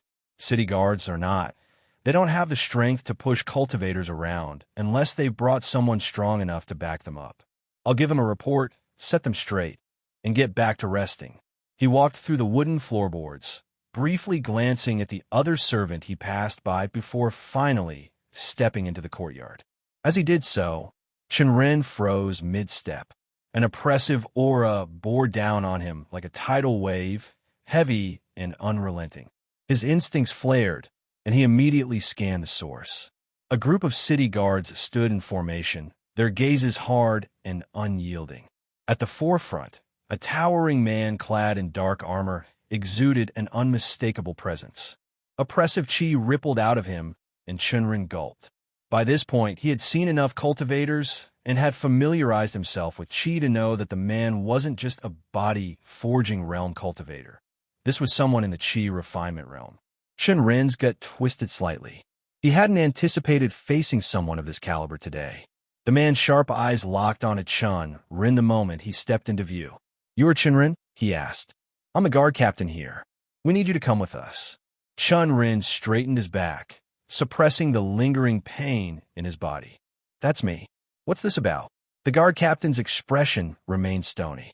"By order of City Lordly Baolong, you are hereby taken into custody for the murder of Feng Ming of the Feng clan, and on suspicion of being the demonic cultivator responsible for wreaking havoc throughout the city.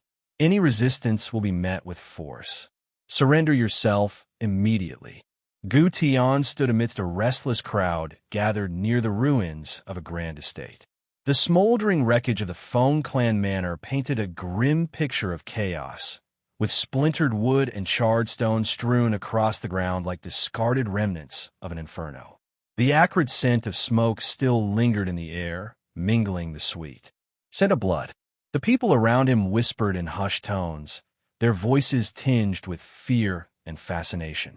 "They say the demonic cultivator unleashed a demon," murmured one man, his eyes darting nervously toward the wreckage. "It swallowed everything in its path. I heard the guards were helpless against the thing," a woman added, clutching her child tightly. "Nothing but corpses left behind." "Quiet down," barked a guard stationed nearby, waving his spear to scatter the crowd back. "This is an official investigation. Clear the area." Despite the guards' efforts, the whispers persisted, growing more sensational with each retelling. Gu Tian shook his head. "Idiots. They believe anything." He knew the truth. He had been there when the explosion rocked the Feng estate.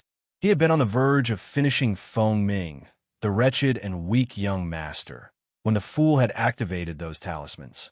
The runes had glowed ominously before exploding in a catastrophic release of power, killing Feng Ming instantly and forcing Gu Tian to flee. The aftermath had been far from ideal.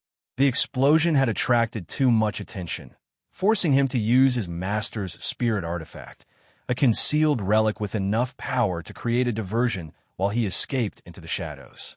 Now, he was here, blending into the crowd, spectating the chaos he had indirectly caused.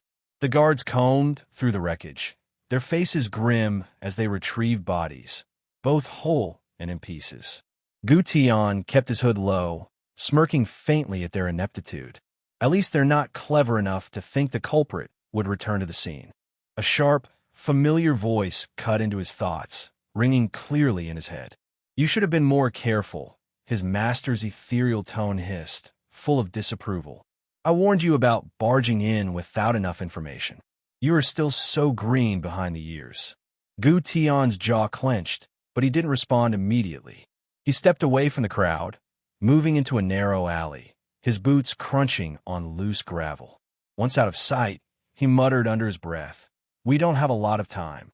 The guard were already on edge. "I didn't have a choice. And now they're more vigilant than ever. Thanks to you," his master retorted, his voice dripping with sarcasm. "Do you have any idea how much harder you've made this? And we're no closer to finding the medallion." Gu Tian ground his teeth, his frustration bubbling to the surface. "It's not my fault. I've searched the entire city, but you're asleep half the time in that bracelet of yours. You can't detect the medallion unless you're awake, and you only stirred yesterday when I was already seconds away from killing Feng Ming. If you stayed conscious, we'd have the damn thing by now, and we would be on my way to the gate of immortals." Gu Tian leaned against the cold stone wall of the alley, exhaling sharply as his master's deep, raspy voice growled in his mind. "I'm too weak right now, boy, merely a fragment of my former self, barely clinging on as a specter. Do you think it's easy concealing your chi and twisting it to pass for ordinary? It drains what little strength I have left. Show some respect." Gu Tian rolled his eyes, his voice laced with exasperation. "All right, fine. But let's be real here. We're no closer to finding the medallion, and after the stunt last night, sneaking into the big clans is out of the question. The city's crawling with guards. If I so much as breathe near their gate, I'll have an entire squad on me. So, his master replied coolly, "You're supposed to be resourceful, aren't you? Figure it out." Gu Tian ignored the jab, straightening as his thoughts coalesced into a single plan. "The tournament," he said decisively. "It's the only chance we've got. If the medallion is as significant as we know, there's a good chance it'll either be among the prizes or carried by someone important. If we enter, you can sense if it's nearby, right?" A gruff silence followed, his master's presence simmering in his mind like a storm waiting to break. Finally, the specter replied, his tone reluctant. "It's a gamble, but you might be right. The tournament would draw all manner of treasures and powerful people. If the medallion is here, it's likely someone connected to it will appear." "Then it's settled," Gu Tian said, determination hardening his voice. "I'll enter the tournament. Until then, I'll lie low. No more slip-ups." His master snorted. "Low profile, huh? A bit late for that, don't you think?"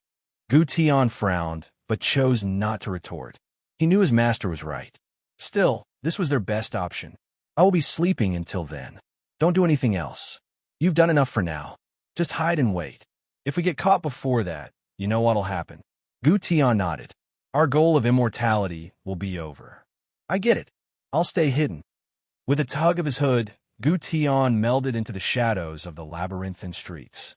His master's silhouette disappeared from his eyes, returning to his bracelet. Just a little bit more time until the day of the tournament. When the guards arrived and refused to let him speak, Chen Ren knew it was bad news. They didn't stop there. They grabbed his arm and began dragging him away. He could only glance back at the confused expressions of those gathered around the Tang clan compound. Anger surged through him, seeping from his core to the tips of his fingers. He wanted to burn the guards to ashes. The past 24 hours had been anything but peaceful. First, the meeting with Feng Ming hadn't exactly been pleasant. Then, he had narrowly survived explosions and had to fend off ethereal ghost rhinos bent on his destruction. And now, he was being hauled away on the suspicion of being a demonic cultivator. At this point, he almost wished he was one, just so he could kill them all on the spot. Because after all, there was only so much one man could endure. Although Chen Ren lacked the strength to fight against Qi refinement realm cultivators, he knew Yalan did. The small but ancient spirit beast could easily tear through them all with her claws and flames. Part of his brain, the impulsive part, urged him to unleash her, to ignore the consequences entirely. But rationality held him back. Regretfully, he had to consider the aftermath. Causing a scene by opposing the city guards would mean going against the bureaucracy, and that would only spell more trouble for him and his budding business in the long run. He had no choice but to endure this indignity. It was almost funny, or perhaps it was just his mind playing tricks on him during an unfunny situation. In Xinxia novels, protagonists always seem to burn entire cities for one reason or another. He wasn't one of them. It was for the best. Taking extreme measures would bring the wrath of the entire empire upon him. After all, in Xinxia logic, there was always someone stronger, someone who would inevitably arrive to exact revenge for the chaos. It was a never-ending spiral. One comes, only to be followed by someone stronger. Chen Ren sighed. He didn't want to be part of that vicious cycle. As frustrating as the situation was, he believed in his ability to find a way out. For one, he wasn't a demonic cultivator. And two, he had the backing of the Tang clan. If things spiraled out of control, he knew they'd step in to rescue him. At least, he hoped they would. Therefore, suppressing the simmering anger and his urge to burn everything down, Chen Ren sat silently in the carriage. As the door slammed shut with an unnecessarily harsh thud, he took a deep breath and reached out to Yalan mentally, knowing she must be nearby. "Stay close. Just in case. Right here on the roof. Don't worry." Yalan's voice came through, calm and soothing, a much-needed balm to his frazzled nerves. Even though he had a potential escape, he couldn't stop his heartbeat from quickening, its rhythm pounding in his ears. "Thanks," he thought, glancing down at his hands. Thankfully, they hadn't cuffed him. He wasn't sure if it was because the captain of the guard was confident in his strength, or simply because Chen Ren hadn't resisted. Before he could ponder further, two more guards climbed into the carriage, one on either side, boxing him in. Well, Chen Ren broke the silence, turning to the man on his right. He was tall, with brownish hair, and clad in the standard green guard uniform. By the subtle aura he gave, he was a low-star body, forging realm cultivator. Chen Ren expected at least a terse response from him, a conversation that might help him glean the information he desperately needed. Instead, he was met with nothing. The guards sat rigid, their mouths clamped shut, gazes fixed straight ahead. He waited a moment, then tried again. Why am I being dragged off like this? Silence. Again, realizing it was futile, Chen Ren gave up. The rest of the ride stretched on in complete silence. He kept his mouth shut, letting the oppressive quiet hang heavy around them. Nues. The carriage rattled along, its destination unknown to him. The journey was anything but comfortable. The guards on either side flanked him so closely he felt squashed, their presence acting as a constant reminder of his lack of freedom. Looking out the small window, he found his only solace. The city outside bore the scars of recent destruction. Crumbled buildings lined the streets, their remains strewn across the ground like forgotten relics of stability. People wept openly as their ruined homes stood as testaments to the chaos. Debris filled the air, while the cacophony of hammers striking, tools clanging, and voices shouting painted a grim picture of the city's heart. Through it all, he could almost hear the pain raging in their hearts, unspoken but unmistakably raw. Some people pointed at the carriage. They hurled curses and shouted incomprehensible accusations at the guards' inability to do anything to stop the destruction. The guards seemed to ignore them, but he could see them frowning for a brief second. Looking at the state of things, I can see why the city guard came for me this morning, he thought, watching the angry and despairing passers-by. Until now, his short time in the city had taught him that the guards were slow-moving and likely corrupt. But this time, they had acted quickly, too quickly. It was clear that due to the murders and the attack, their reputation was all-time low. They had likely gotten orders from someone higher up, too. Catch the demonic cultivator as soon as possible. Chen Ren could guess the likely source, City Lordly Baolong himself. But why he had gotten taken in was still a mystery. Though he had an idea, as his mind tried to make sense of it, a dull ache began to throb in his temples. He flinched, rubbing the sides of his forehead. Timing, he mused bitterly. In life, timing was everything. Being in the right place at the right moment could open doors. But in his case, he'd been in the wrong place at the worst possible time. Someone had likely spotted him entering the Feng Ming clan estate the previous night. He'd taken his time there, staying longer than he should have. Then came the explosion, and as luck would have it, he'd been close enough to witness the devastation and endure its aftermath. That must be why they detained me, he thought grimly, his headache worsening. His theory solidified when he recalled the guard announcement during his arrest. They suspected him of being a demonic cultivator. Chen Ren let out a slow breath, forcing the tension in his chest to subside. A misunderstanding, he told himself. Nothing more. If he kept his composure and explained himself, surely they would see reason. That was assuming they'd even bother to look at the truth with reasonable eyes. If not, Chen Ren could only guess what fate awaited him. Worst case scenario, I would have to stay in whatever cultivator prison they have in this world. The thought crept in, dark and unbidden, sending a chill rippling across his body. He shook it off, refusing to entertain it further. Instead, he did what he had learned to do best, ignore everything. His gaze stayed fixed on the passing streets outside the window. Roads blurred into shops, shops into houses, and houses back into more winding roads. The turns of the carriage, the jostling, and the suffocating lack of space clawed at him, stirring nausea that he forced down with sheer will. Finally, the carriage ground to a halt. The guards to his sides exited first, their heavy boots landing with purpose. They held the door open, but there was no courtesy in the gesture. Only cautious, wary stares that silently screamed mistrust. A case of theft, This story is not rightfully on Amazon. If you spot it, report the violation. Chen Ren stepped out, the fresh air doing little to ease the dread pooling in his chest. His eyes rose to meet the imposing structure before him, the city guard station. Its gray stone walls loomed like an unyielding fortress, cold and unwelcoming. "Move!" barked the guard who had sat to his right. The man's tone carried the weight of command, stiff and edged with unspoken threats. Chen Ren offered no resistance. He followed their lead, passing the iron-gated entrance flanked by dozens of guards. Their eyes bore straight ahead, statuesque in their discipline, giving him no more acknowledgement than they would a passing shadow. Inside, the oppressive silence of the corridor made each step echo ominously. The number of guards dwindled as they moved deeper, but their presence still pressed heavily on Chen Ren's shoulders. The path ended abruptly before two towering mahogany doors. Chen Ren's eyes instinctively flicked back to the guard, whose expression stayed cold and unyielding. "Go in and wait," came the terse instruction. Chen Ren's frown deepened, but he swallowed his retort.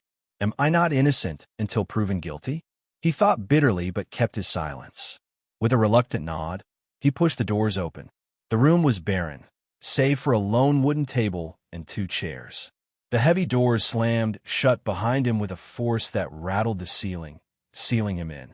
Chen Ren let out a long sigh, his body sagging like dead weight as he dragged a chair out and slumped into it.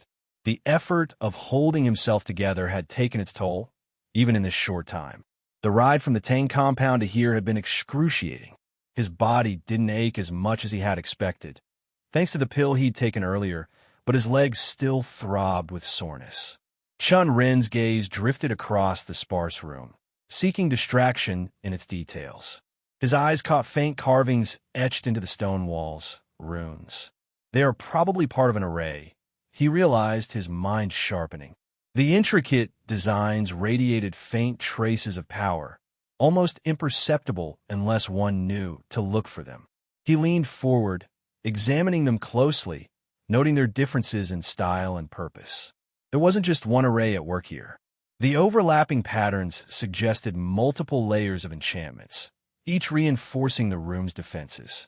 "So this is why the guard captain seemed so confident," Chen Ren mused. He tapped his fingers lightly against the wooden table, piecing together the puzzle of the arrays to pass the time. From what he recalled about arrays, a brief but enlightening chapter from the book he'd studied yesterday, they were as varied as the stars in the sky. Each array drew on different materials and principles to achieve specific effects. If I were designing a room like this, he thought, what would I include? The silence around him was stifling. Likely the work of null voice array, which suppressed all sound from escaping or entering the room. The walls themselves bore signs of reinforcement. The thick lines and angular patterns suggested a stone-hard array, designed to make the structure nigh impervious to force. But what truly piqued his interest were the subtler carvings that were there. Chen Ren guessed these might belong to a truth-seeker array. Although the world wasn't advanced scientifically, it wasn't far-fetched for magic to replace modern tools like lie detectors. The thought tugged at the corner of his mind, thinking of ways he would be able to use arrays to make new products to sell. As his thoughts drifted, another realization crept in, unbidden. Qing He. Her name surfaced in his mind, carrying a sense of disappointment at himself. He'd been looking forward to today's lesson on cultivation disciplines, eager to absorb her insights. The regret settled in his chest, mingling with the frustration of his current predicament. Another thing to fix when this is over, he thought, shaking his head lightly. Still, he took comfort in the knowledge that Qing he would likely understand. For now, he needed to focus on navigating this mess before he could return to what truly mattered. The faint hum of the arrays in the walls was the only sound in the room until the door creaked open. Chen Ren's gaze snapped up as the guard captain entered. His face bore a casual indifference, but Chen Ren didn't miss the subtle sharpness in his eyes. He was a man used to commanding attention. The captain carried a cup, steam rising lazily from its contents.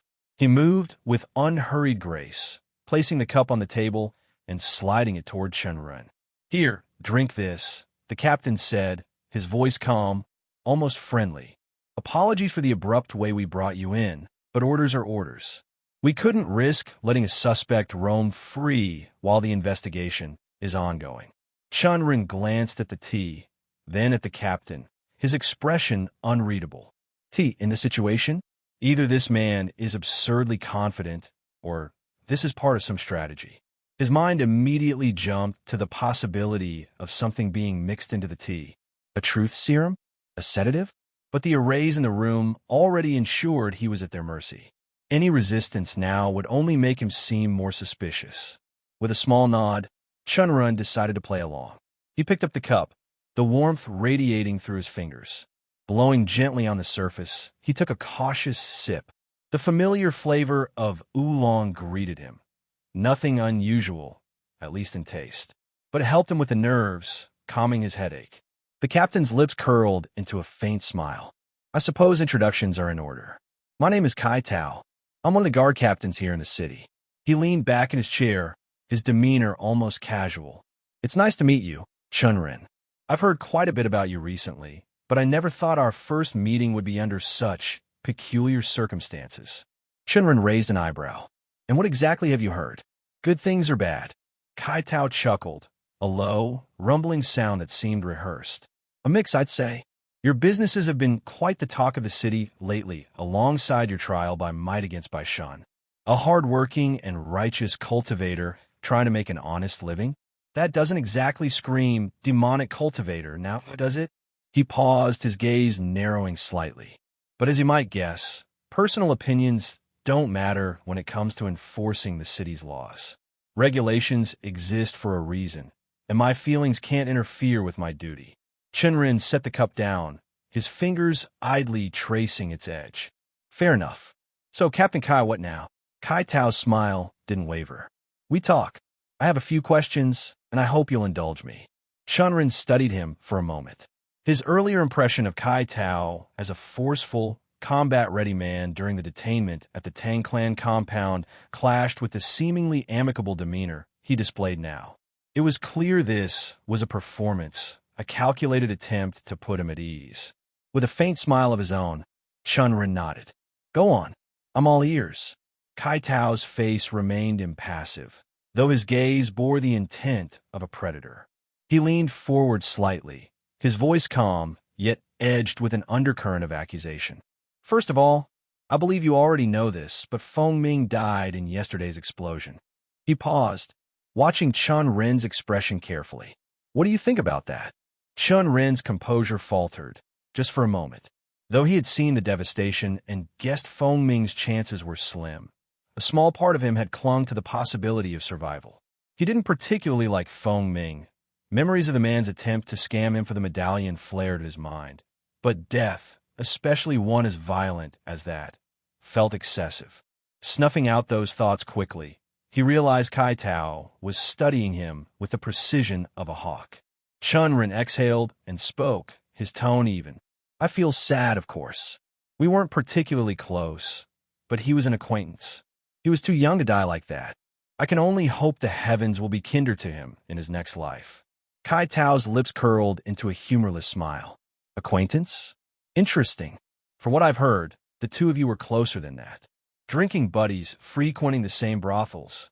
Chen Ren grimaced, the memories of the previous body owner's less-than-savory nights surfacing unbidden. "I won't deny that.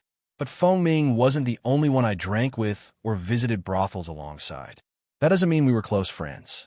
Besides," he added with a pointed tone, "I've stopped going to brothels altogether." Kai Tao nodded slowly, as if accepting the statement. "True enough. You may have stopped going to brothels, but you didn't stop meeting Feng Ming. In fact, according to my findings, you owed him a sum of money, 500 silver won, to be exact, and you met him yesterday, not long before his death." Chen Ren didn't flinch. He had anticipated this line of questioning. "That's correct. I owed him 500 silver won, and I've been working hard to pay it off. That's the only reason I went to see him yesterday, to pay my debt and cut ties for good. I left right after that." "Are you sure that was all you did?" His gaze flicked to Chen Ren's shoulder, lingering on the bandages beneath his robes. After all, you're clearly injured. The servants at the Tang clan compound confirmed you were resting due to those wounds. Chen Ren's brows furrowed, but he held his ground. What are you trying to say? Kai Tao pointed at Chen's shoulder. That wound on your shoulder looks like it was caused by a blade. Feng Ming was a sword cultivator, wasn't he? According to your version of events, you simply left after paying your debt. But don't you think it's quite a coincidence that Feng Ming died so soon after your meeting? It doesn't seem far-fetched to me to put two and two together. Chen Ren met Kai Tao's gaze steadily. Coincidence or not, I'm not the demonic cultivator. I get that it's suspicious, the timing, my injuries, but injuries alone don't prove guilt. I was at the wrong place at the wrong time, nothing more. He leaned back slightly, his voice calm but firm. It's unfortunate that the demonic cultivator attacked after I left, but you can't pin that on me. Kai Tao smiled at that, almost mocking his words. Yeah, it doesn't prove anything, but there's one more thing. We suspect the attack was by a demonic cultivator, but it's still just suspicion. The timing of the attacks, targeting high-profile individuals like members of big clans or wealthy merchants, makes sense. But I wonder, is it really him? The previous murders were done silently, and we've yet to see him or her summon beasts to aid in the attacks. Till now, the demonic cultivator had been trying to stay in the shadows, but this time it was different. And that could be a sign of an impersonator, someone using the image of a demonic cultivator to cover their own deeds. He paused, letting the words settle, and the next words, they came out of his mouth slowly. And if I think about the ability to summon beasts, it's clear that it must be tied to some sort of spirit artifact, a rare and valuable item, the kind of thing most often found in the hands of the large clans. And speaking of which, aren't you from one of those big clans in Red Peak City? Kai Tao's mention of Red Peak City caught Chen Ren off guard, but he was no stranger to adapting in the face of uncertainty. The pure surprise in his eyes lasted barely a heartbeat before it vanished beneath his usual smile. It was a well-practiced business smile that came to him naturally. It wasn't genuine, but no one had caught it yet. In such a setting, he knew every little detail was a giveaway. His lips curled slightly with a hint of a smirk tinged with self-deprecation as he spoke with deliberate calm. "Captain, it seems your research wasn't thorough enough," Chen Ren said in a mocking tone, lowering his gaze as his smile faded into a downcast expression. His shoulders slumped ever so slightly. "What do you mean?" Kai Tao's brow arched. Suspicion laced through his voice. He leaned forward slightly, eyes squinting.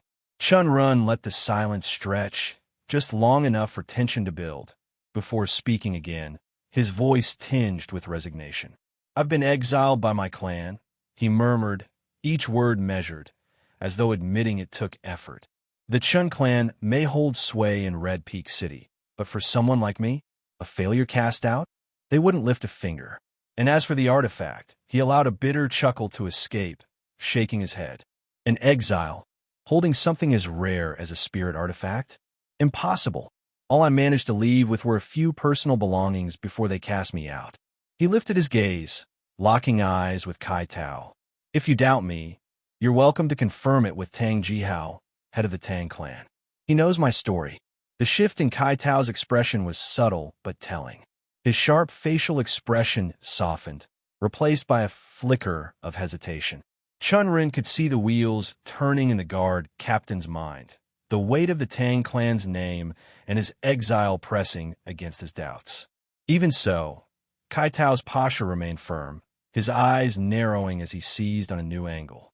"You claimed those injuries came from fighting the spectral rhinos," Kai Tao pressed, his eyes once again moving towards his shoulder. "Yet you're still only in the body forging realm. Those rhinos were in the chi refinement realm, far beyond what someone of your cultivation should manage. How did you survive?" Chen Ren's stature remained unruffled as he raised the teacup to his lip. After a pause, he lowered it and met Kai Tao's gaze calmly. "I was chased by one of the rhinos into the mist. Stronger than me? Yes, but not clever. The creature couldn't navigate the haze, and I used that to my advantage.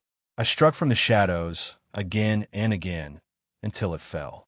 He glanced briefly at the faint scars on his shoulder before continuing. It wasn't without cost. My injuries were severe, and I wouldn't be sitting here now without the pills I'd saved up for emergencies. Kai Tao gave a short nod, his eyes flicking briefly to the runes embedded in the walls of the room. His gaze returned to Chen Ren. I see, he murmured, but the edge in his tone signaled that the questioning was far from over. What followed was a relentless barrage of inquiries. Where were you during the recent demonic cultivator attacks? Why did you suddenly decide to become a merchant? What's your connection to the blood snakes? I heard you met with their leader Yu Kuang. Chen Ren answered slowly, but without hesitation, never offering more than what was necessary. He had mostly been staying at the Tang clan compound at night, so there would be witnesses. The servants could easily confirm that, and fortunately, there had been no attacks on the nights he had been out training in the forest. As the questions turned to his businesses, he spoke of how his debts were the reason, also adding the story he had told Tang Jihao some time ago to give more weight to his decisions. When pressed about his confrontation with the blood snakes, he described it in broad strokes. An unfortunate clash due to Bai Shun pulling the strings from the back. Nothing more.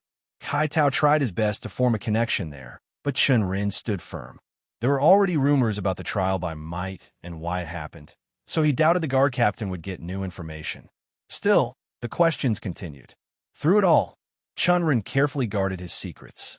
His Dao remained hidden behind layers of mundane explanations. And as for Yalan, not even the hint of her existence slipped through his words.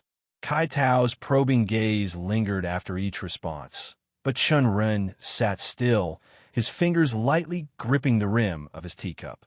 His thoughts wandered as the guard captain's scrutiny seemed to finally dull, as if the last thread of suspicion had been weighed and found wanting. He had expected Kai Tao to address his rapid cultivation progress, particularly after the sect entrance examinations, but the captain had avoided it entirely. He guessed that it was because Kai Tao had concluded that it had been mostly due to pills. Rich cultivators often relied on such means, and with the money Chen Ren had accumulated from his trial by Might and his perfume shop, it was no surprise that he could afford to hasten his growth this way. The guard captain, in his pragmatic way, likely didn't see the need to press further. Eventually, the room grew quiet as Kai Tao leaned back in his chair, a faint sigh escaping his lips. His sharp gaze met Chen Ren's. Most of my questions are over, and up to this point, I believe you've been honest with me.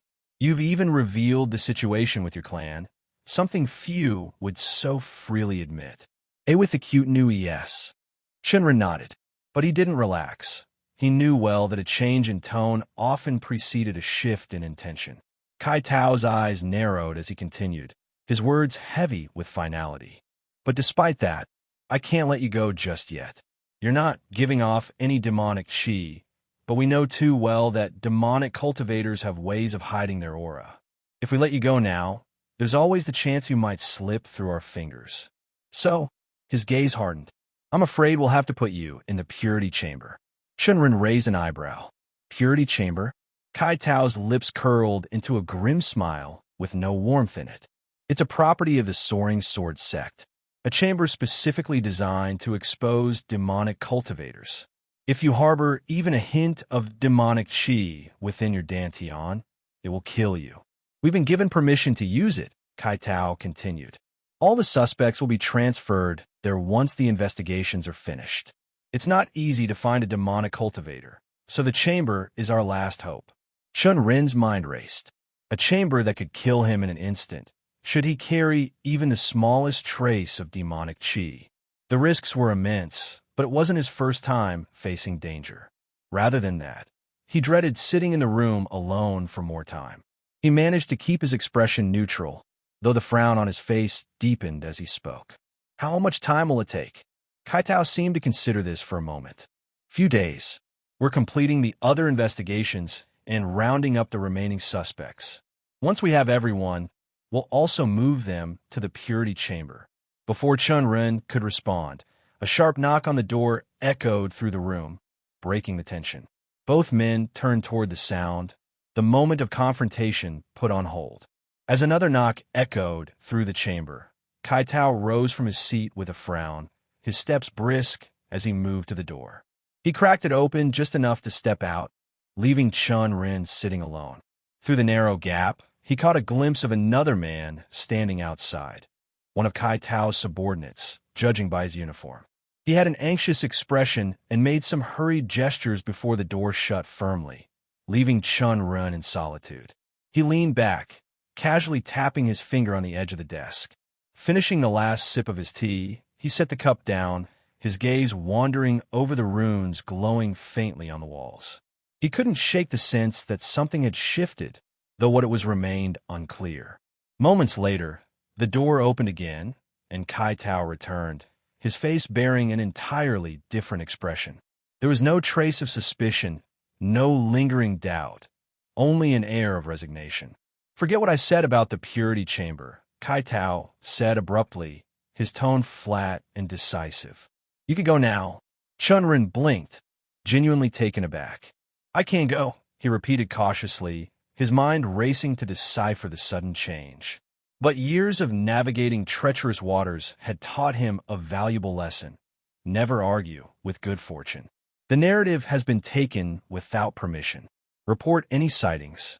He rose quickly, bowing his head slightly to Kai Tao, masking his relief with a veneer of calm. "Thank you, Captain. I'll take my leave." With that, he stepped out of the room and into the dimly lit corridors. His strides were brisk but steady, his senses heightened as he glanced over his shoulder every few moments. The halls stretched endlessly ahead, but his mind was elsewhere, racing through questions. What had changed so suddenly? Could Tang Yuchio have intervened? It seemed too fast, even for her. Just as he approached the final stretch before the exit, he froze. Standing there, her figure unmistakable even in the sparse light, was Qing He. The old woman radiated her usual unyielding aura, though her posture seemed firmer, her grip steady on a plain wooden stick she held. Beside her stood Yalan, flickering her tail dismissively as always. Chen Ren walked forward, his confusion mounting. "Senior Qing He, why are you here?" His gaze flickered to the stick, and then to Yalan, who gave him a knowing look but said nothing. "What's going on?" Qing He's lips curved into a sly smile, her eyes gleaming with mischief. "So many questions from someone I just bailed out of trouble." Chen Ren's eyes widened as her words sank in. "You did that?" he asked, incredulous. "Ow!" Her laughter echoed through the corridor, rich and knowing. "Kid, you underestimate me. My connections go far, and I mean far. Right up to the city lord's personal chambers." She tapped the stick against the ground for emphasis. "Honestly, I was content to let them sort this out on their own. They'd have released you sooner or later. But then Yalan came running to me, saying they were suspecting you of being a demonic cultivator. I knew those fools would drag out that purity chamber nonsense, so I stepped in." Chen Ren's expression shifted from shock to something closer to gratitude.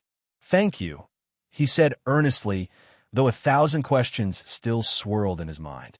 "That purity chamber?" Chen Ren raised an eyebrow. "Is that supposed to be a bad thing? For anyone who values their sanity?" "Yes." Qing He leaned on her stick, her sharp eyes glinting with humor. "The purity chamber doesn't just check for demonic qi. It crushes your dantian, shakes your soul, and grinds down your mind. Originally, it was called the Force Chamber, a training tool from the olden days. Back then, it wasn't advised to stay in for more than an hour unless you wanted to come out drooling. Now, they've modified it, but not for the better. Occasionally, they would find people suspected of being demonic cultivators and put them there till they lose their mind." Chen Ren's eyes widened, a chill running down his spine. "So they were just going to shove me into a death trap, wait for me to lose my mind, and hope that if I was a demonic cultivator, I'd unleash my chi to escape?" "Precisely," Qing He said, her tone almost casual. "Demonic chi is volatile, more so than you can imagine. Under that much pressure, it would flare uncontrollably, revealing your true nature. Of course, that doesn't mean the chamber isn't lethal to regular cultivators too. And while your reckless ideas might get you killed someday, I'd rather it not be this soon." Her smirk deepened as she said the last part.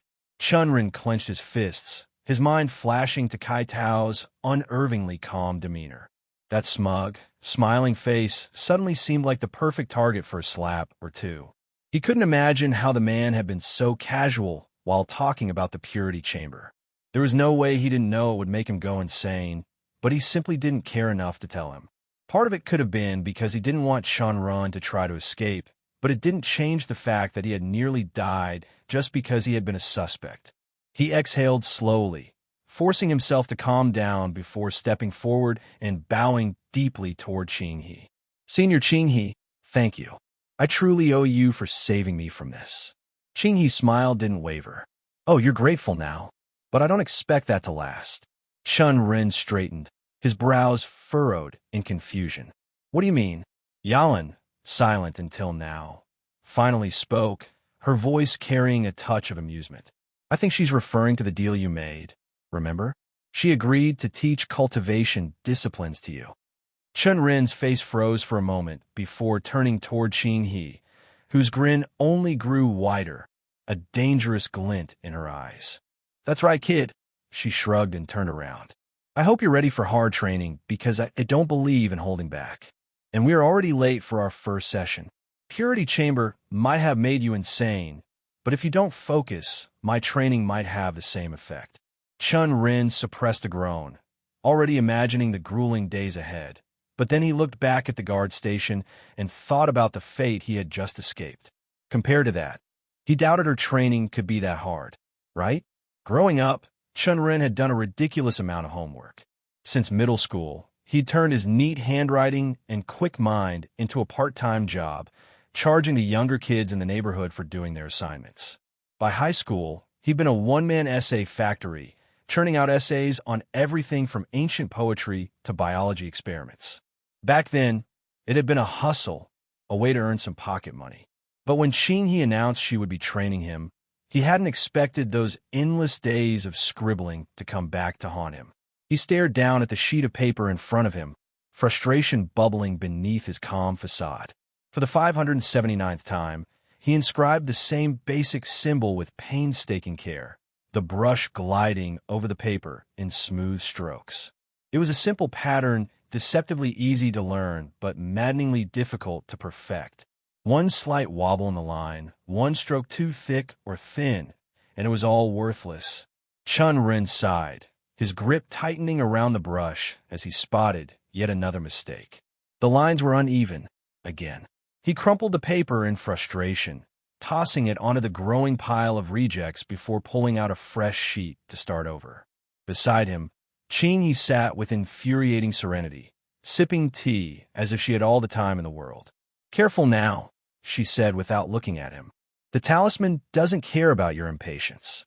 The symbols must be precise. A single flawed stroke can make the entire inscription useless, or worse, unstable. I'm sure you don't want it blowing up in your hand. Chen Ren glared at her for a moment, though he quickly schooled his expression back to neutrality. I think I've got that part figured out, thanks. Qinghe's lips twitched into a knowing smirk, but she said nothing, simply lifting her cup for another sip. She had dragged him here right after he'd informed Tang Xiaolan that he was safe and that she didn't need to worry. When he had thought about learning the disciplines, he hadn't expected to be thrust into hours of grueling practice, learning the basic inscription symbols used in talisman crafting. It sounded straightforward and easy in theory, but in practice, it was maddening. Even the tiniest deviation, a millimeter off, an unsteady hand, or ink that dried too quickly, meant failure. And failure was all he had to show for the last few hours. He set his jaw, determined to get it right this time. The brush moved across the paper, his focus being his prime goal. Sweat beaded on his brow, his concentration razor-sharp. As he worked, he caught Qinghe watching him from the corner of his eye, her expression calm but expectant, as if she were waiting for him to crack under the pressure. He almost groaned loudly for her to hear. "Do you have to sit there and watch me?" he asked, his voice strained as he finished another line. "Of course," she said smoothly. "I wouldn't want you to feel neglected." A moment passed, and another. Chen Ren just stared at her, not knowing if he should give up right away or if he should. "What are you staring at? Why aren't you inscribing?" Chen Ren put down the brush and flexed his aching wrist, the stiffness beginning to creep up to his forearm. I'm just tired. My wrist is killing me. Ching, he scoffed, setting her teacup down with a faint clink. Tired? Wrist hurting? That's nothing. You inscribe until your wrist can't move, and then you push past that. That's the way of a talisman master. What I've given you are the basic tier 1 runic symbols. You should consider yourself lucky I didn't start you off with alchemy. Then you'd be learning the names of 10,000 herbs and their uses. She chuckled, her laugh somehow both light and ominous. Actually, why don't we make that your next lesson?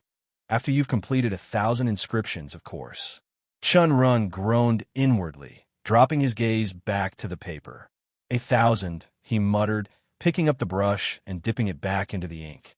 Why not make it 10,000 while you're at it? Don't tempt me. Ching, he replied. Chen Ren sighed heavily and refocused, the tip of his brush hovering over the paper as he prepared to start again.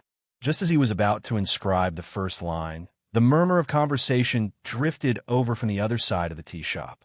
Two girls, familiar faces from the marketplace skirmish, were seated a few tables away, Yin Xiao and Mei Lian.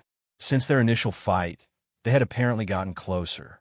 Their voices carried just enough for him to catch snippets of their talk. The city tournament is starting soon, Yin Xiao said, excitement evident in her tone. Are you going to take part? Mei Lian shook her head, her expression nonchalant. No, I'm better off cheering from the sidelines this time. But didn't it get canceled because of the demonic cultivator attack? Nope. Yin Xiao wiggled her eyebrows. It's still on. I heard they're making changes to keep everything secure. Extra guards and all that. Apparently, City Lordly got angry at the guards on the security of the city, and they have been working hard to ensure the tournament goes on right now. Really? Then I wonder if Li Xian is going to participate. I have heard he will. Lots of cultivators are going to participate just to have a shot at challenging him. Mei Lian's eyes widened. Really? Then maybe I'll go watch. Chen Ren couldn't help but smile as he listened. The idea of a city tournament brought a spark of interest to his otherwise grueling day. He had heard about it before, but with everything he had gone through recently, the thought of it had completely left his mind. He turned slightly, his eyes meeting Qing's piercing gaze. What's that grin about? Are you planning to enter the tournament?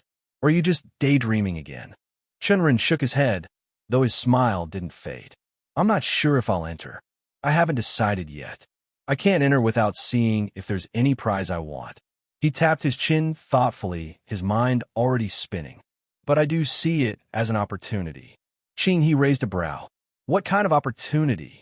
For business, of course. A tournament means crowds. Crowds mean travelers from nearby villages and towns.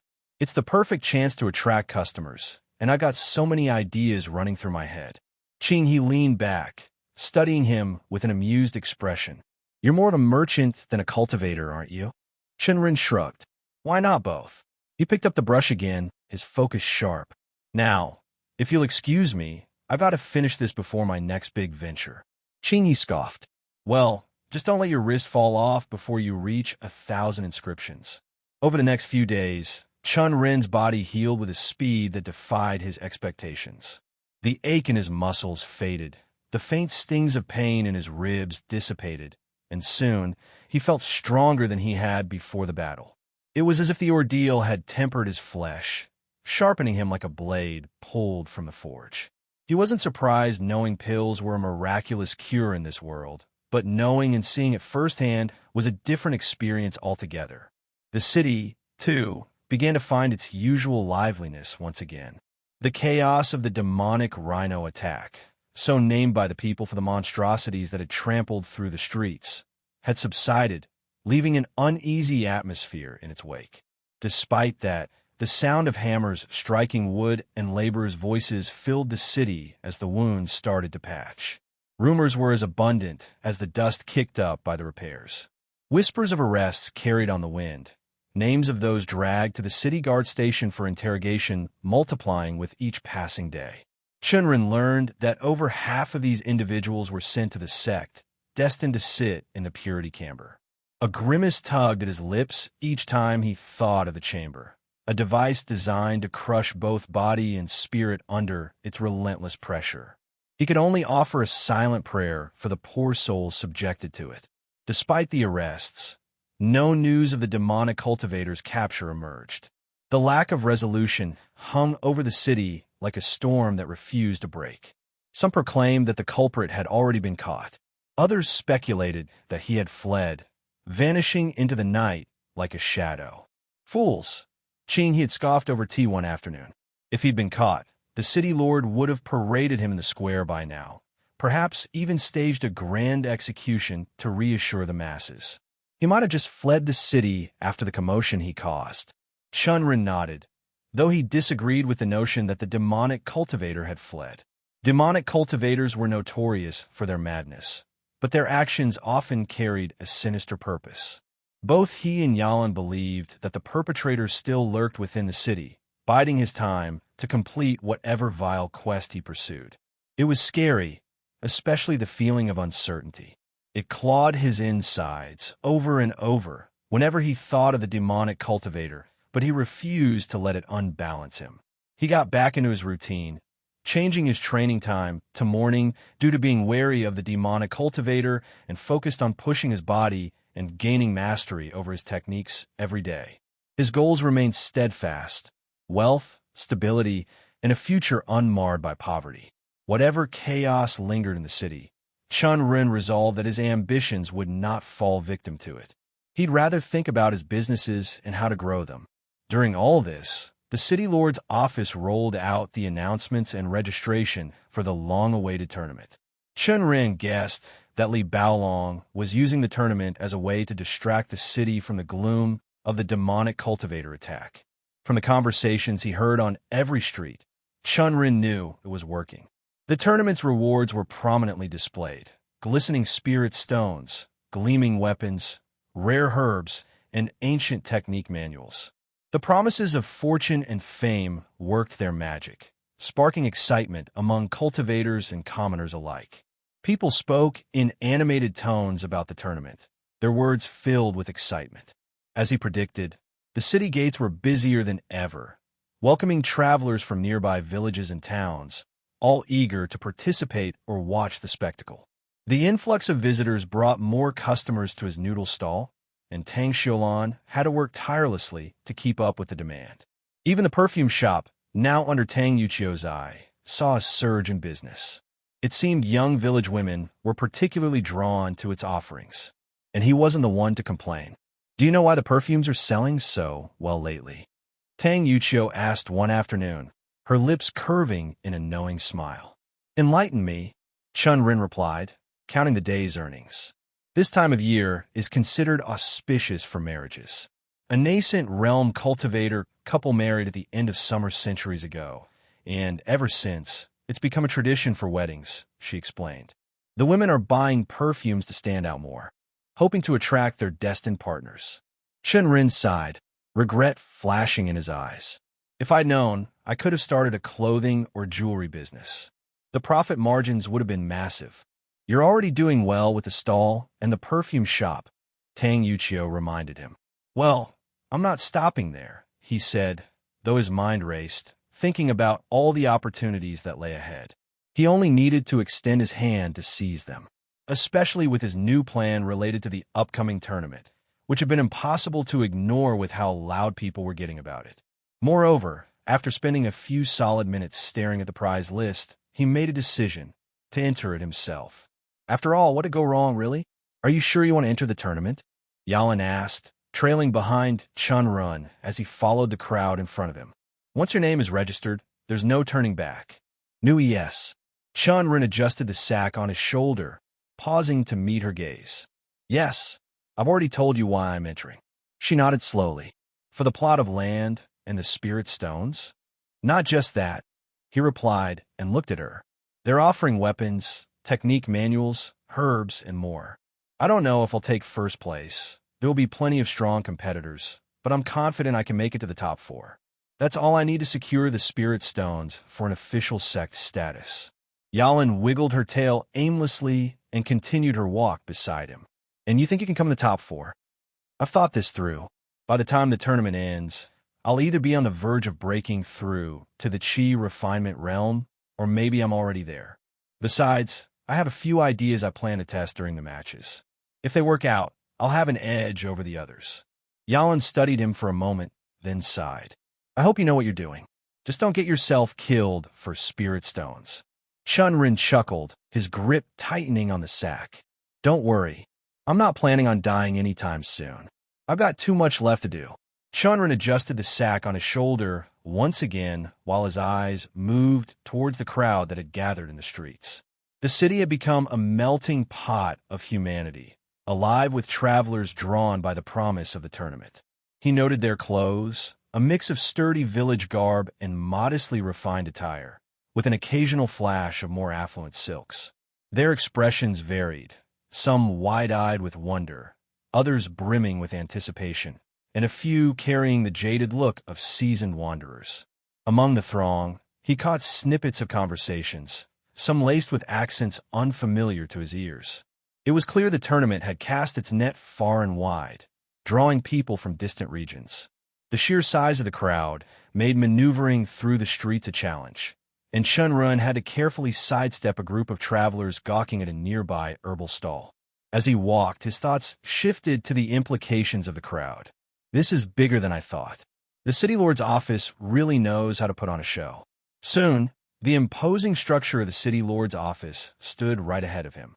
Unlike the streets, which were filled with commoners, the area around the office teemed with cultivators.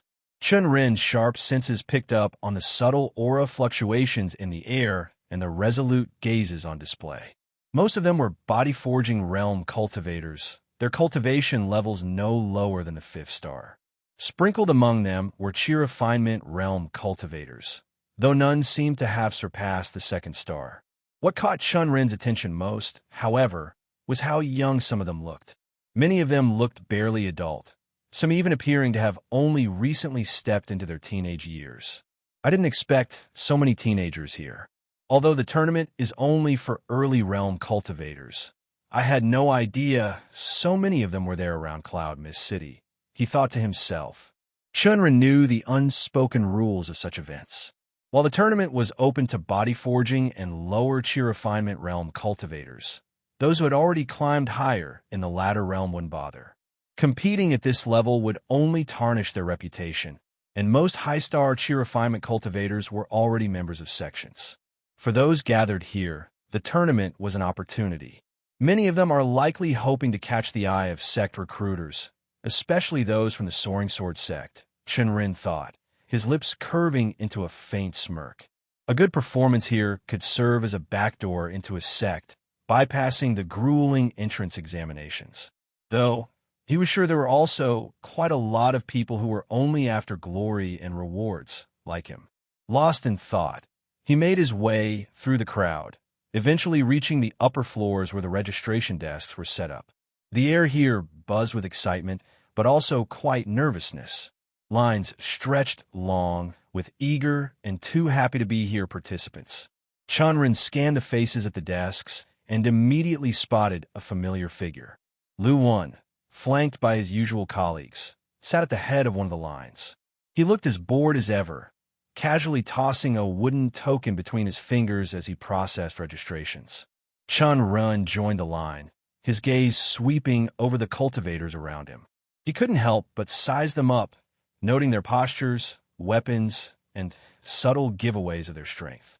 Some exuded confidence, others carried the nervous energy of their first competition, and a few kept their expressions guarded, their intentions unreadable. As he waited, he glanced again at Lu Wen.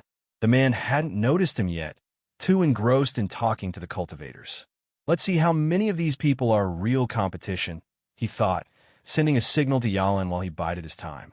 The tail has been stolen. If detected on Amazon, report the violation. Chen Ren stood casually in line, his sack of potatoes resting against his shoulder. Yalan perched on his other shoulder, her amber eyes gleaming with mischief. Despite her playful demeanor, she was quietly doing what she did best, analyzing the crowd. That one, she whispered, her tail flicking toward a tall young man clad in leather armor. 7th star of body forging, But look at his stance. He favors his right side, probably a lingering injury in his left leg. Chen Ren nodded slightly, letting her observations sink in. And the one with the spear? Yalan squinted, her sharp gaze scanning the young woman gripping the polished weapon. First star of chi refinement. Decent aura control, but she's gripping the spear too tightly. I don't think she has a lot of practice with it. Her ability to gauge someone's strengths and weaknesses at a glance was uncanny, and Chen Ren felt a small swell of gratitude for her presence. Without her, he wouldn't know for sure who he needed to be a guard against. He smirked, passing the time with her commentary until the line finally shuffled forward enough for him to step up to the counter. Lu Wan, seated behind the desk, looked up and immediately broke into a grin. "Ah, Chen Ren, didn't think I'd see you here," Lu Wan said, his tone both friendly and surprised. His gaze drifted to Yalan for a moment before turning towards the sack on his shoulder. "And what's that?" Chen Ren shifted the sack slightly. "Potatoes." Lu Wan blinked. "Potatoes? What for?" he asked. "And are you really entering the tournament?" "I decided to enter after seeing the rewards for the tournament," Chen Ren said, setting the sack down with a soft thud. "As for these, I plan to do something with them and sell them during the event." "Potatoes?" Lu Wan repeated, his brows furrowing. "You think people will buy them? I mean, your noodles are already a hit. Those would probably sell better." Chen Ren chuckled, knowing where he was coming from. "I'm not just selling potatoes. You'll see once you're there. I don't think it'll disappoint you." Lu Wan leaned back in his chair, grinning. "Yeah, I'm sure of it. I'm already a big fan of your noodles. Whatever dish you make out of those potatoes, I'll be first in line." With that, he reached under the counter and pulled out a registration form, sliding it across the table toward Chen Ren. "Here you go. Fill this out.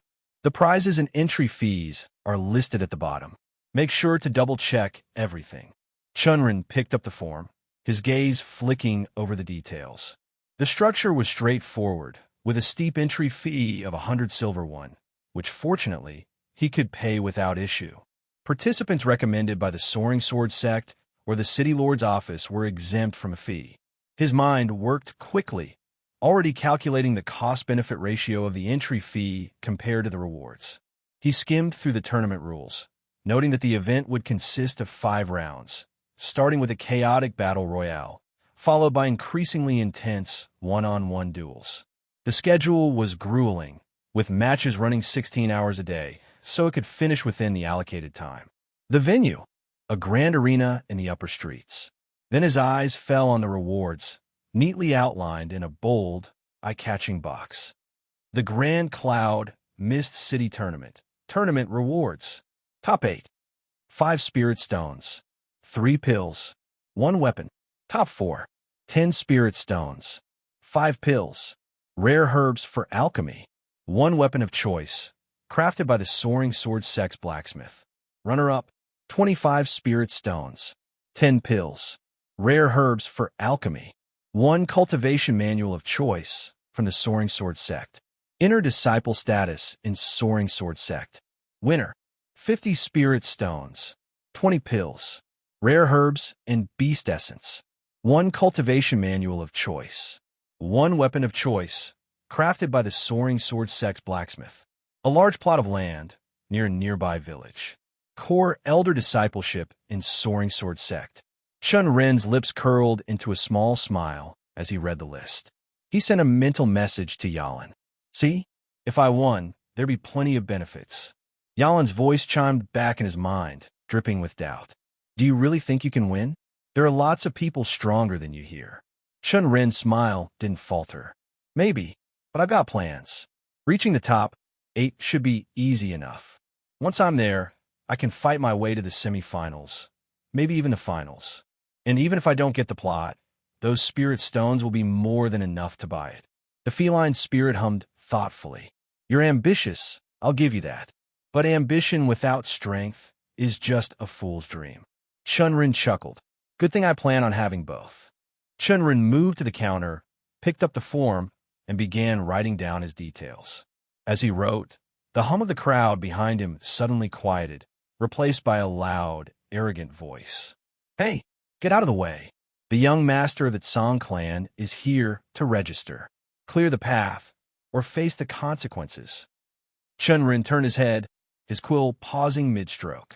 A scrawny man stood pointing a trembling finger at him, his expression twisted with self-importance. Behind him stood the supposed young master, a cultivator whose aura screamed peak body forging realm. His tailored outfit exuded wealth, and his long, flowing purple hair stood out from everyone within the vicinity. Chen Ren's brows arched slightly. Die, or some weird cultivation technique. He knew that martial techniques could have those side effects, and as a reason, cultivators often had a variety of colored hair. Sorry, Chen Ren said calmly, turning back to his form. I'm registering right now. If you want to register, you'll need to wait at the back of the line like everyone else. The atmosphere grew tense immediately.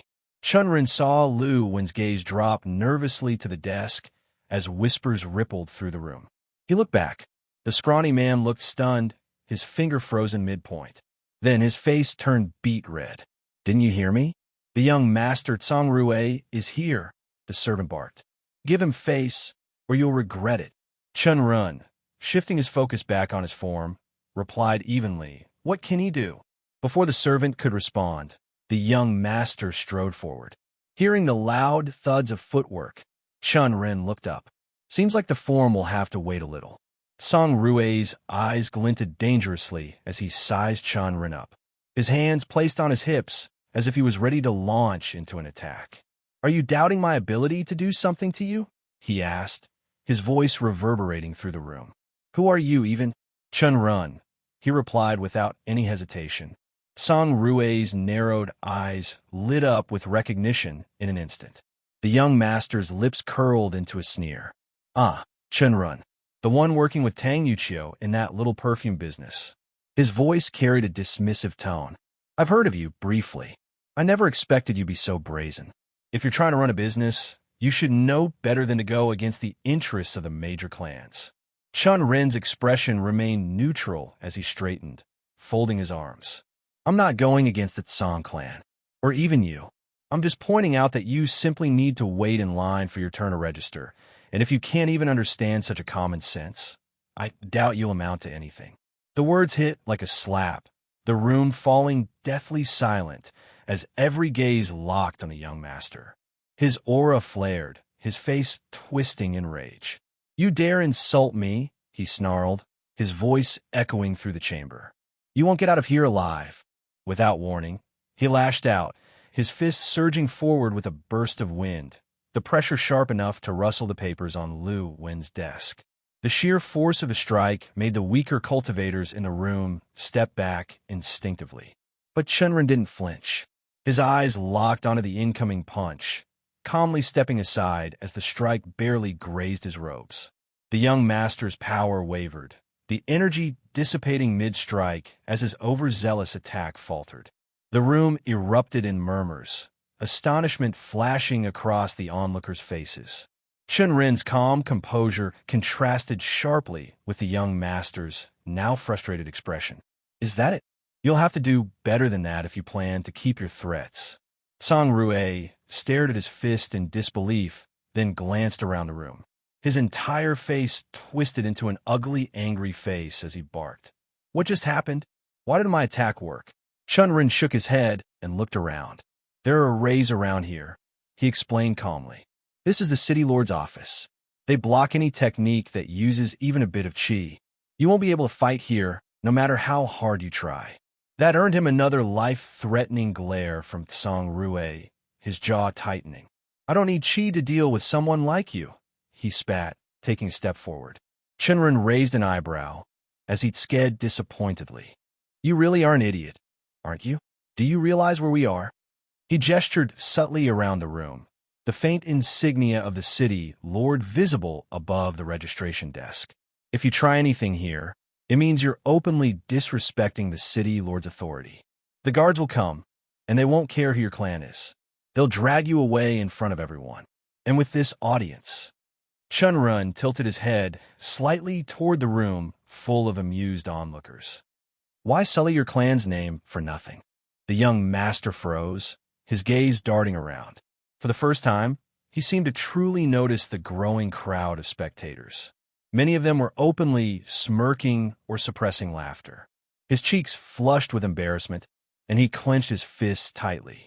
Finally, he jabbed a finger at Chen Ren. "Fine," he snapped.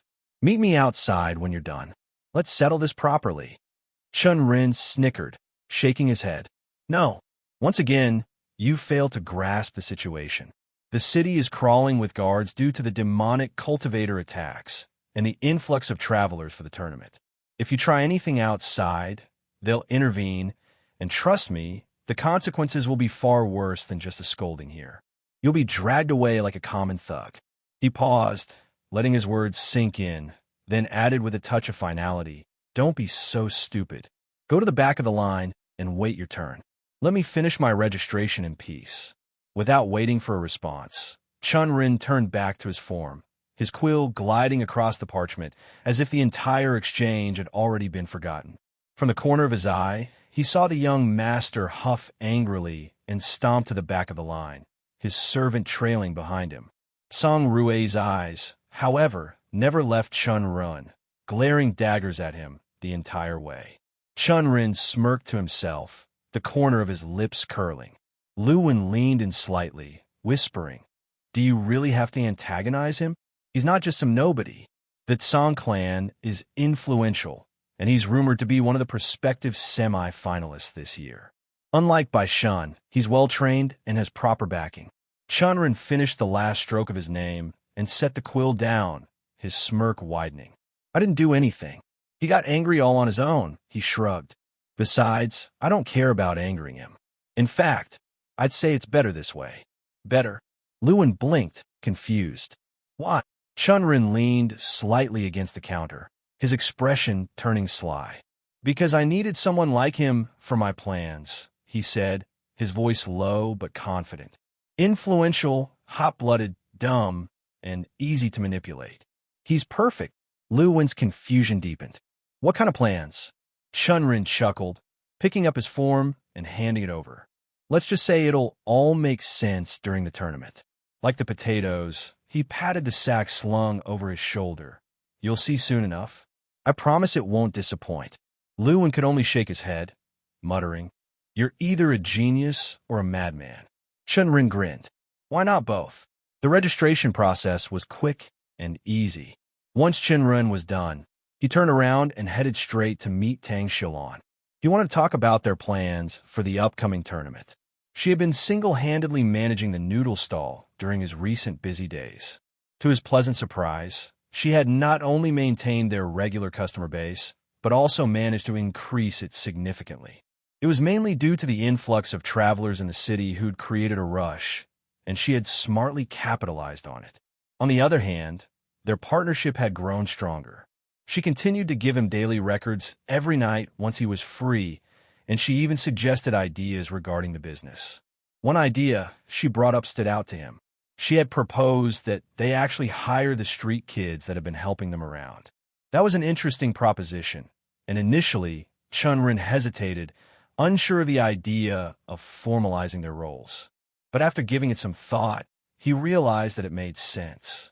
The kids were already involved in the business, and giving them proper jobs would keep them away from dangerous paths like theft and banditry. Even though he didn't like to admit it, the kids gave him a sense of responsibility. Regardless, beyond that, with the tournament drawing closer and the crowds expected to swell, he would need every available hand to maximize profits and not get overwhelmed in the process. Therefore, after considering the logistics, he set their wages at 3 silver a month. It was a modest sum, but would suffice for their needs. And, alongside the salary, they would receive free meals. Chen Ren smiled at the thought. It was a fair deal for now, though he planned to increase their pay once the business expanded further. The kids would become an important part of the business's operations, just like Xiulan, whose contributions since the beginning had proven invaluable. While Xiulan handled the stall and prepared for the tournament rush, Chen Ren focused his attention on his cultivation. He knew that if he wanted to make an impact in the tournament, his skills would need to be razor-sharp. His lightning techniques remained his ace, but he wasn't content to rely solely on them. So, he threw himself into learning talismans and array formations. Tournament rules forbade the use of pills, but talismans and arrays were permitted, but only if the competitors themselves created them. That stipulation worked in his favor, as it allowed him to lean into his growing expertise in the disciplines. Even so, the speed with which he was learning them wasn't enough to satisfy him. According to Qing he was making decent progress and might even be talented in the disciplines, but until he learned to apply arrays and talismans into battles, he wouldn't be able to make full use of them. To circumvent that, he decided to intensify his training. On a crisp morning just days before the competition, Chen Ren went deep into the forest. Yalan walked behind him, keeping track of his steps. The forest was alive with the sounds of birds and rustling leaves, and the eerie feeling of the beasts who roamed inside it.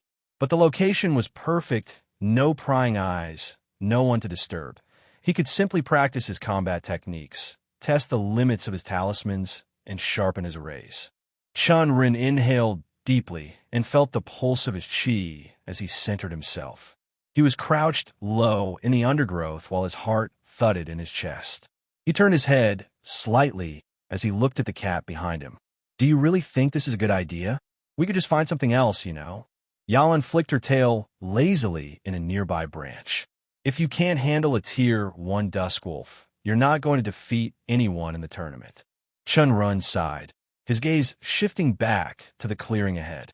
Just beyond the underbrush, a wolf stood over a torn, unrecognized carcass, its sharp fangs tearing brutally through flesh.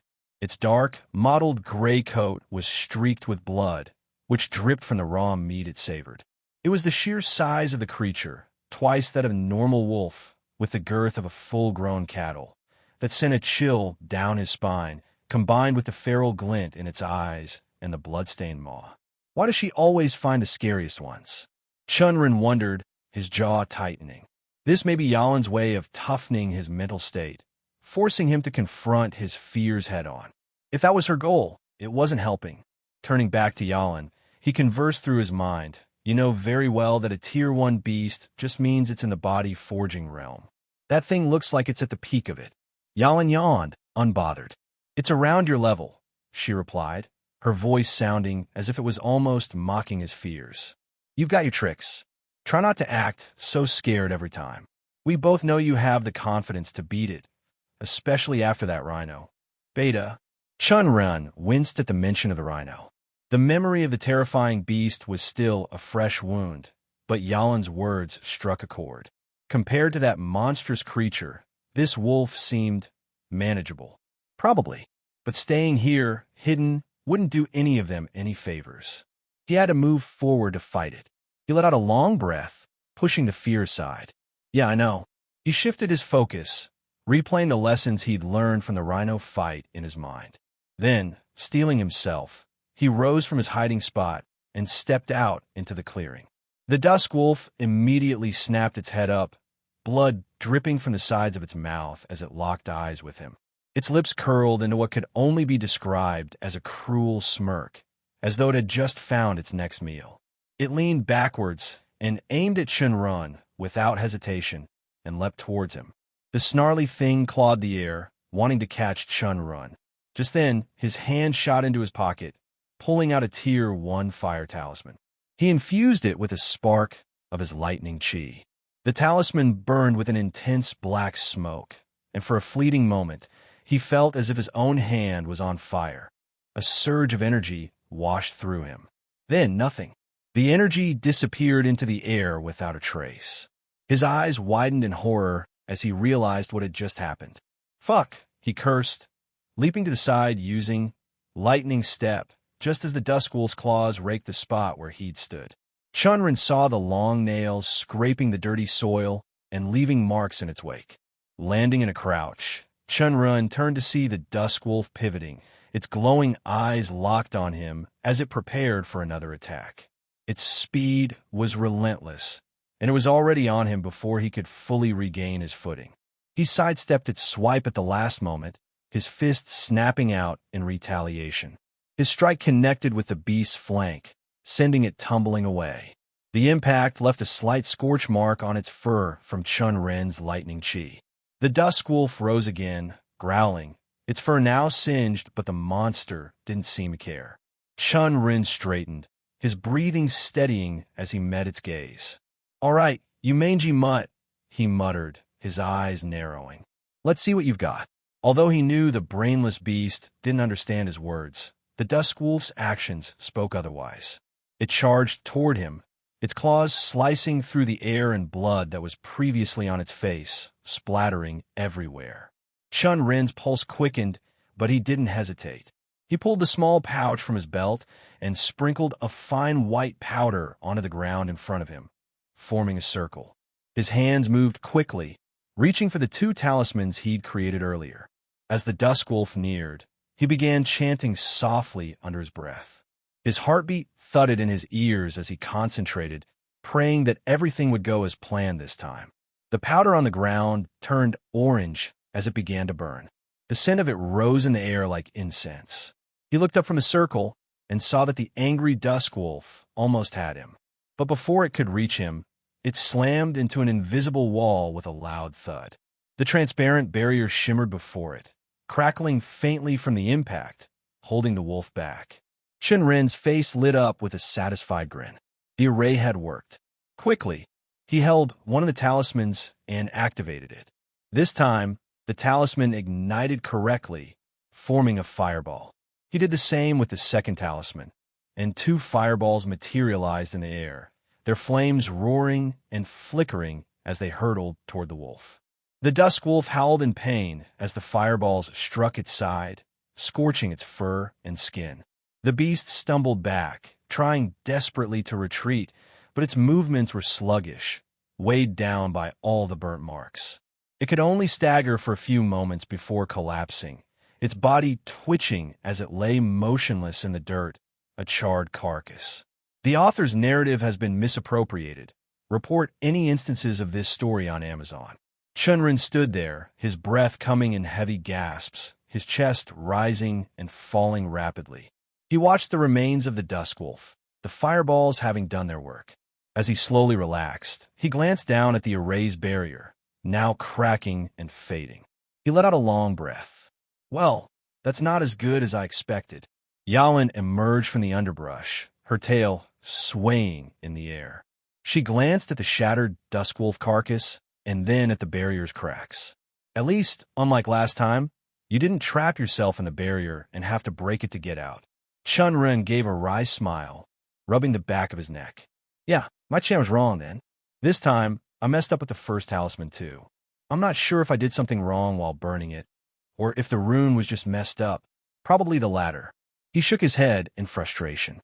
"I need more practice with these before I can use them in the tournament." "Do you really think it'll work against cultivators?" she asked.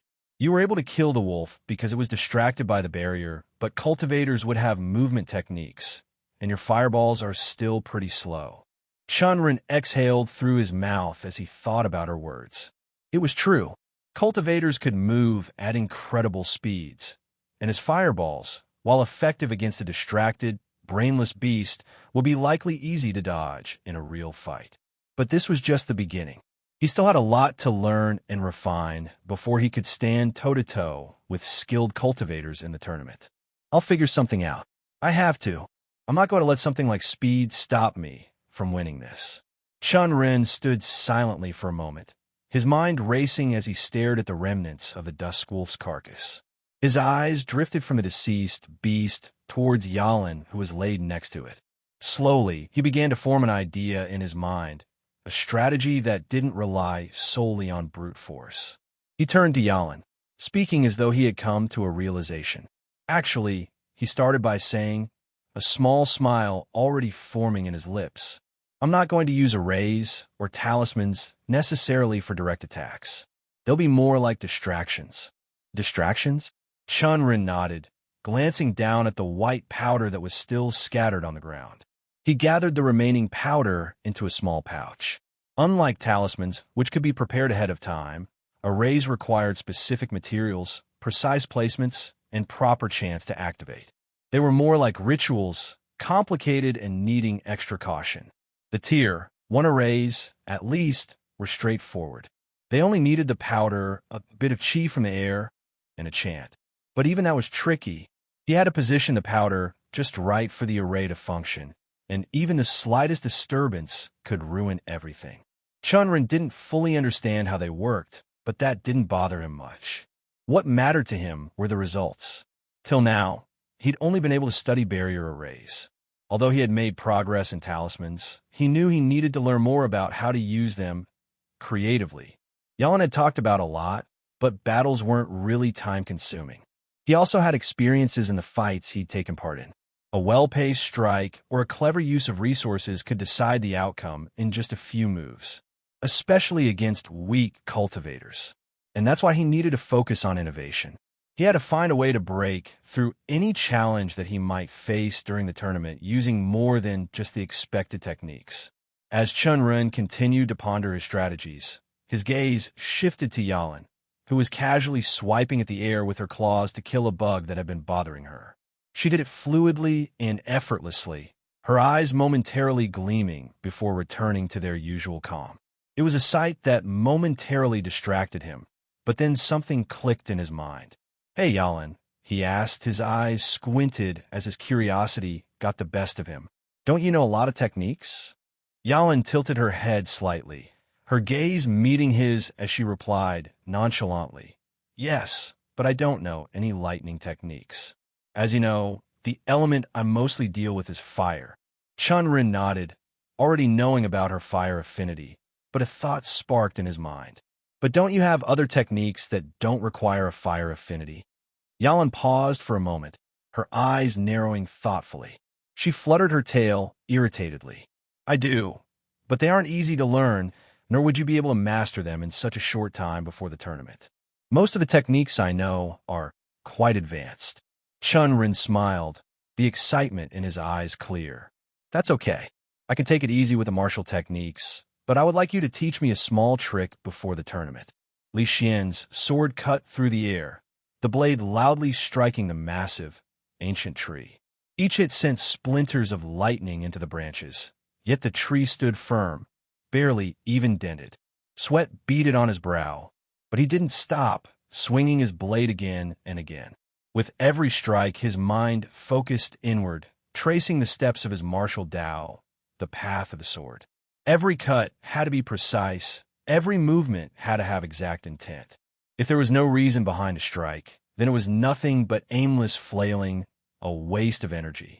The strikes needed purpose. They needed to be driven by the desire to cut through everything in their path. This was the essence of the first art of the 7 sword arts, one/strike. He had been working tirelessly toward mastering it, trying to use every movement with clarity, to know and face anyone or anything that had come across him and his sword. It wasn't easy, but he pushed himself forward. His sword rang out as it struck the bark again. The trees would crack slightly, but did not give. Li Xian's jaw tightened, frustration bubbling up. He had to push past this barrier. He had to make this tree fall. Then, a shout interrupted his rhythm, cutting through the tension of the moment. "Senior Li Xian, you have been called by Master." Li Xian's blade froze mid-swing. With a deep breath, he stepped back, sheath in hand, and turned to see one of his fellow disciples standing a few feet away. He nodded and placed the sword across his back, straightening his posture. "All right," Li Xian said. He moved through the familiar corridors of the Soaring Sword sect's training grounds. The path to his master's room felt heavy, knowing there was always something behind his words, an intent, a goal, a lesson, and most of the time, a sense of superiority. His master's presence always made the disciples feel small, not only because of his vast knowledge and experience, but also because of the high expectations he set for his favorite disciples. Though, he prided himself in overcoming each one of his expectations. When he reached his master's chambers, he paused to bow, lowering his head in deference. "Master Xiaosheng, you called for me." Master Xiaosheng, one of the core elders of the sect, sat in a chair, his robes flowing elegantly around him. His eyes were sharp as he looked at Li Xian, trailing his eyes down the tall frame. His presence was as commanding as ever, his cultivation level firmly rooted in the core formation stage. His long, silvery beard swayed slightly as he breathed deeply. Ah, Li Xian, you are here. I've heard of your request to go back to Cloud Mist City to participate in the city tournament. I'm allowing you to go, but I want you to promise me something. Li Xian straightened, concerned, flickering in his eyes, but he kept his voice steady. What is it, Master? Master Xiaoxing's gaze hardened, his eyes narrowing as he stroked his beard slowly. Win it. You are a core disciple of mine, Li Xian.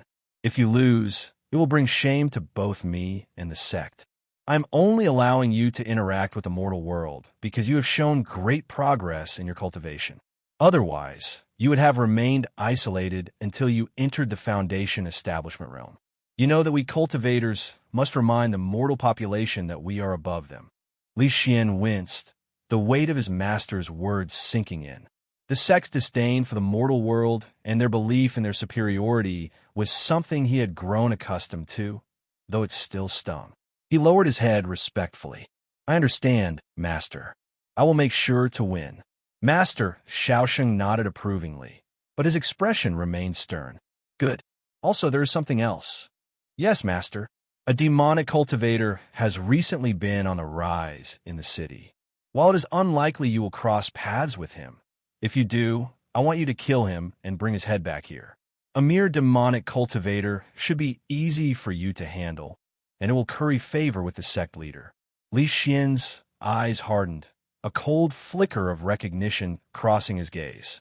The idea of dealing with a demonic cultivator wasn't a new one.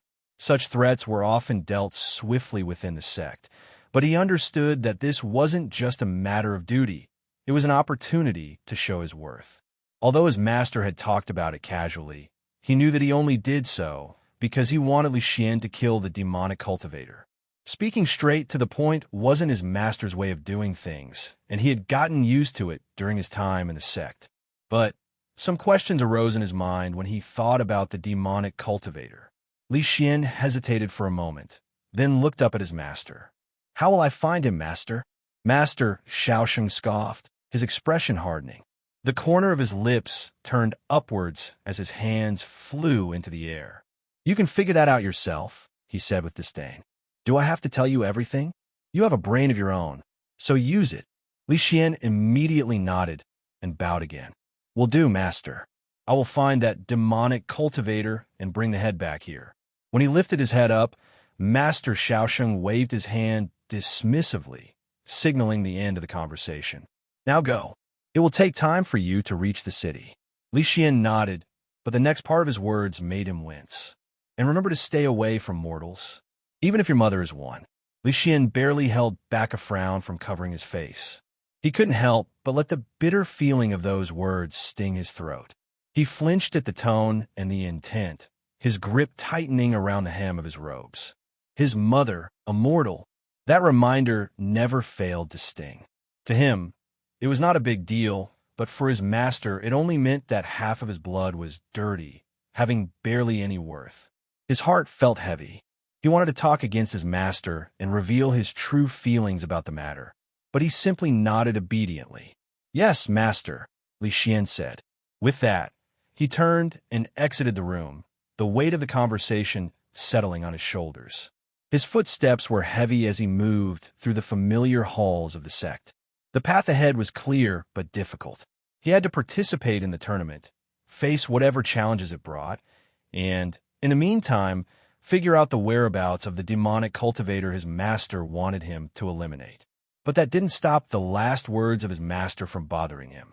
Instead of heading straight for the exit, Li Xian found himself walking back toward the tree where he had been practicing earlier.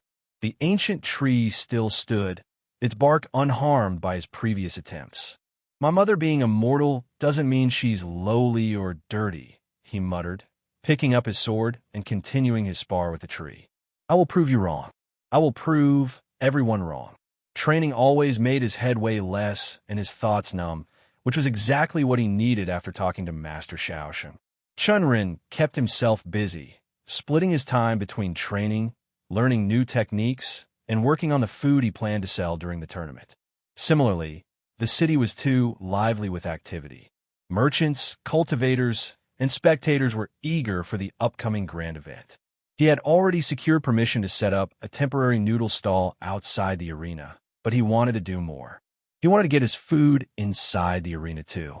The problem was noodles. They were best eaten fresh and hot, and he couldn't guarantee that in the chaos of the tournament. So he had turned his thoughts to other kinds of food, something portable, quick to eat, and still delicious, addictive even. And after days of thinking and experimenting, he came up with a few ideas. Now he was working on one of them. The kitchen of the Tang clan compound was quiet except for the soft scrape of a knife against potato skins. Chen Ren sat on a low stool, peeling potatoes and tossing the smooth tubers into a nearby bowl of water. Beside him, Li Hua, one of the maids, helped him. Her hands moved a little slower than his as she tried to keep up, but she worked with determination. Chen Ren's thoughts wandered as he peeled, planning his next steps. His schedule was packed tight, and he started feeling the strain. With Xiaolon managing the noodle stall, the extra work of preparing the new food items for the tournament fell on him. "I really need more help," he muttered under his breath. Li Hua looked up at him, her cheeks flushing slightly. "Did you say something, young Master Chen?" "Just talking to myself," he replied with a small smile, focusing back on his task. Their eyes met briefly before Li Hua quickly glanced away, her face turning redder as she returned to peeling. Chen Ren couldn't help but feel a little awkward. He understood why she acted that way, and it wasn't his fault. Like with most of his problems, it was the fault of his predecessor, who had been a hedonistic bastard with no self-control and a habit of saying sweet things to women without meaning them. Li Hua had taken those words to heart, and now he was left to deal with the very awkward aftermath. Still, her help was appreciated. As the pile of peeled potatoes grew, he planned to dry these and then fry them into crisp, golden chips and season them with spices. If everything pans out as he expected, he'd have the perfect snack for the tournament. Easy to carry, quick to eat, and tasty even after sitting for a while. The work was simple but time-consuming, and Chen Ren couldn't stop thinking about how much he needed to expand his team. Li Hua's occasional glances and shy smiles were a distraction he didn't need, but he let it slide. For now, he set his thoughts aside and focused on the task at hand. He picked up a peeled potato, slicing it into thin, even strips.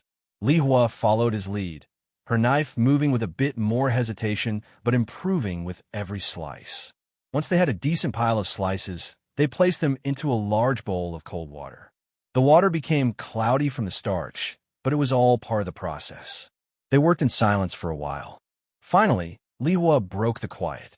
"Young Master Chen Ren, what exactly are we making?" Chen Ren glanced up from his work, meeting her wide-eyed gaze. "Chips," he said simply. "It's a dish I used to eat when I was a child. They're easy to make, and since potatoes are cheap, we can prepare a lot of them. I'm trying to make these for the tournament." Li Hua tilted her head, confused. "Chips? I've never heard of them. What do they taste like?" "Crunchy," Chen Ren replied with a small smile. "And if we do this right, they'll be perfectly salty and addictive." Li Hua nodded, her curiosity still evident, but she didn't ask any more questions. Instead, they went back to work, slicing more potatoes and soaking the slices in the cold water. The pile of peeled potatoes steadily shrank, while the bowl of soaking slices grew. Once the last batch of slices was submerged in the water, Chen Ren stood, stretching his stiff shoulders. It was time for the next step. He moved over to the outdoor cooking area he had set up in the Tang clan courtyard, the same spot where he had perfected his noodles. The large pot of oil was already heated, the surface shimmering with a faint haze from the fire beneath. As he carefully lowered the first batch of potato slices into the hot oil, the area filled with the sharp sizzle of frying. Chen Ren watched the bubbling oil, his thoughts drifting for a moment. This spot held so many memories. His first noodle experiments, the crowd of servants lining up for bowls of his food, and even Xiaolon's very skeptical gaze when he first started this journey.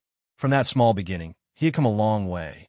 He now had multiple businesses and had made significant progress in his cultivation. It was hard to believe how much had changed in such a short time. But it still feels like I'm just at the starting line, Chen Ren couldn't help but think. The golden potato slices floated to the surface, their edges curling slightly as they fried. Slowly, They began to crisp and brown, the rich aroma of fried potatoes filling the air. Li Hua watched the entire process with wide eyes, her knife forgotten in her hand. "So this is how they're made," she murmured in wonder, leaning slightly closer to get a better look. Chen Ren nodded, using a slotted spoon to stir the slices gently. "This is just the first batch. Once they're done, we'll sprinkle some salt on them and let them cool. After that, you can taste them for yourself." Li Hua's eyes lit up with excitement, and Chen Ren chuckled softly at her enthusiasm. From there, the seconds flew quickly. After a few minutes of frying, Chen Ren nodded toward the sizzling pot. "All right, Li Hua, take them out." Li Hua quickly stepped forward, using a slotted spoon to scoop up the golden chips. She placed them carefully on a plate lined with large leaves to drain the excess oil. The crisp slices glistened under the sunlight, streaming into the courtyard. Chen Ren crouched down to inspect them. The chips were a mix of light and golden brown, their edges slightly curled and their surfaces freckled with tiny bubbles from the frying. Then, he picked up one and held it in his hand, admiring the texture. "I think they're ready," he said after a moment. Then he glanced at Li Hua, offering her a small smile. "Do you want to try one?" Her eyes lit up as she nodded.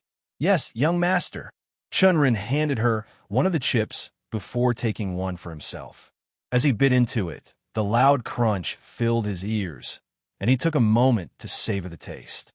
The flavor was simple, just the natural starchiness of the potato, lightly enhanced by the frying and the salt. He couldn't help but think about the chips he used to eat back in his old life, mass-produced and coated with seasonings. These are nowhere near that level of flavor. But then again, those comparisons were unfair. On the other hand, Li Hua seemed to be thoroughly enjoying herself. Her expression brightened as she munched, a satisfied hum escaping her lips.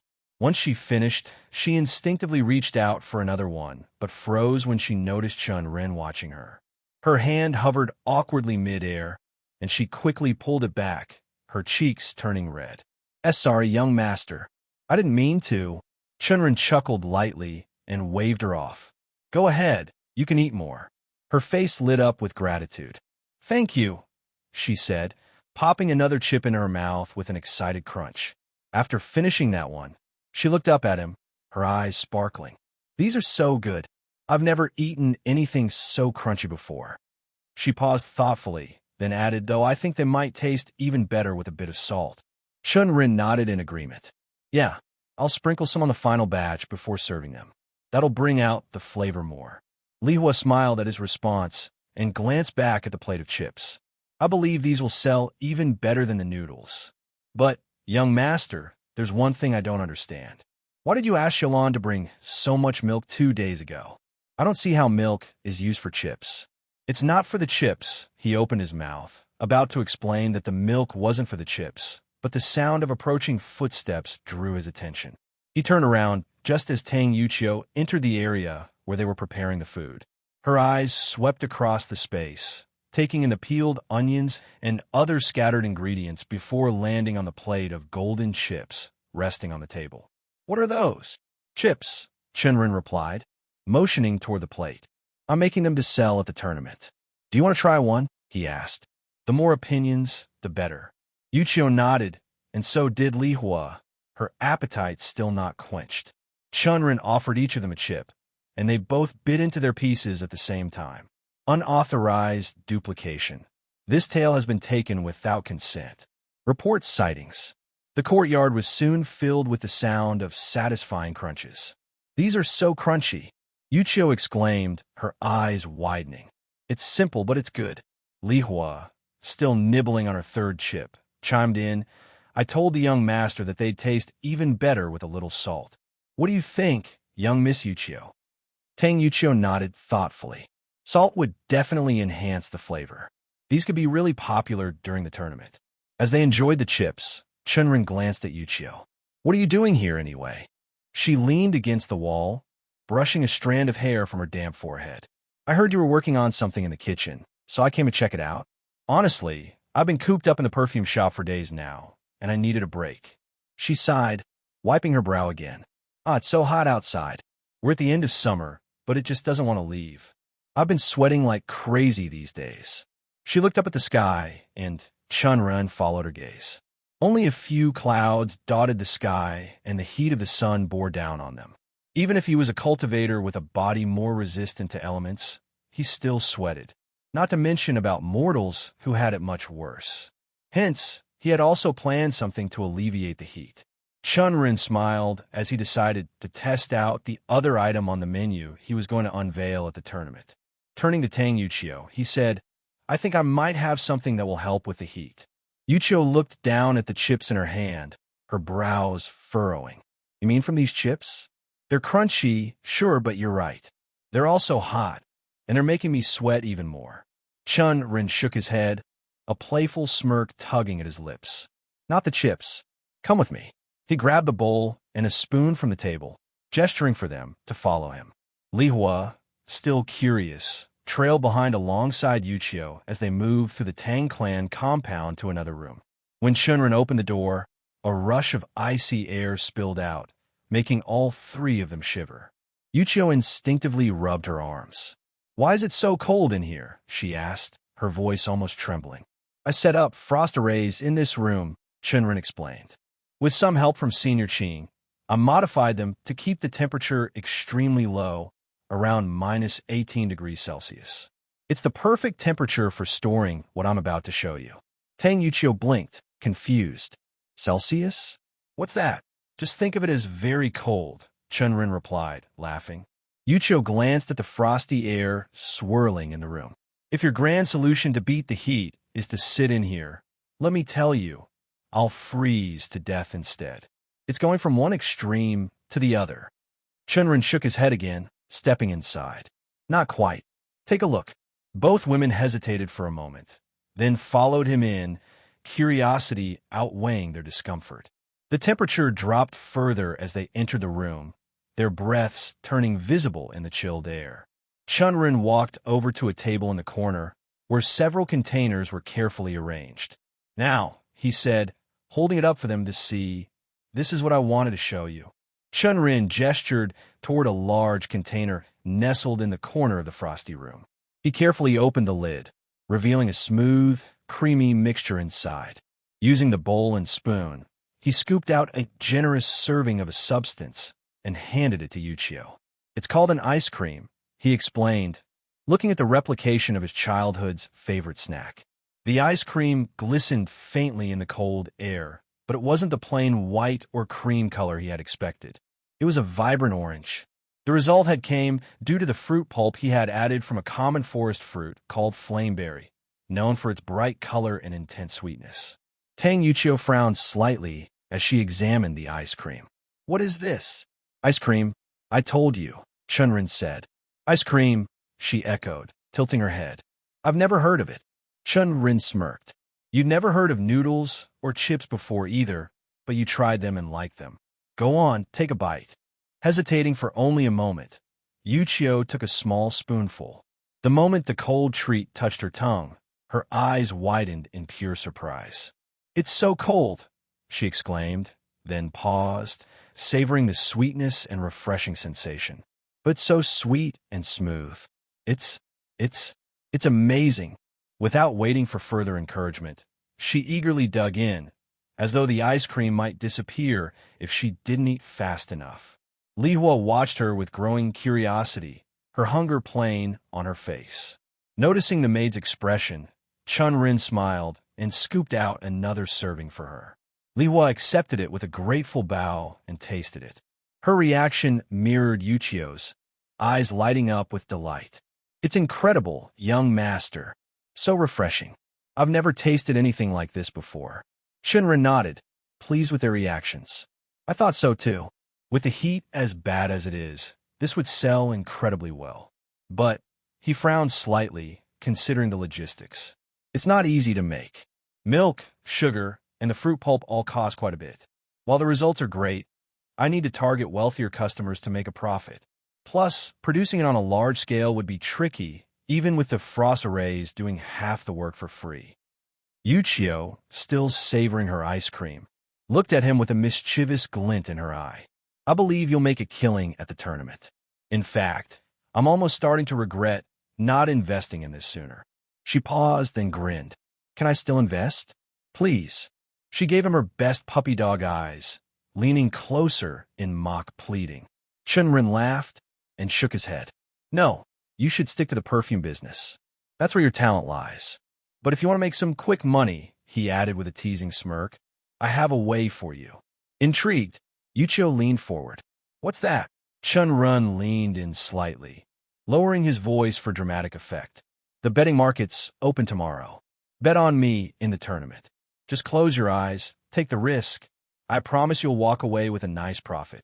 You're awfully confident, aren't you? Chen Ren shrugged. Let's just say I know my odds. And I have enough plans up my sleeve. The sun hung high in the sky, its rays beating down on the arena grounds where the tournament was set to take place in just a few hours. A massive crowd had already gathered, buzzing with excitement and anticipation. Naturally, most of them gravitated toward the numerous stalls lining the streets outside the arena, each offering a variety of enticing goods. Among the chaos, Chen Ren stood by his own noodle stall, his arms crossed as he observed the scene. The air was filled with the tantalizing aroma of freshly cooked noodles, drawing long lines of eager customers. Beside him, Xiaolon worked efficiently, managing the orders with the same sharpness she had when she first started helping him. The street kids, who had become an essential part of the stall's operation, darted about with bowls of steaming noodles, handing them out to customers and collecting coins in return. Chen Ren's gaze roamed over the crowd, taking in the energy and the faces, both familiar and new. His eyes briefly stopped at Old Man Tian, whose stall was right next to theirs. The old vendor seemed to be doing brisk business. His gruff demeanor softened just slightly as he barked at the customers, urging them to try his skewers. But then, Chen Ren's attention shifted, catching sight of someone unexpected in the sea of people. It was her, the unusual beggar girl. The girl who had once been nothing more than a shadow in the streets. She moved with surprising grace between the kids, handing out bowls of noodles and collecting payments like she'd been part of the team for years. Her clothes were still plain, but noticeably cleaner, and her face, though still thin, had a certain light that wasn't there before. Chen Ren's thoughts briefly wandered back to their first meeting, when he'd handed her food out of pity and later seen her courage in the fight with the blood snakes. It was hard to reconcile that girl with the one now working confidently among the children, with a deep focus, even though the entire area was buzzing with activity. As he continued to watch the girl, Tang Xiaolon approached him, her hands carefully balancing at least 5 to 10 bowls. She placed them on the table beside them and followed his trail. She's diligent, she said, folding her arms. Her name's Angie. She asked to help out because she didn't want to keep taking free noodles. She's been doing bits and pieces here and there since then. And knowing we'd need more hands with the tournament, I asked if she'd work for 3 meals a day. She agreed without hesitation. Chen Ren nodded approvingly. That's good, he said. His gaze drifted back to Angie. She was quick on her feet, balancing a tray with ease as she delivered bowls of noodles. At one point, she turned back toward him, just for a fleeting second, and their eyes met. A strange sensation coursed through Chen Ren, like a faint shiver running up his spine. He felt it through his backbone and towards where the hairs behind his neck rose. What on earth was that? Chen Ren squinted his eyes and kept staring at her. There was something about her, a quiet intensity in her gaze that felt out of place, almost too sharp for someone her age.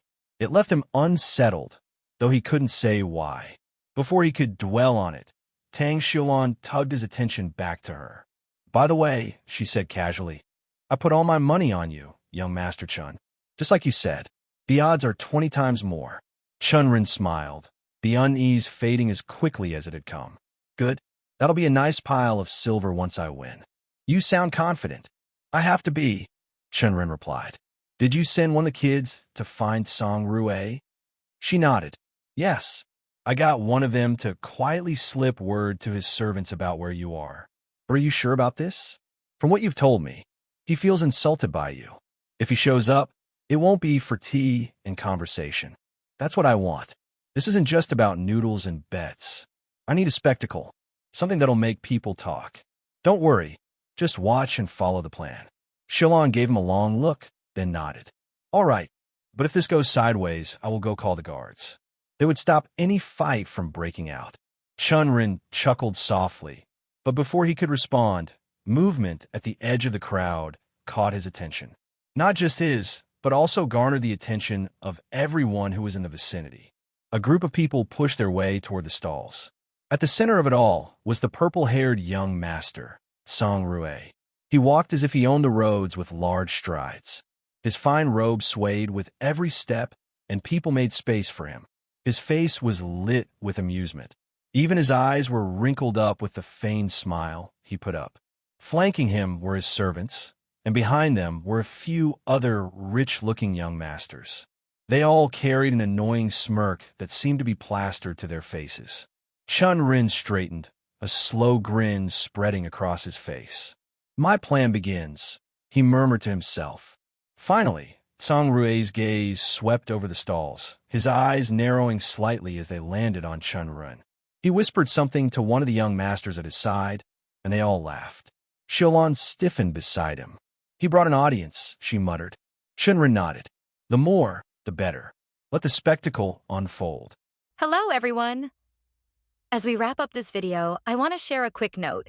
I have a Patreon account.